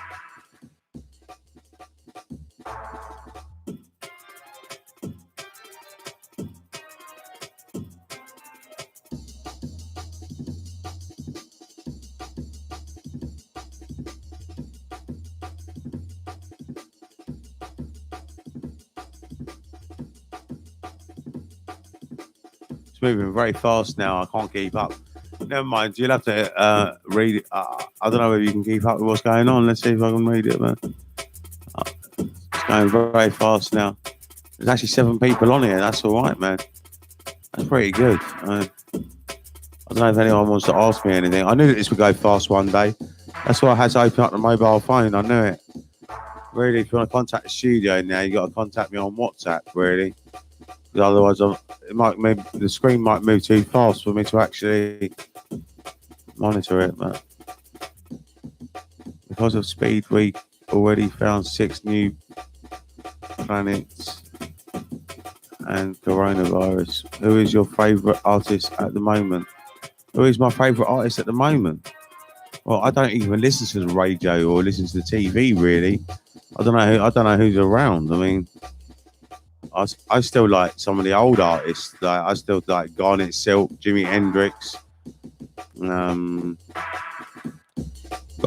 think Garnet Silk is my favourite reggae singer, and Jimi Hendrix is my favourite guitarist, apart from myself, or James Beck, or Lawrence Greenman's pretty good as well, really, or Carlos Benos. There are some good guitarists alive now, really. Carlos Benos is amazing, and so is Lawrence Greenman is very good. And I mean, they can play like Jimi Hendrix. I like Rolf Harris music. I like. I can't read that. I like Gary Glitter.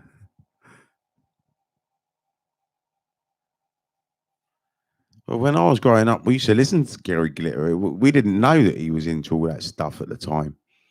We used to actually listen to his music. I mean, I'm not joking. We really did. We didn't know that he was whatever he did. I can't remember now. But do you like the movie Jumanji? Is it Jumanji? Jumanji. It must be Jumanji. It's a very good film. It has The Rock Johnson. I don't know, man. I'm not really sure. I've never seen that. No, I don't watch movies really. Listen to Billie Eilish. Oh, right. Well, sometimes I do put the radio on a little bit. I just put West Side on very briefly just to see what's going on. I was quite impressed with what I heard last Sunday. I put it on a bit when I make a cup of tea. That's all I do. Just to check what they're doing. But most of the time they're playing old music. And that's what I'm doing. Playing old music. I mean, the old music is what people need to get to know, really. I know it very well, but you guys don't know it as well as me. And I've been listening to this for years now, or months certainly. I mean, have you been to Greece? No, I've never been to Greece. I don't use the radio. Radio waves cause cancer. All right.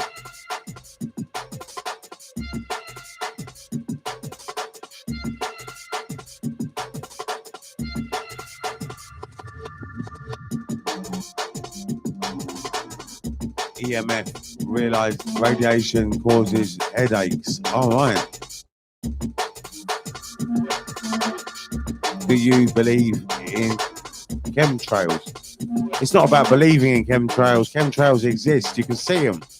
What you can see is not about belief. It's chemtrails exist. You can see them in the sky. I mean, what is chemtrails? Chemical trail. Well, aeroplanes leave chemical trails. They all do. So they exist. You know, even cars leave chemical trails as well. So chemtrails do exist. You know, what types of drugs have you tried? I've tried MDMA, LSD, ketamine, speed, cocaine, crack, heroin. I don't classify marijuana as a drug, but I've tried marijuana. I classify it as a herb. Rastafarians call it a herb because it's not a tablet. A drug is a processed thing made out of things into a tablet or into a powder. Marijuana is just a herb. It's a natural herb. Because it's a natural herb, it's not really a drug. That's how we classify it, as a natural herb.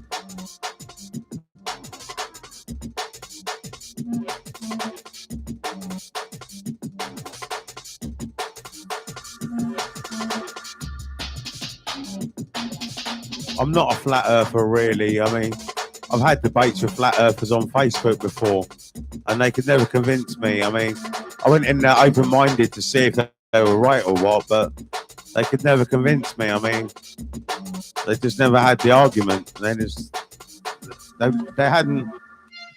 obviously had never flown a rubber band plane to see how a rubber band plane works, or bounce a tennis ball on the ground and stuff like that. I mean, it's obvious if you bounce a tennis ball and play with a rubber band plane, you can see how gravity works. I mean,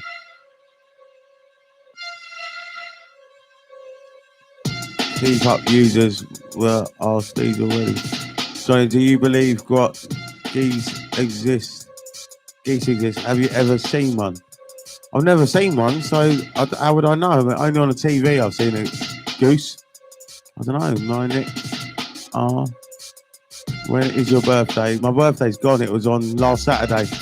The earth is as flat as man's boobs. Is it? How can you be so sure? I mean, really, if you look around, you can't see very far. The eyes can see right out into space. Yet, on the earth, you can never see more than a few feet in front of you. Or if you're standing on a hill, you can see further, but you can only see so far. There's a circumference. There's always, what's it called? The horizon. There's always a horizon. Well, if you go out into sea, there's always a horizon. Why is that?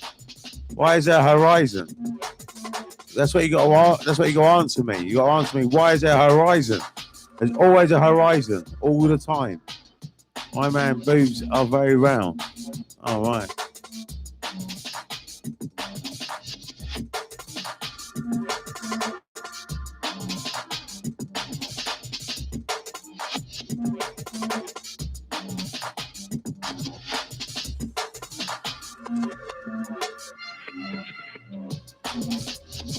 Jewish fish, that's not very nice. Prof. Johnny Wankin's all right, man. He can express himself. We're all allowed to express ourselves the way we want to express ourselves. There's no condemning each other here, arguing and wrangling here. We all get on here, Jewish fish. I'm hot boxing Gaza Strip. Come. Can you shout out my boy Mohammed bin Salman? He's a huge fan. Just done him. Johnny Wankin has beef with my ends. Well, I don't know about that, but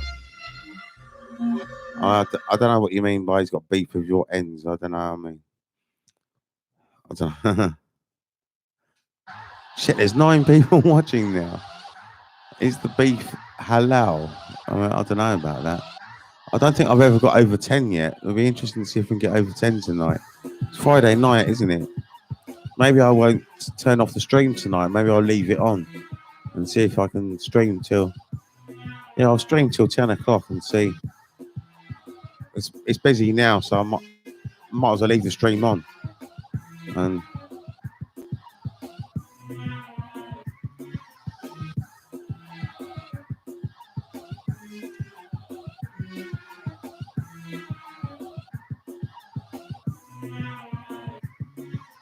I tried to get everyone on the stream. Everyone? What you mean? Everyone in the whole world? Go on then. That'll be interesting. See how many messages I can read in one go.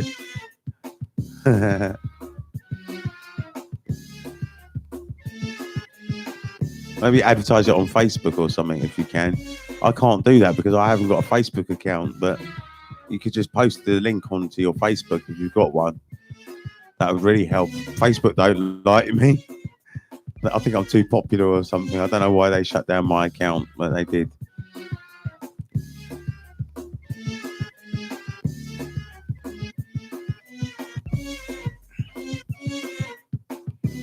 I want to find out what's going on with this Palestine-Israel situation first, before I take action, or before I advise the government, or before I advise the Americans, or whatever. I'm sure the problem is not as big as what it is, was what it seems, but I think the Palestinians have to revere self-knowledge over riches. And the Israelis, I'm not really sure, but they are attacking Palestinians. It does seem that way. I mean, I've seen footage of Palestinians that have been injured. I can't imagine that that's a false image of a Palestinian that's been injured. So there's something going on there, but I don't know what it is. I'm just checking it out on Twitter now. So I'm just starting to be an investigative journalist now. If you could go back in time, what would you do? I'd love to be around the Renaissance time. That's something I would love to be around the Renaissance time, or before the Renaissance, in a farming time. Farming is something that really fascinates me. I wish that I was a farmer. I really do wish that I was a farmer. Not farming that with tractors and stuff, but farming the land properly, how you're supposed to.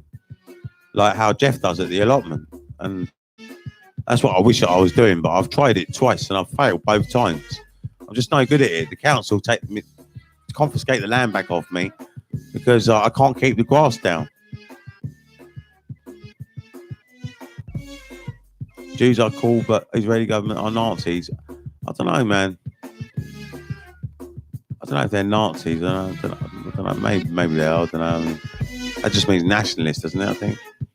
Like in Minecraft. Can you trim my bush? I don't know. I can't do it. No. Why don't you live off the grid then? How old are you? I'm 44 years old. Can you play SS Boo or Persona 5? No, I can't. Can you give a shout out to my man Pol Pot? Big shout out to Pol Pot.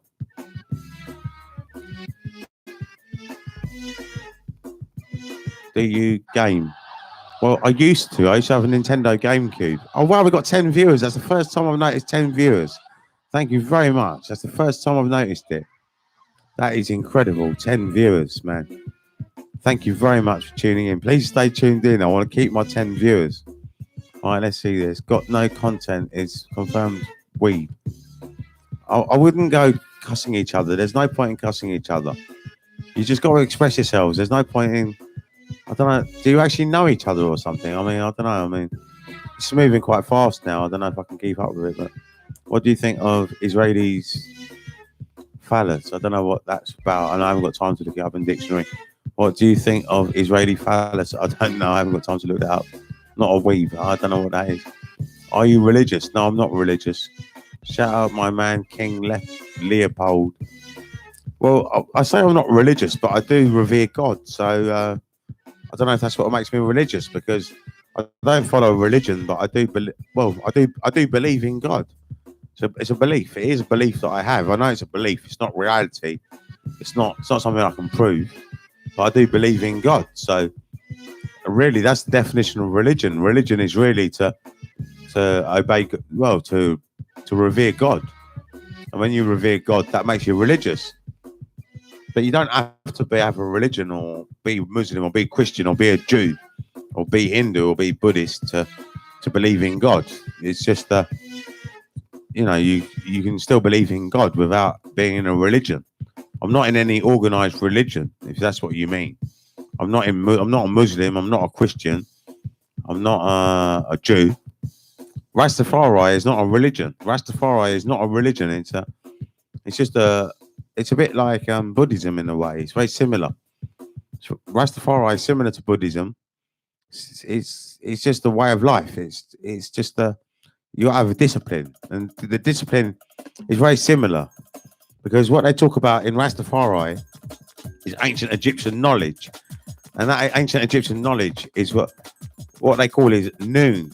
There's a thing called noon, and noon means that you have no thoughts in your mind. And that's what this Rastafari was trying to teach me. And I said to him, I do that in my Zen teaching.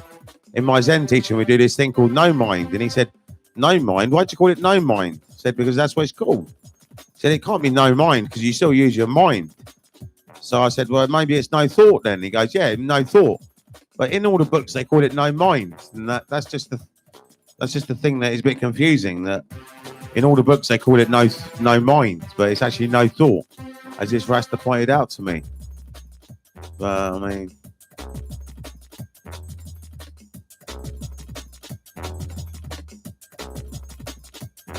my light is on actually. I could turn another light on in the other room, or maybe I could turn this light round a bit.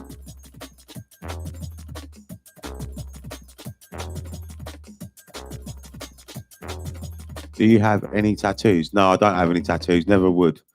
I'd never get a piercing, never get a tattoo. Too frightened of needles, too frightened of that sort of thing. Could never do that, never. I'm not gay, no, certainly not.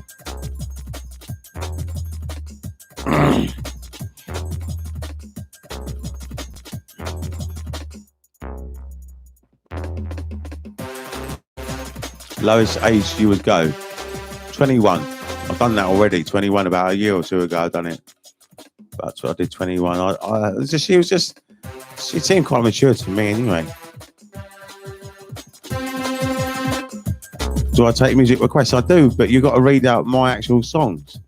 This is B6 Sticks. I don't know what I've played so far. I can't remember what I was going to play something from here, wasn't I? Did I play it? Yeah, I played it, didn't I? Yeah. I suppose these are the most technical drums, these sort of songs here. They're the most sort of technical. Let's play something a bit. This is quite technical. Listen to this one. This one's quite technical. If you like technical music, this beat is quite well engineered. It's a well engineered beat. Just check it out. Got 7 likes. Fucking hell. That's more likes than I've ever had in my life before, I'm sure. 7 likes. And there's 8 people on there now. Oh. Can you play SS Booth or Persona 5? No, I don't know what they are. I don't even know what they are. But I'm going to get a games machine one day and I'm going to put it in the other room. I'll have to get a monitor or a screen or something. I don't know how I'm going to do it. I might have to plug it into my laptop if it'll do that. I don't know if I can plug in a games machine via USB into my laptop. I don't know if that's possible. I just need a screen, basically. And jungle music is jungleism. This is jungleism. This is jungle music. Yeah, this is jungle music, basically. This is like drum and bass jungle music, whatever you want to call it. This is the fastest music that I've got. This is 177 beats per minute.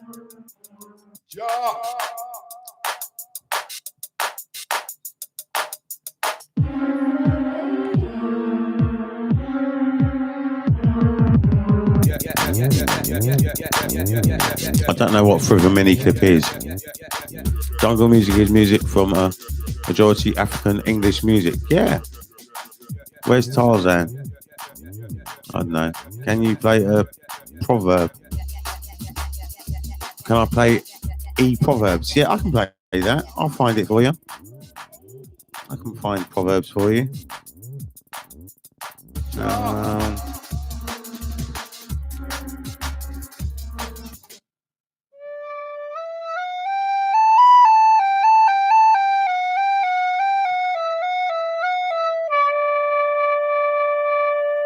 Come on, everybody. Let's listen to Rastafari. Let's listen to Rastafari. Let's listen to Rastafari. Let's listen to Rastafari. Come on, everybody. Let's listen to Rastafari. Let's listen to Rastafari. Everybody, we must listen to Rastafari. I say today, if you want to enjoy life. I don't know what it's doing. Oh, done something else. Didn't do what I expected it to do. Where is it? I didn't play it. Oh, it's interesting.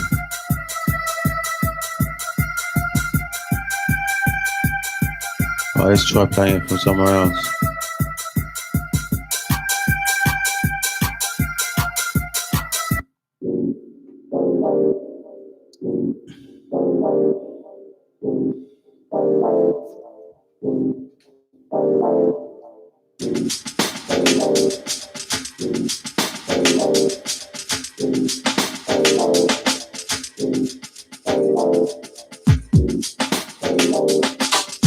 I don't think he's going to play it. I don't know what I'm going to have to do. I don't think he's going to play it for some reason. I think he's going to skip it.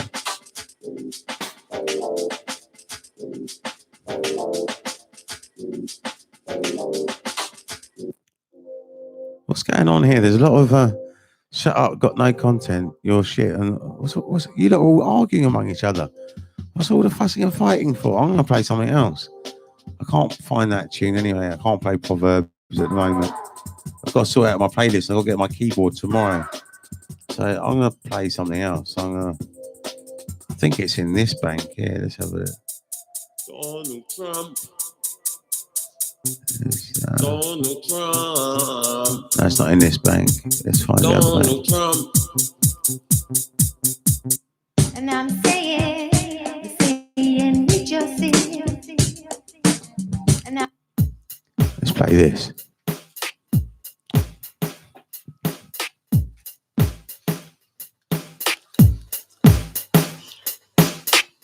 Let's stop all the fussing and fighting. Let's stop all the fussing and fighting. Let's stop all the fussing and fighting. Let's stop all the fussing and fighting. Because when you hurt me, you hurt you. And when you hurt you, you hurt me. But mainly, you hurt yourself. Fussing and fighting, that's what it's all about. The pain lives forever in a story, like depression, like mental health. I don't think there is such thing as a hater. I think haters have love in them anyway. I think they really do love really deep down. Deep down they're just a bit envious, that's all. That's all it is. And there's no need to be envious because we can all have our own space. We can all create art and all trade. If we can all grow food, like in the pre-industrial revolution days, we all used to trade food. We all used to do it. Everyone was trading food.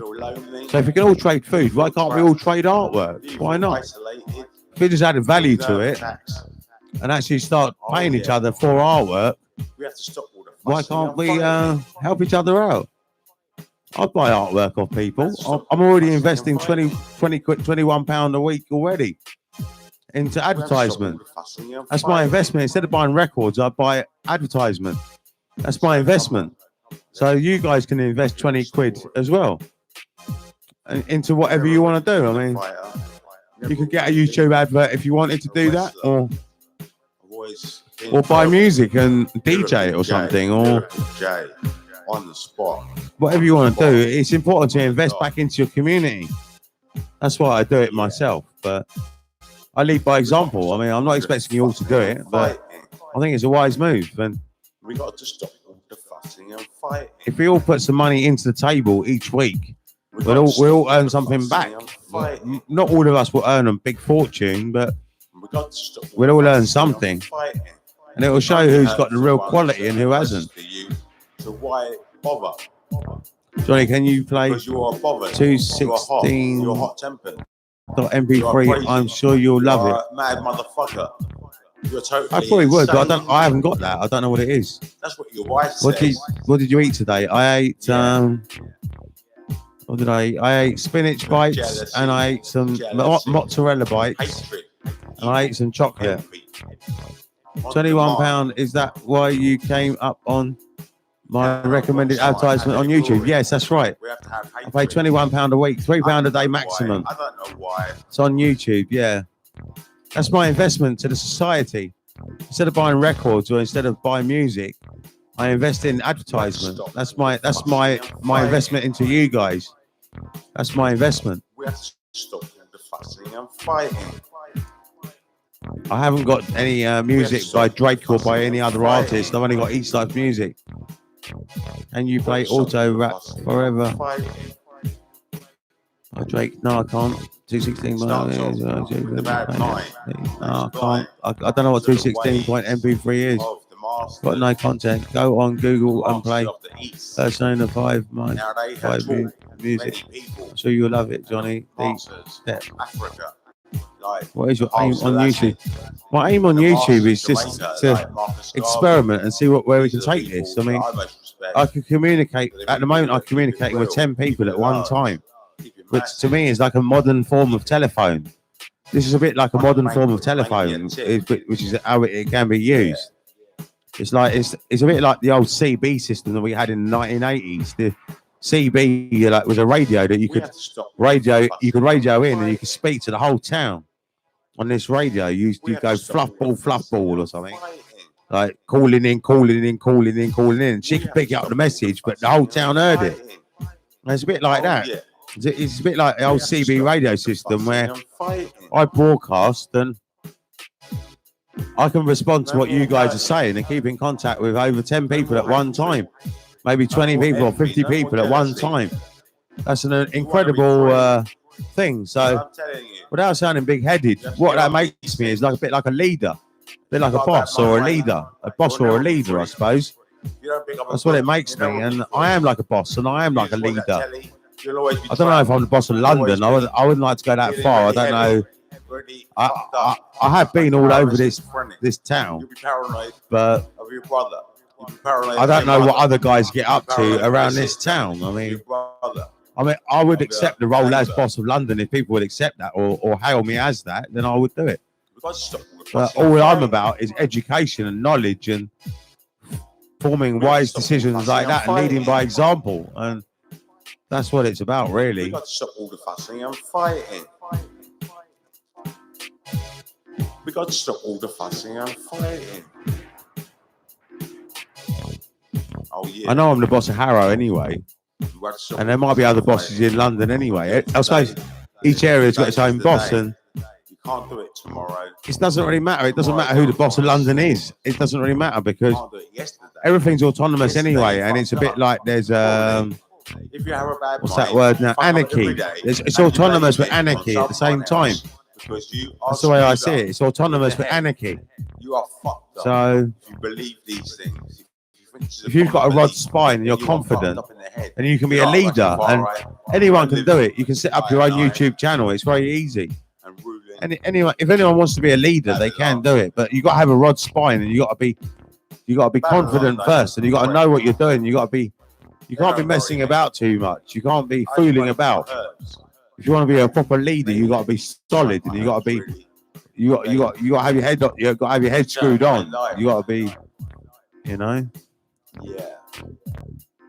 To my whole crew. Sadiq Khan is boss of London. Living on the east Sadiq side. Khan might be the boss of London, like as mayor. We call it humble. We call it ascetic. You can call him the boss of London if you want. Jeremy Corbyn is the fifth, We have to stop all the fussing and fighting. sixth of London. Happy birthday for last Saturday. Oh, thank you very much. Thank you. It's not about being the boss anyway. What is a boss? A boss is someone that leads by example, really. That's what I believe. That's what a boss does. A boss leads by example, makes wise decisions, makes things happen, can make money appear out of nowhere. I'm going to make money appear out of nowhere one day. You watch this. I have the key. I've been homeless twice, actually. I've been homeless twice, yeah. I have. I have the key. Great Ezekiel 2. All right, let me see if I can find it. I have the key. Living free. I have the key.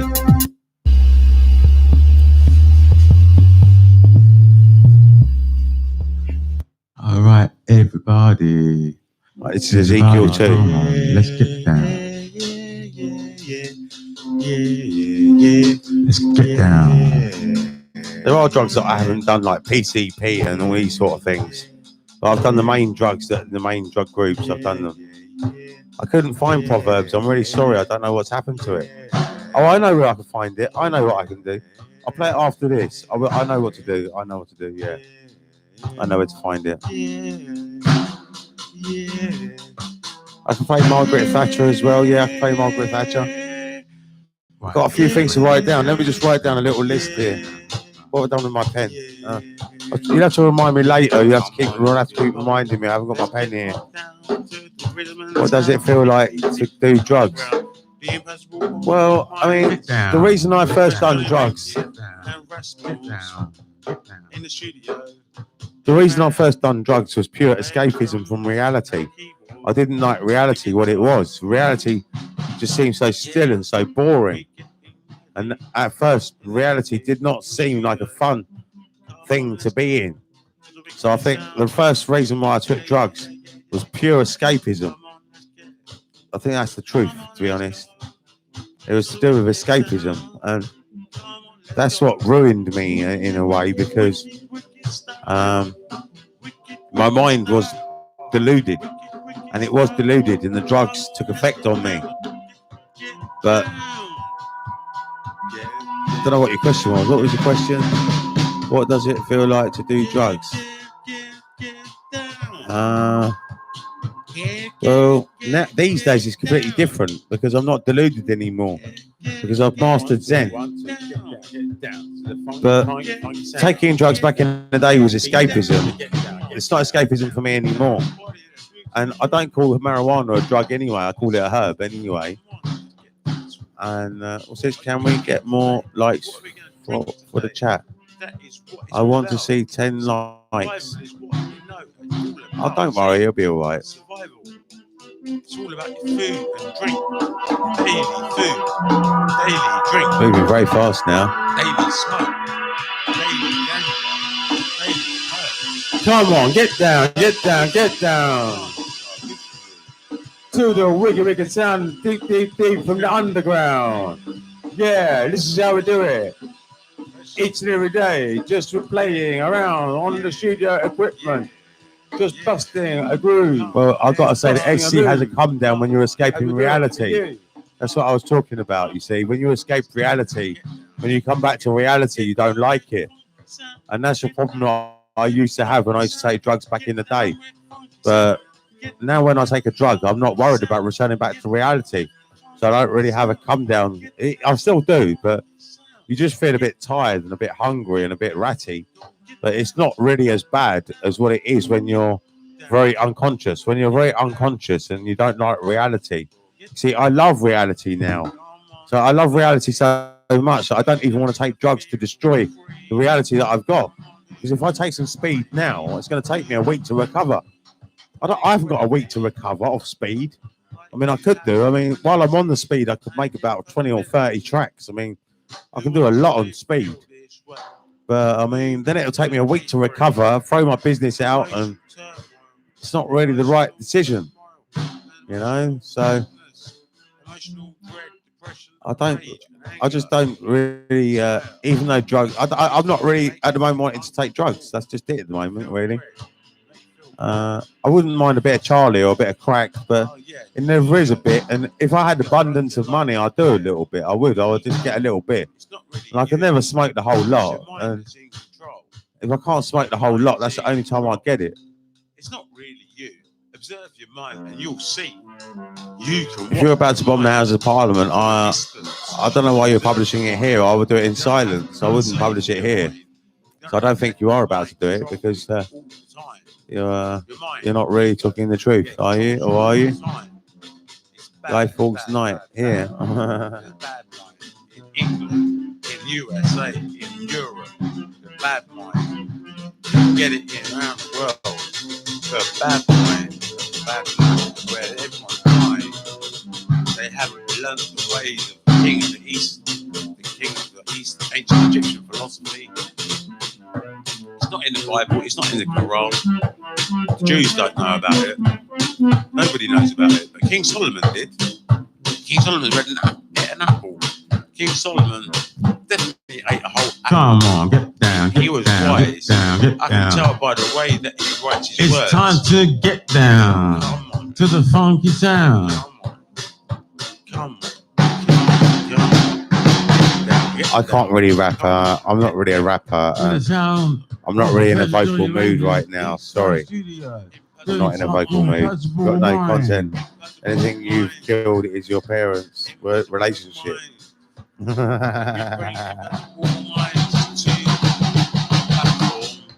Facebook, to YouTube. You are quite funny at sorting each other out, I suppose. I mean, it is a bit like being in the playground, isn't it? I mean, it's just like being in the playground, really. That's what I realised. Life is one big playground, really. Yeah. That's why investing money to me is all game. I see it like a game. Like I don't see money with greed. I don't see money with the greed value, thinking that I've got to get more and more and more and more and more. I see it as game. I see it as if I can afford to invest a little bit of money, I'll invest it. And I hope that if I invest a little bit of money, that one day I'll get some money come back. And I realised that if all my friends invested £10 into my business, I could, if there was 10 of them, I'd get £100 a week, and that'd be enough for me. And that's all that I'm after, really, £100 a week. And if 10 of my friends invested that, that'd take me out of poverty. and they would get free advert and free this and free that, but none of them were interested. They could have free shows and all sorts of stuff. And if ever I did get any earnings, like from doing beat sampling or anything, or from studio work, I'd pay them a 50% interest rate. That's what I had, a 50% interest rate for my investors. But none of them came forward. And now my channel's taking off on its own. So I'm not really worried if they invest or not, and they're not going to anyway. And I'll be left with my own money. And when I open up my studio downstairs, that'll be really good as well. I don't know if I'm going to put this studio down there or not. I'm not really sure. I'm not sure if I should turn this into a flat up here. Or, I don't know, I mean. Well, I did anyway, but not the kind of help that they He's still here. Can we get a roll call? What if I give you a 10K?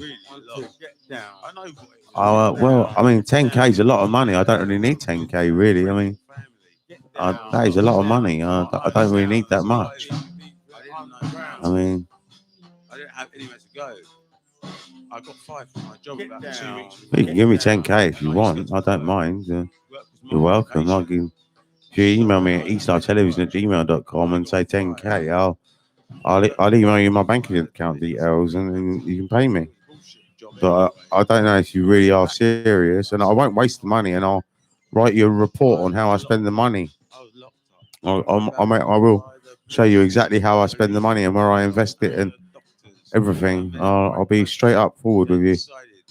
But I don't believe you're going to give me 10K, but you never know. I mean, there might be some people with some money. He doesn't have 10K. No, probably not. If anyone wants to give me 10K, they can, but I'm not worried. I'll earn my own money anyway, fair and square. One day I'll get adverts on here. And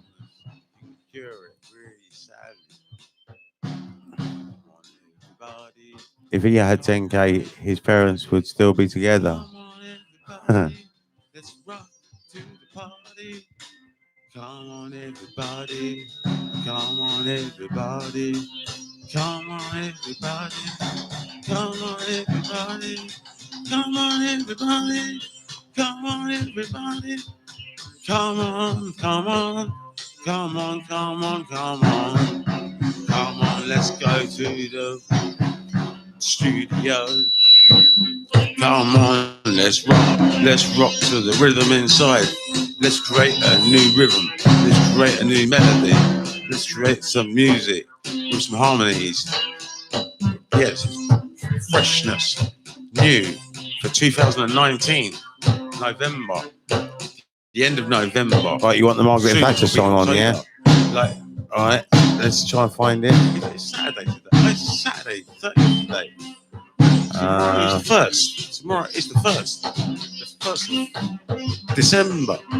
1st of December. Most people are getting ready for Christmas. I don't celebrate Christmas. Margaret Thatcher's dead. Ding dong, the wicked bitch is dead.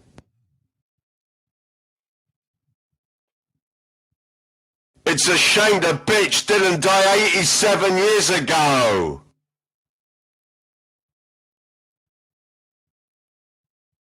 It's a shame that the IRA didn't kill the bitch.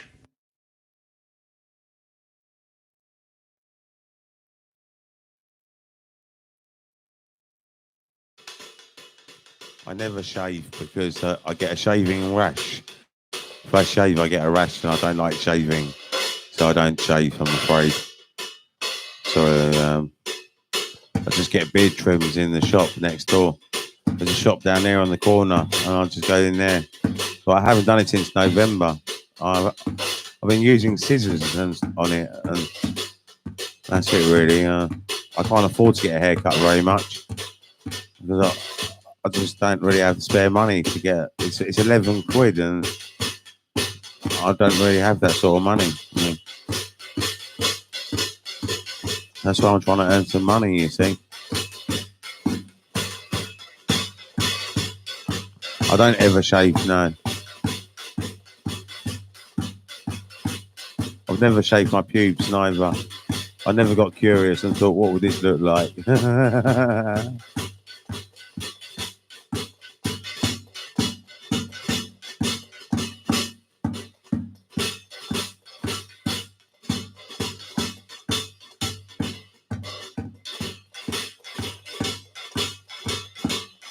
I can get amazing haircuts for £5. Can you? But yeah, but the thing is, I get my hair and my beard trimmed, so it's 11 quid. You see, it's £6 for the haircut, £5 for the beard trim. So that's why it's so expensive. So I have to get both done. You see.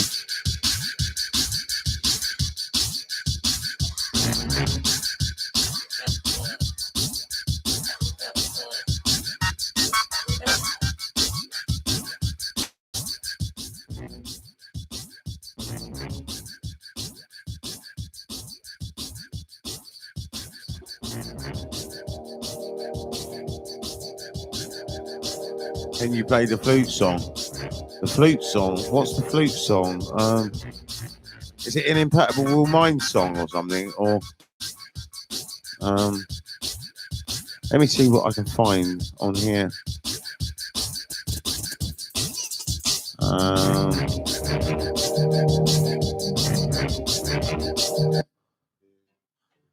Let's try this. Is it this?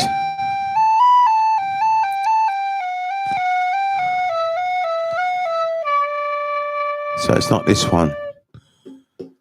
I'm not sure. You have to read. You really have to give me the titles, not the flute song. Yes. Your music got death grips fives. Heaven to my ears. Love this song.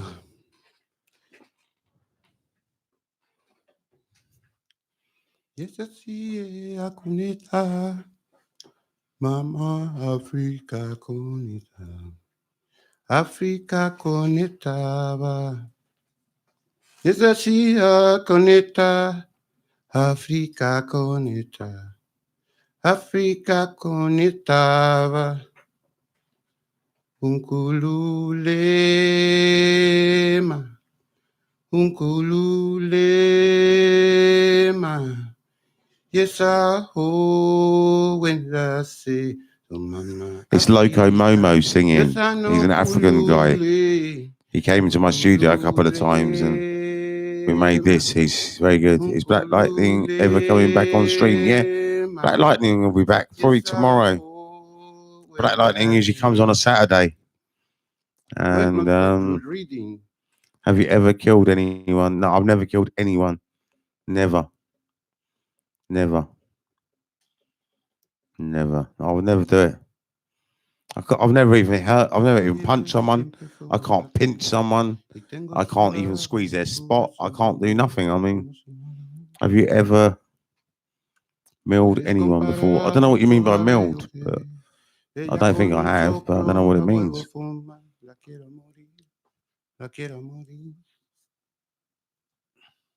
Yo ya tallé, siempre fue un holgazán, y tengo mis labios, sus pasos de amor, como si nada. Yo que tallé fue un holgazán, y luego un deseo que yo puedo deseo a ti su nada. You guys do like to use your terminology, don't you? Is it a clever thing to use terminology that no one understands except for you? Is that a clever thing to do? I mean, ask me questions that I've got no idea what you mean. I mean, come on, we need some more questions for Johnny. What do you think of straight pride marches compared to gay pride marches? Never mind. I didn't know we had straight pride marches. I thought we only had gay pride marches. I didn't realise. The only march I've ever been on is Free the Weed. I did that once. It was in South London somewhere, and we went to a park. And I actually met Mark Thomas. I don't know if you've ever heard of Mark Thomas. A great weed smoker. And I'm a great weed smoker. He did a performance in a tent. Yeah. What's in your fridge behind you? That's not a fridge. That's my wardrobe. It's got some clothes in it, and it's got some bedding and stuff, and that's it, really. It's not a fridge.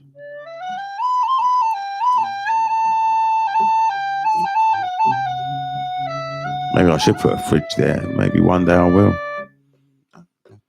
But I think I've got to move from here. I think I've got to save up, buy a house, and move all my stuff from here. Johnny, when you leave the screen on your streams, what are you doing? I don't know what you mean by that. Who's that behind you? No one. Johnny, there's a face in your window. No, there's not. It's too dark anyway. There's a face.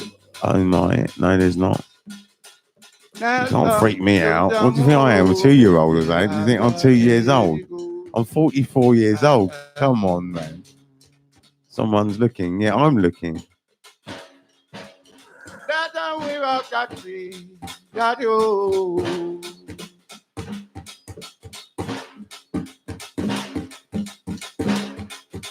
think I've got to make another drink and 1, 2, 3. get ready to.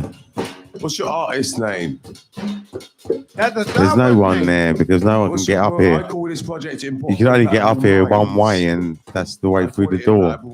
You can't get up here any other way. What's your artist name? Is it what's the name that you want to go under? My name. Your name, your artist name. What name do you want to go under? Loco Momo. Loco Momo. Mm. Loco Momo, all right. Loco Momo and Professor Johnny Rankin doing the Impactable Mind session.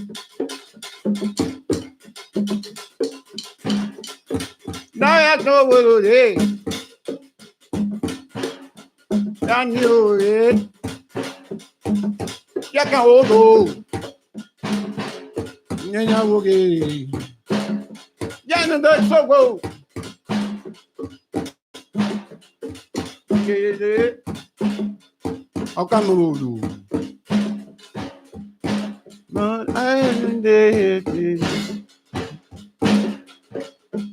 You started calling.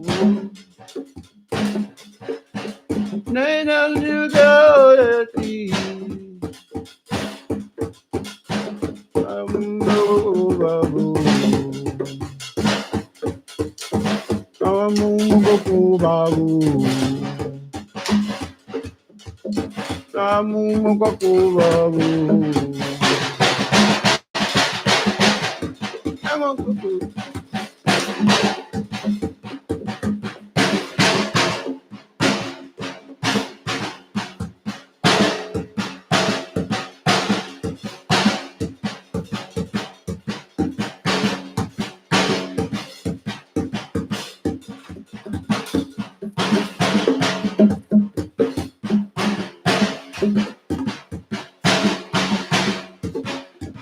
Oh, I just thought of another track with a flute in it. So let me see if this is the track that you mean. It might not be, but it's a pretty good track anyway. So let's see if we can find it in here. Let me see.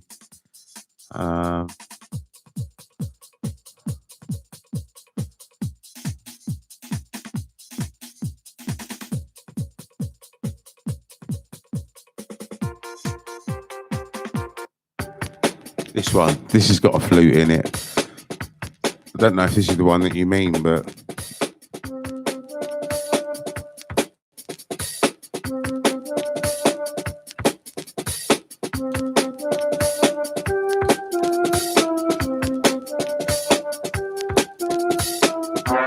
can you make me moderator, Johnny? Moderator of what? I don't understand. Love all your songs, man. Moderator of what? I don't understand. What? Can you be a moderator of here? Can you?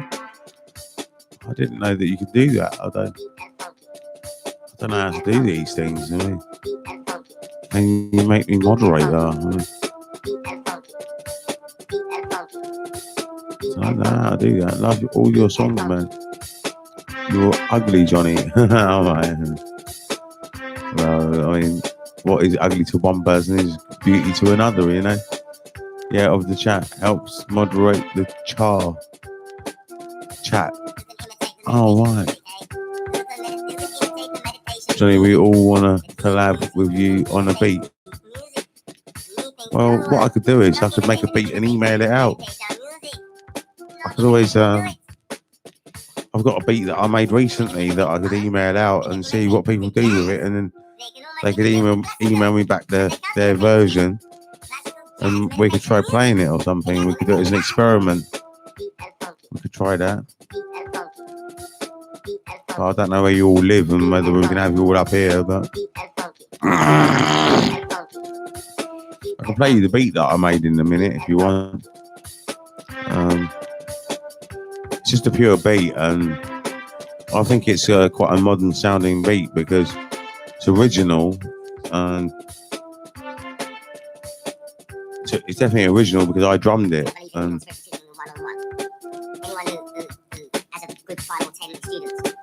yeah, it's worth listening to. How come one teaches more than one? You can't really. It's all about having a bit of fun, isn't it? I mean, maybe I could make a bit of money with the beat, but maybe we could have a bit of a laugh. We could just try and have a bit of fun or something, you know. Sometimes having a laugh or having fun, you might end up making money by just messing about. Can you eat poo for me? No, I can't.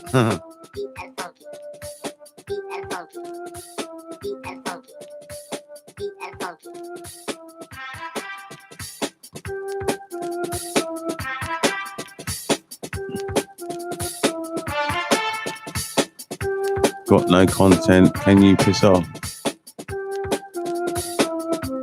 No, don't worry about got no content. No, don't say piss off, because they should be allowed to express themselves. Let them just carry on, and one day they might change. I mean, don't worry about it. Eastside Fully Vision, it's all right. His neighbours don't mind him. My neighbours don't mind me at all, no. I think they like my music anyway. They must like it. I mean, I don't play it very loud anyway. It's not very loud in here. It's quite quiet. It's quite quiet.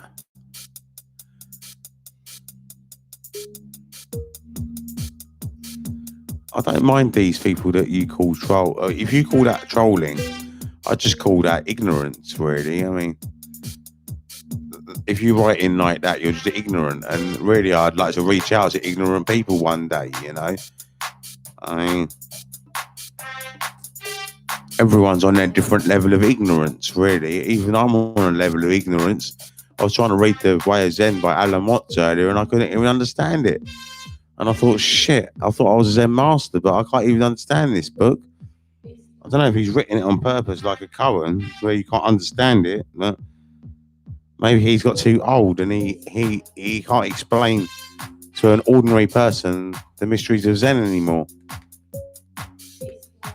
It's okay, God got no content. I don't mind. You can express yourself any way you want. I mean, that's one rule that I have. You can express yourself any way you want. And if you want to express yourself the way you want to do it, but the thing is, if you do mislead, then you might get a misleading answer. And that's not really always right. So it's better to be honest. And that's what I say. And one of my commandments is to be honest, which is why you catch me. See, that's why I can do this show, because I try and stick to honesty. As I try and stick to honesty, I can't go wrong. If I told a lie, I'd have to remember all my lies, and I can't do that. So you know that I'm an honest person, because it's the only way I can be.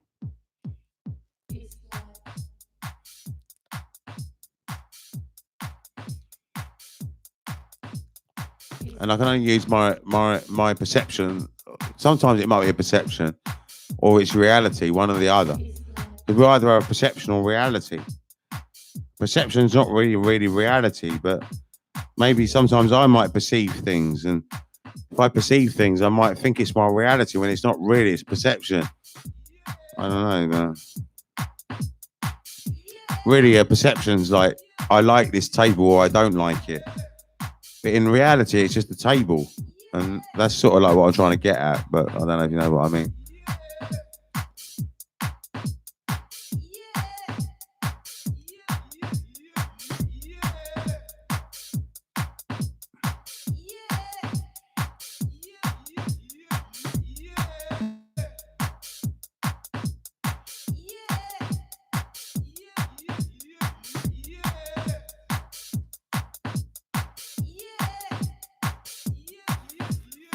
I've got to go now, Johnny, but before I can go, can you shout out my boy Omar Bashir? Omar Bashir, yeah, I can give him a shout out. Omar Bashir, have a shout out. Yeah, definitely. Even if he is a terrorist, I can still give him a shout out anyway. Because I'm not really, I want to include all terrorists as well, really. DH, you joker.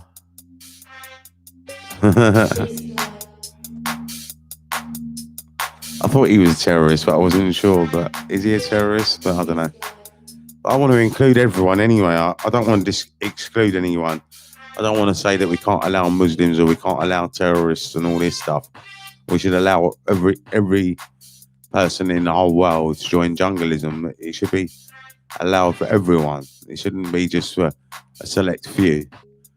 That's the way I see it. I mean, I'd like it to be for everyone.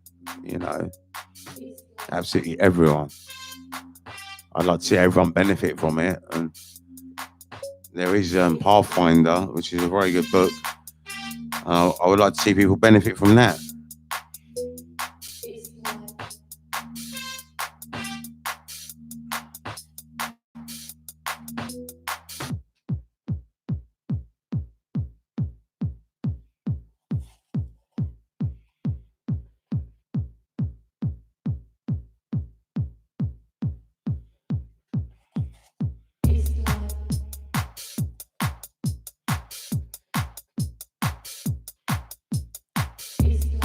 Find the path to my heart, Johnny.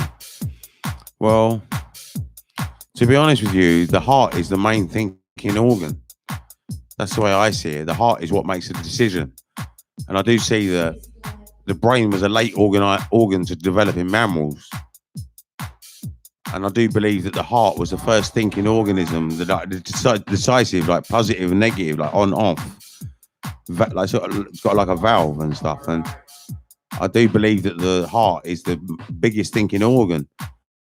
And if we want to know something, we need to know it off by heart. So our mind can think, it can create ideas. But if we want to know something, we need to know it off by heart. So I do believe that the heart is the most powerful thing, really, you know. I mean, that's what I think. That's why when I read the Alan Watts book, I try and memorize it off by heart, because only what you know by heart is what you know. If you don't memorize it off by heart, you don't know it. So I read loads of it today, and I don't remember any of it really. I remember the very beginning because I memorized that quite a lot, but I can't memorize anything else. I remember one, the philosophy of the Tao. Zen Buddhism is a way and a view of life which doesn't belong to any formal category of modern Western thought. I can't remember the rest.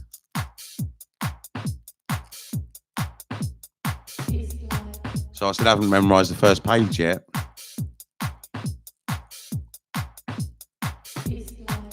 So I think I have to memorize the book page by page to get to know it. And that's the only way to get to know it. It might take me some time, but I think I'll have to do it. And this year might be a study year. I might not do too much music. I might do more study. Eastern philosophy, yeah, Eastern philosophy, definitely. That's what it talks about in my encyclopedia. It calls it Eastern philosophy. And Eastern philosophy is what I study.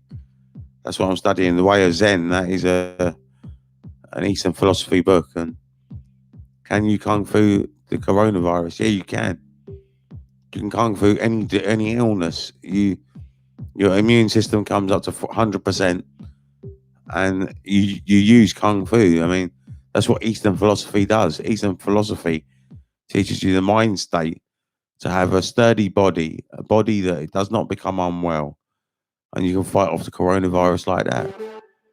There's no reason why you should catch it, and if you do catch it, you don't have to die from it.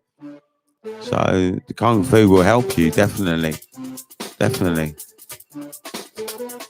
It will help, definitely, it will help.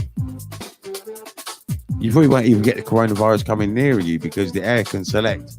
The unmanifested can manifest how it wants, like the Spirit of God is everywhere. So the Spirit of God can channel the air where they want the air, and they can get the virus where they want it.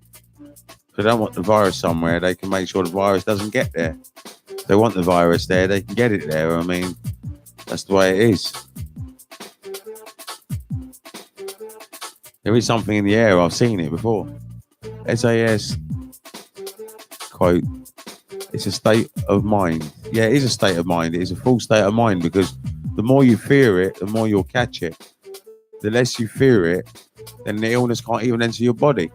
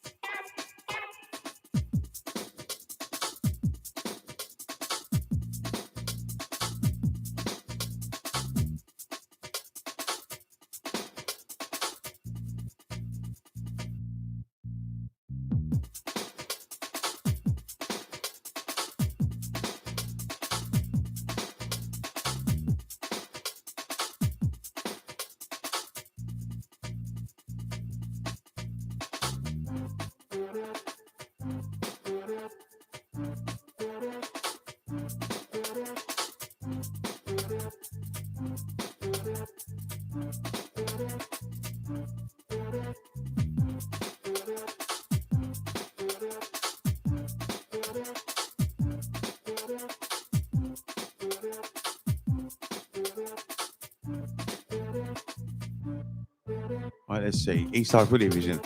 No one should be scared of coronavirus if you know how to roundhouse kick.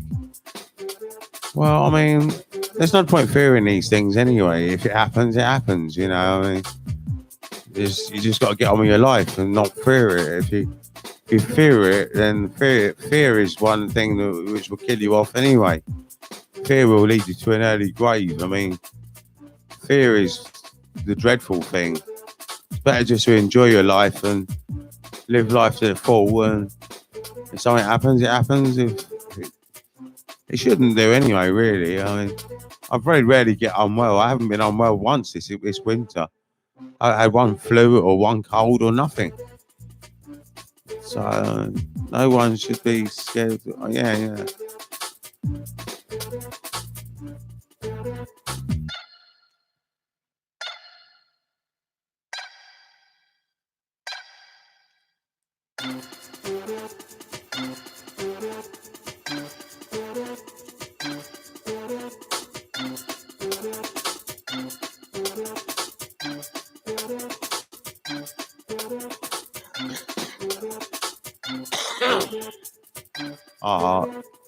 Liar, I've seen your cough. What do you mean? Play the Margaret Thatcher one, please. We played that already, come on. No, it's COPD. At Josh Pasquale, that's his smoking. You might think that I'm bad, but my cough is actually getting better. I'm sure it's getting better.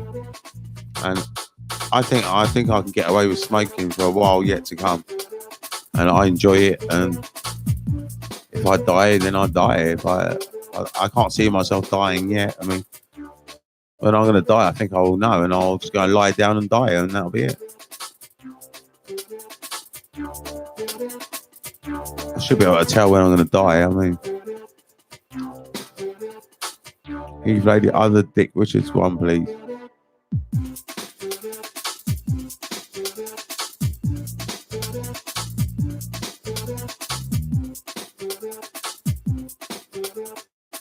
One, two, three, four.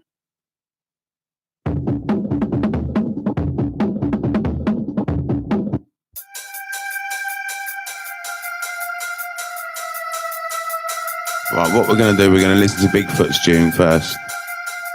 And then we're going to listen to Dick Richards' tunes after. We'll listen to both of them. I can't play your other tune, Bigfoot's, because for some reason my computer's not playing it. But I know why. It's because I moved the file, but it's just so complicated to set it all up, and I need to get a new keyboard before I can do it.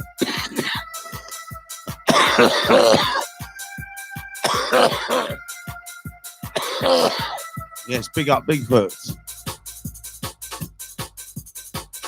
This track's the better one anyway. Yeah.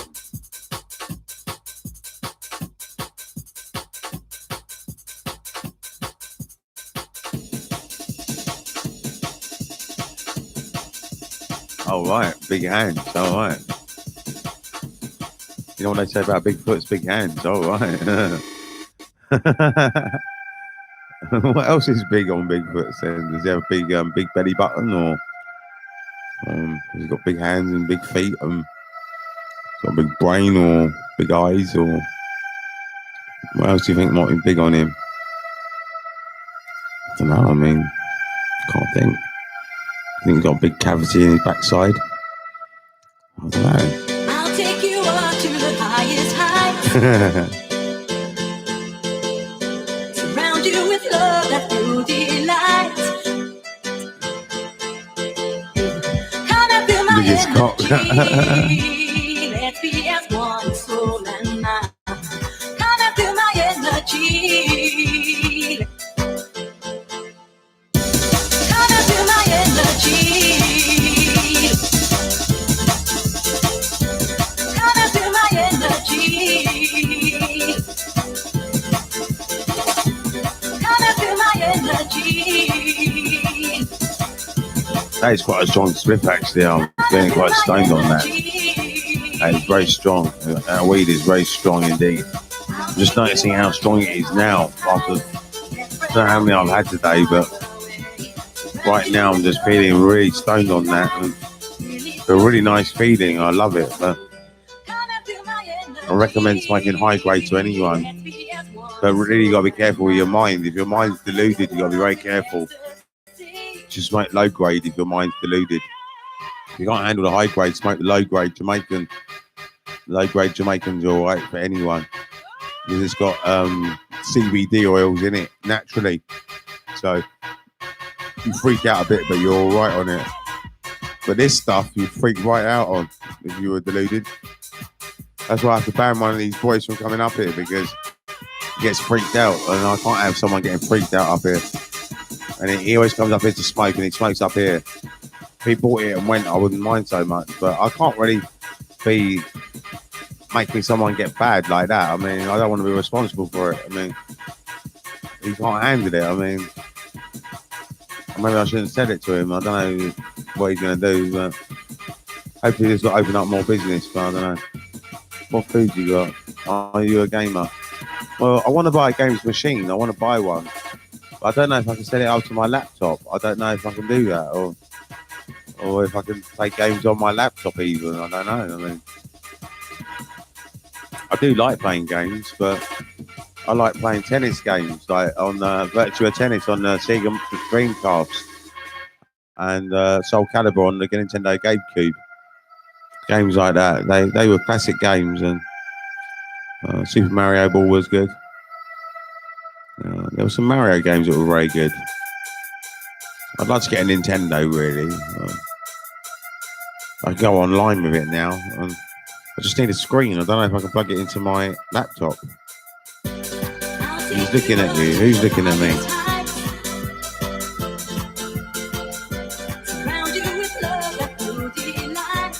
Johnny, please what?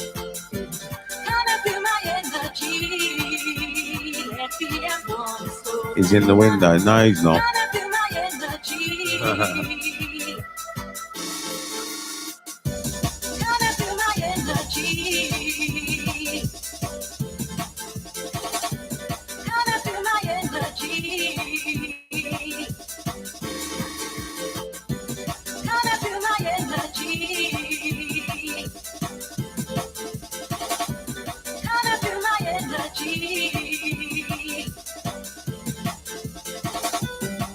This is quite a long song, this actually. It goes on for quite a while. It's good. It's almost at the end now, I think. Yeah. Comes out of that Let Be a Fantasy, I think, the vocals, but it's good. They're good vocals anyway. And good pianos anyway. They're nice hardcore beats as well. Done in a hardcore fashion, it's nice.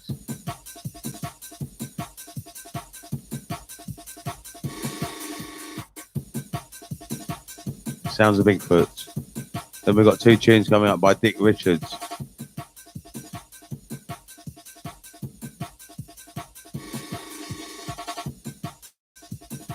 People like the Dick Richards songs more than anything. I don't know why. I mean, that's what I get requested for all the time, the Dick Richards songs. I mean, I find that odd, but it's all right, man. But it's Margaret Thatcher.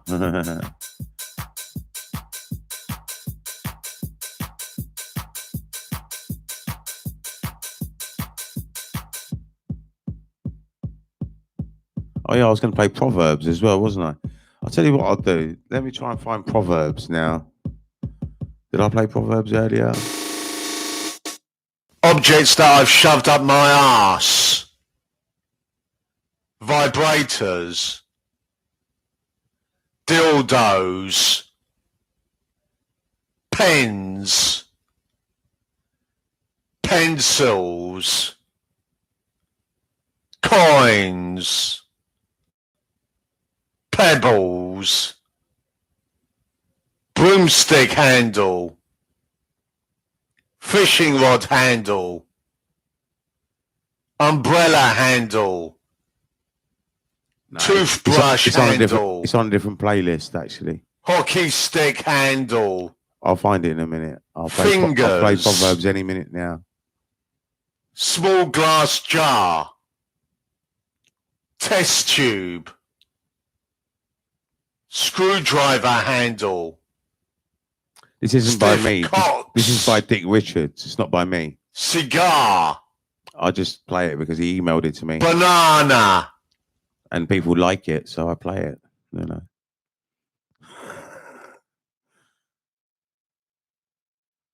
Margaret Thatcher's dead.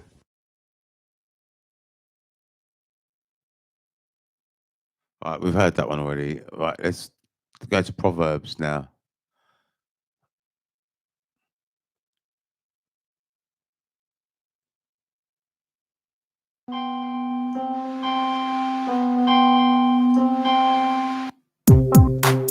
This is Proverbs, which someone requested earlier. I think I played all the requests now. I'm not sure really, but it's probably one of my better tracks that I've ever made, really. It's a sign of what's to come, really.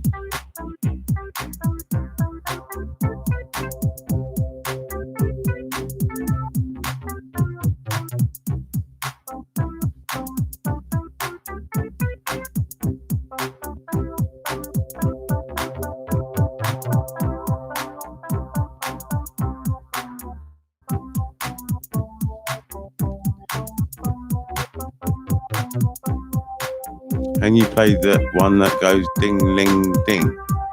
I don't know what that one is, Johnny Wankin. I don't know what that is. Sorry, I don't know what the one that goes ding, ling, ding is.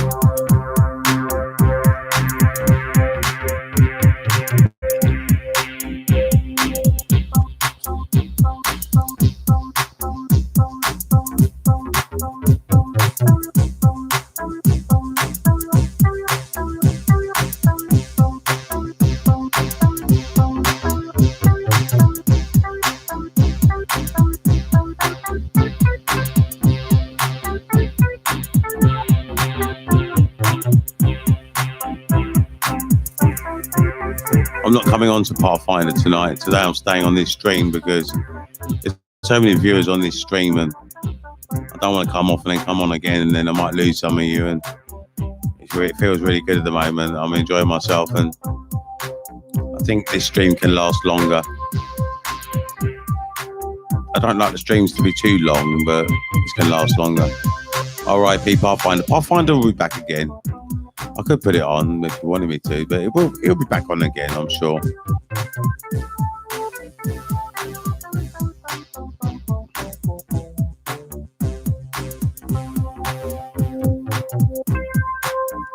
Pathfinder still exists anyway, because the book Pathfinder still exists anyway. So Pathfinder's never going to be forgotten. And Pathfinder existed in the 1990s anyway. It was a rave that existed in East London. It was in a rave in East London called Pathfinder. That's where I got the name from. I knew the promoter. Pathfinder is my favourite character, though. I don't know about character, but Pathfinder was a rave, and I remember a guy gave me a flyer with a lollipop on it, with Pathfinder on it. And yeah, I hope he doesn't mind me nicking his name, but I did look him up online and I couldn't find his presence. And I was going to ask him if I could nick the name, but I can't find him. He's probably an old man now anyway, because I was about 23 years old and he was about 30 years old when I met him. And now I'm 44. And how old is he? I mean, he's in his 50s. So he's probably not a rave promoter anymore. And I'm not a rave. I don't work in raves anymore. He doesn't work in raves anymore. We're old men now. I mean, now I broadcast from home, but I can't really catch myself doing a rave anymore. Not again. Not unless I got chauffeur driven or something, or I'd have to be driven from door to door. And I don't know, I mean, I don't really want to lug my equipment down there neither. I'd rather just go with a memory stick and do it like that. That's how I'd like to do it. That's the way it should be done anyway.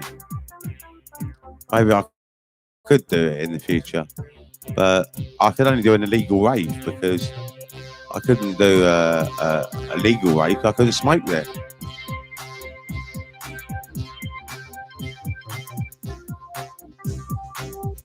Why is that when we're blackout drunk, we can find our path home? Well, I never get drunk anyway, and I'm always home anyway. So, I don't know, you can't be too old for a rave. I'm not too old for a rave, definitely not.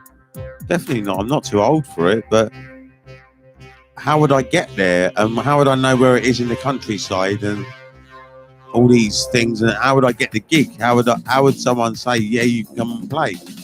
And how would I get paid? Or would I get paid? Or I probably wouldn't. So what's the point? I might as well stay here and do this. This is probably what I'm going to be doing every day for the rest of my life now. And I don't see why not. I mean, this seems like the best way of keeping in contact with a lot of people. I mean, I hope that one day I've got over 100 people viewing on here all the time. That's my aim, to have 100 viewers on here all the time. If I have 100 viewers on here all the time, then I do believe that, well, that's going to help me get paid. I think if I had 100 viewers all the time, that would help me get paid. Like YouTube. Would you play at my birthday party? Well, I can play here and I can broadcast here, but you can play this stream. You can play it on a PA system. You can even rent out a PA system just for the night and play it like that. That's the only way that I can do it, really. I can't really turn up to the venue. I can't really do parties like that. I can only DJ from here now, and I can't even DJ from here anyway. I haven't got a DJ controller. It's just a playlist on Windows Media Player. That's all I'm using. Windows Media Player and a playlist. All my songs loaded up. Your birthday's on the 30th of February. Well, I can't do it, I'm afraid.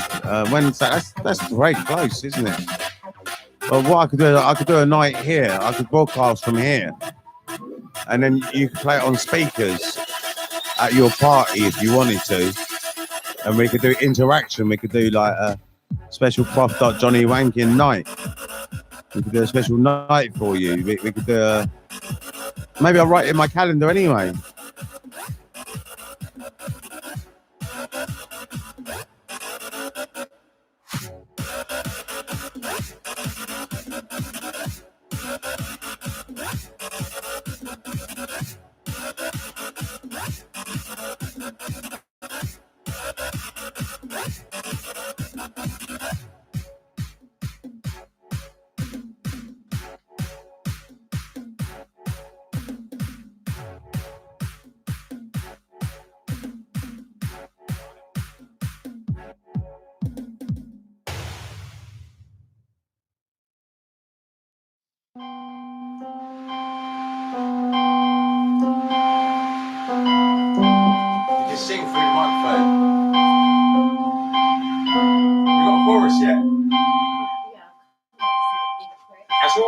That's brilliant. It's just a bit of fun. Oh, what is it? Let's hear it. It's saying, right? Let go to the infinite divinity. Right, I've made a note of your birthday now. So basically, I can play from here and we can make a Professor Johnny Rankin birthday night here. And we can celebrate it here. I'll try and get Black Lightning in if I can. I'll try and get Ras Smalls or something like that. And we'll try and make a little party like that. And then the way that I see it is that people can broadcast on whatever PA system they've got. If you've got a PA system like what I've got, you can broadcast it on that. You can even rent that out from Middlesex Sound and Lighting. I don't know how much it costs, about 50 quid or 100 quid or something. But that PA system cost me about 700 quid. And your stuff hasn't arrived yet. oh yes, I love Black Lightning. Yeah, maybe I could get Black Lightning in. I mean, I'll try my best. What's the date now? This is 28th today, 29th. 30th is Sunday, so I'll try and get Black Lightning in. Let's see what this text message is.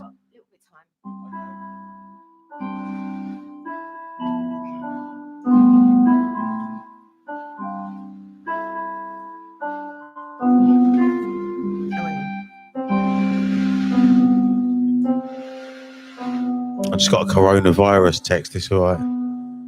Nothing to do with me. It's if you landed on a plane. All right. Oh, yes, I love Black Lightning. Yeah, it's Sunday. Yeah, bro, yeah. Yeah, I mean, I could never get all my stuff ready in time anyway. I could never do it. And I haven't got a DJ controller. I'd have a memory stick and then I would be on equipment that I wouldn't know how it operates and how it works. And it'd be a nightmare. It'd be like being 15 all over again. Just a complete nightmare, and I'm not really up for it. But I could broadcast from here, and all you have to do is plug it into a hi-fi or into your biggest speakers you can get, and that's it really. I mean, mine's plugged into a PA. Them speakers there, they're big speakers. They're 15-inch speakers. 15 inch. 15 inches bassy. I mean, they are bassy speakers. They kick some ass. If I turn the mics off and turn them up, they're really loud. I mean, they're very loud speakers. They're too loud for me. I don't like them that loud. I like them like this. And they're great speakers for monitoring with as well. Really good speakers for monitoring with. You can get the bass real nice on them. I'm 15 inch if you get what I mean. All right.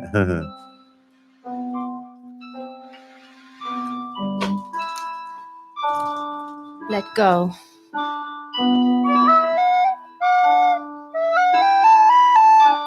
To the infinite divinity. But I can do parties for anyone. I mean, whatever speakers you've got is how you listen to my show. If you get big speakers, then that really helps out. I mean, I recommend getting PA speakers when listening to my show on PA speakers. That's what I recommend. And maybe get a sound card. That's what I've got as well, sound card.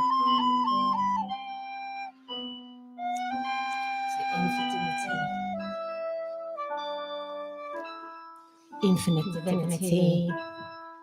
I've got something else that's 15 inches. What is it, a machete? Let's get down to a knife. Sound deep and underground. Yes, it's Cat performing live in the East Life studio. Let yourself go. Yeah, all these songs are on release that I'm playing at the moment. Just feel free. Just go.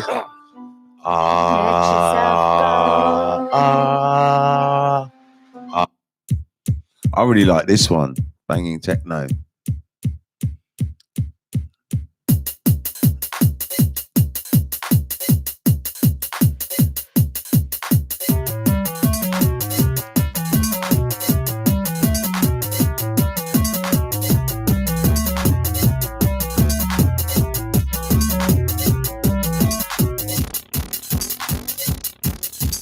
You can't play your music for a graphics card, but for a sound card you can. Are you going to make a SoundCloud at some point? Well, I'm a member of SoundCloud for some reason, but I'm not really going to make an account, I don't think, because I can't see the point really. I enjoy broadcasting and that's what I do. I mean, if I made a SoundCloud account, then that would give people another place to go and listen to my music, and I'd rather they had to come to me to hear it. And maybe one day if I release a track, it's when the music's known, when it's well known, when people can say, I want to hear this, I want to hear that, and we've got a popular thing going on. I mean, all these tracks here are on release. You can buy them at £1 each. All these tracks are on release, these ones. I'll play it from the beginning in a minute. They're all on release. I'll play it from the beginning now, actually.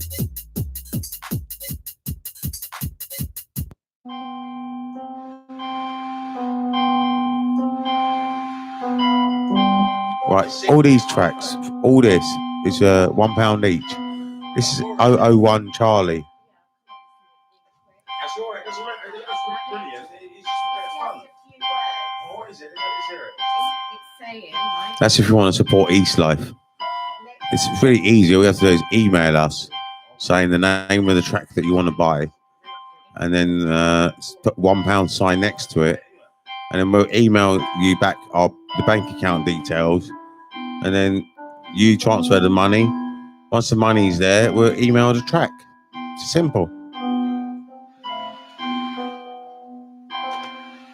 I'm not really planning on doing SoundCloud. I'd rather sell emails.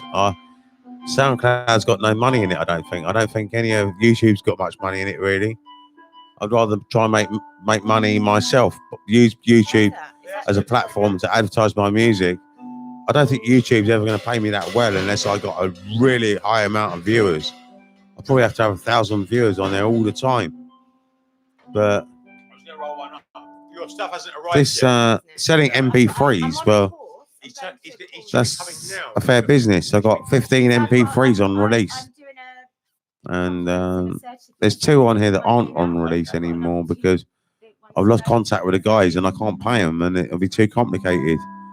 I'm not going to sell any other people's music anymore. Your revenue streams. Do you think so? SoundCloud pays, does it?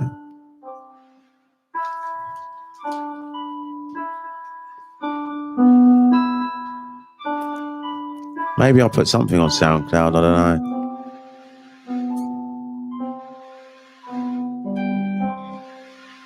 I'm not really sure. I haven't got the time, really. This is the thing. I'd rather just sell the tracks £1 each. That's what I'd rather do. And I think I'm starting up a new trend here, and I'm going to keep at it, and eventually one day people are going to buy them. I mean, I've already sold some copies already anyway. I've already actually sold some copies. I mean, they are my friends, but my friends supported me and they bought them. One guy bought every single track, and another guy has bought about 10 tracks. I mean, what about a patron? What do you mean a patron? I don't know what you mean. Is that spelled right? Patron, isn't it? Infinite. Patreon. I don't know what you mean by that. Infinite. Do whatever you want, Cat. It's freestyle. Just talk if you want. I think £1 is a fair figure for us to set as a rate that we buy each other's tracks off each other. I mean, I'm even tempted to say to Bigfoot, so I'll give you £1 for your track. I mean, Let go. I don't know if I give Dick Witches £1 for his tracks, but Bigfoot, so I'd give him £1 for that Validate track.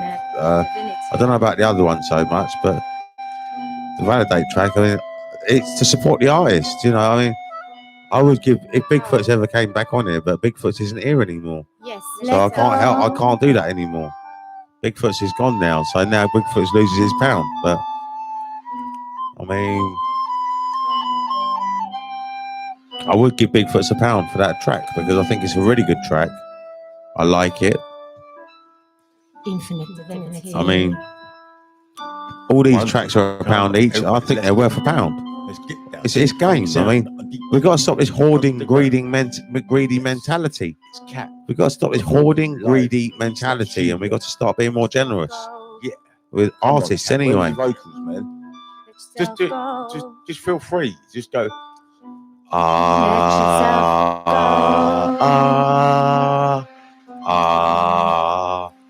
It's a website where people can donate to you to keep making contacts at different times. But tears. Come on, what about a Patreon? It's a website where people can donate to you to keep making contact at different tiers. I don't know about that. Maybe.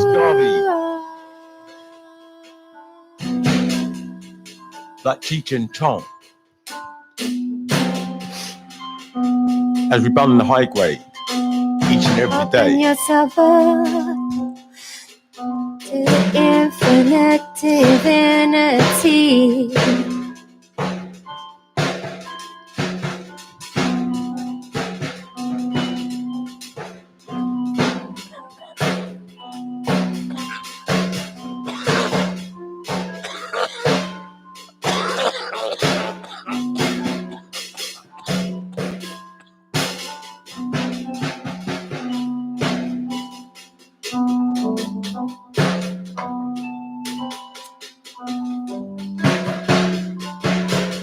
I'm not too worried about making too much money anyway. I mean, I think that YouTube will be a good way of making money one day.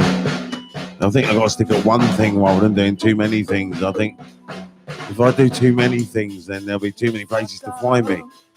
If I just stick at one place, then I think that'll be the best thing for me. And to try and sell music. One day it'll work, I know it will.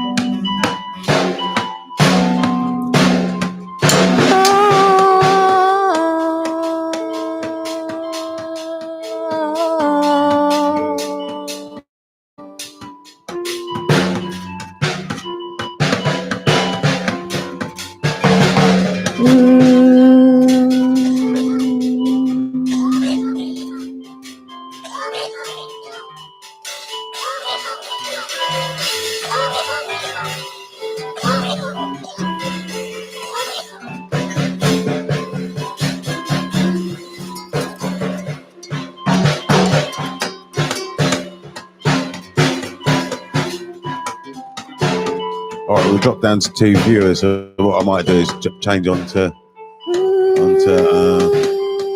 Pathfinder now. Right, drop onto Pathfinder, change onto Pathfinder.